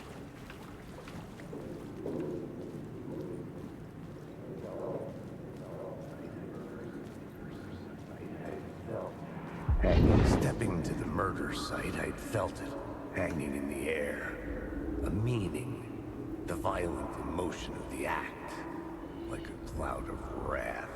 The dead eyes of the victim staring at something you couldn't see, and yet making you aware of it. Something had soaked into this place on a molecular level, overlapping with your meaningless existence. Regression to something you had managed to forget, marking you, taking you for a ride, making you crazier. Oh shit, Beadora, I didn't even think of that! Okay, once we get to the next save point. Because I completely forgot, like it wasn't Control. watching or listening to the tapes is different than experiencing them in-game. Remember when you'd get broken fragments of it?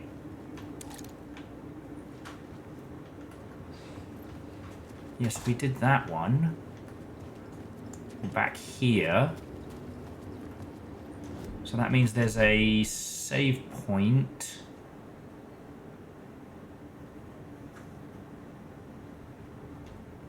Okay, the save point is quite far away. It's, hang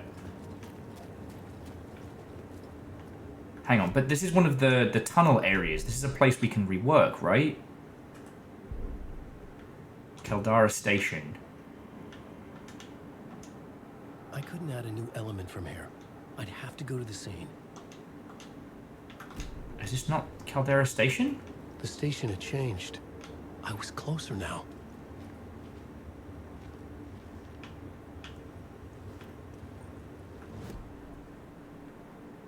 Okay, we can't go back to the subway because it's locked. Alright. But yeah, so if we head over to the television... So we've got the Writer's Journey and Night Springs we saw, but I guess... Oh no, the radio plays were what we had for... So like, Echoes Draft 1. So for example, like the tree. The torchbearers painted the tree there. The tree of knowledge. Does it add more? The tree of life with its roots reaching down to hell. Hey, Fred. It could have been a Christmas tree for all the good it did them. No, okay, so it is what we heard before. Alright, I'm not going completely loopy.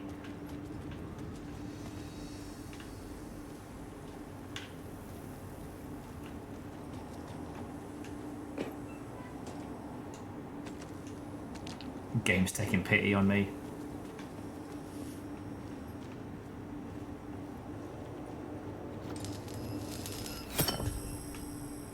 Alright. We're now 3 bulbs deep, by the way. Just as an FYI.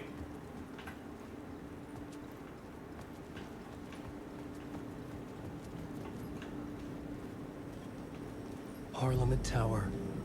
Our home in New York. Was I really this close to being home? Going up to our apartment? Would I be home? Or was this just an echo of the real thing? Homie, you know that's not gonna Even happen. then, the murder site had brought me one step closer to escape.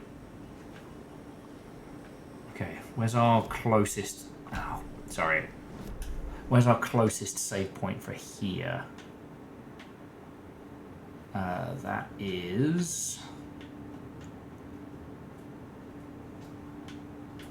Got a question mark over there. Honestly, is it back up where... Is it back up through you... Up through there, isn't it? Or I guess past the cop shop would be quicker. One of the buildings around the plaza should have one. Alright, well, I mean, it's a good excuse to have a look. That looks like there's a light on there. Oh, also, we can... stockpile light bulbs. Here we go. Alright, this is a great place to save our game, bring our cheeky adventures to a close. There we go.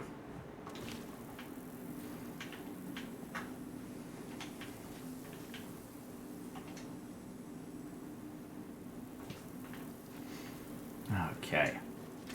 I'll stand out here so it's easier for me to read the credits. So, friends, I'm going to say my thank yous. I'm going to bring our adventures to a close for now. However, we have to finish this, right? So, I'm going to try and cram this in next week. Maybe not next Saturday. I might try and get us a group game. Maybe next Thursday? Chonorus, if that works for you, you've been, you know, partially leading my nonsense. No, not what I wanted from you there, Alan. Gonna be honest. Not what I wanted. Okay. See if anybody's still awake at this wee hours.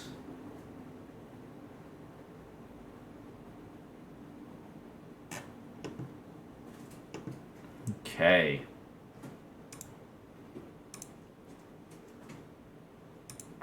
looks like Mardy Cow is running the gauntlet, so I got a place to send you on off to. All right, Beadoro. Maybe we can do. Next Saturday then. 'Cause this was real good. You know, the story of this is so incredible. It feels like a good game to run through with all of us.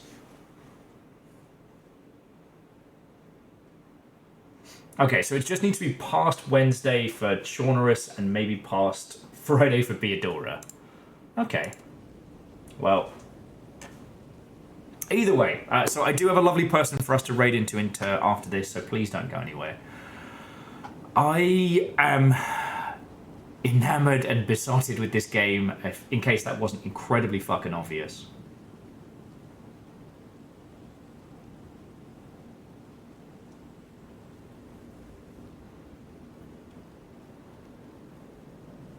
Like, it's so brilliantly put together.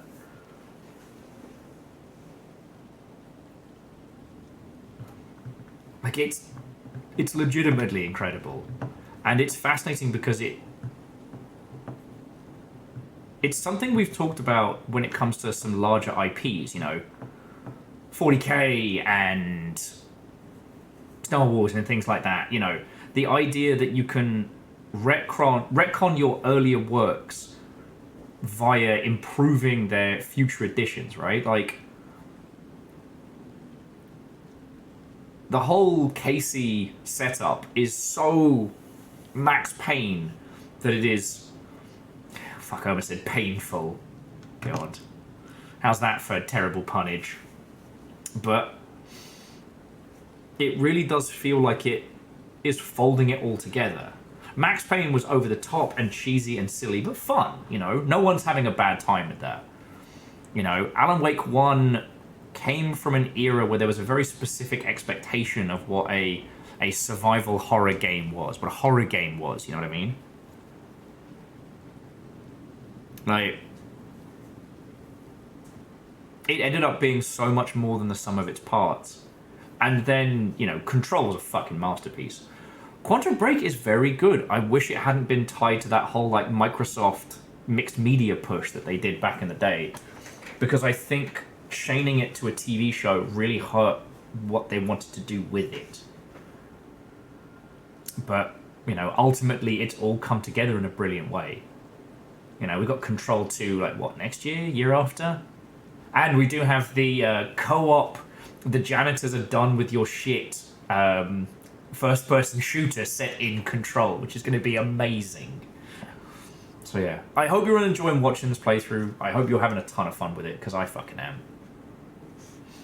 Hang on, let me just move this over here. There we go. Yeah, I'm having a ton of fun with this, alright?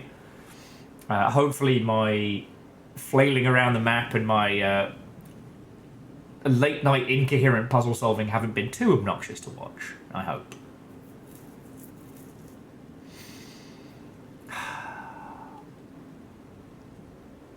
It's been a really good day.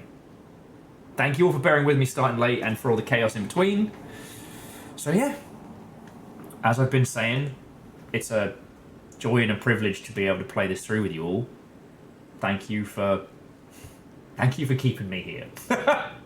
Just thank you. Okay, so as we have hit over 5,000 followers on twitch.tv, to Aquila and Taylor Nerf, thank you kindly. I hope you come back and talk video games with us. To Rebels Without Applause, Favor 6, Nexus Darkshade, Skyegis, Shark Bussy, fucking terrors, and Jackie Foxpluck. Thank you for gifting subs, celebrating long sprees, or, you know, beginning your journey of nonsense with us. To Akira Zero, Scotty Doggy, Bacon Avenger, Eraman, Keldra, ET3 Stooge, Quasimoto, Vanderbeast, Wolfcrad, Favor 6, Skyegis, Edwin Tiong, Pun Spectre, The Mental Monk, J-Post, Shadows of Life, all of you. Like, fucking yo. We had a huge train earlier today, and you kept throwing bits in, and that's what lets me pay my rent, stay alive, and do this, so thank you. Not just to Nova, but also to Caffeine and Moose. Thank you for being the best mods I could ask for. And to Lion Gaming. You brought a raid in. That was real cool of you. Thank you. All right. Now, you beautiful Mother Hubbards, I am going to pass you over to Marty Cow. Now, Marty Cow is a fellow Blackout Club survivor, is exceptionally good at Hunt Showdown, and fucking cool. You know, that thing that I'm very clearly not. So, I hope you'll go hang out, have a natter. They're trundling around Dead by Daylight. So, it should prove entertaining at the very least, dear friends. But that's it from me tonight. Yeah. Yeah. I don't think we'll be doing a Sellout Sunday tomorrow, just because I'm drastically behind on basic things. But who knows? Oh, no, there won't be a Sellout Sunday tomorrow because I'm seeing some friendos. It's going to be fucking good. Forgot about that. But, yeah. Whatever you do with the rest of your evening, I hope you have a fucking good one. I hope your rest of weekend is most excellent. And yeah, again, thank you for humouring me on this AAA flavoured journey. Yeah, I'm about to eat a metric shite ton of mac and cheese and maybe start playing Stalker 2. But that's another story. Yeah, hopefully see you on Discord. Bye. I'm still bad at ending stream, okay? I don't want to end stream. I know I need to, because it's 8.5 hours and I haven't had a proper meal yet. But I don't want to, just so you know. Alright, friends. To be continued.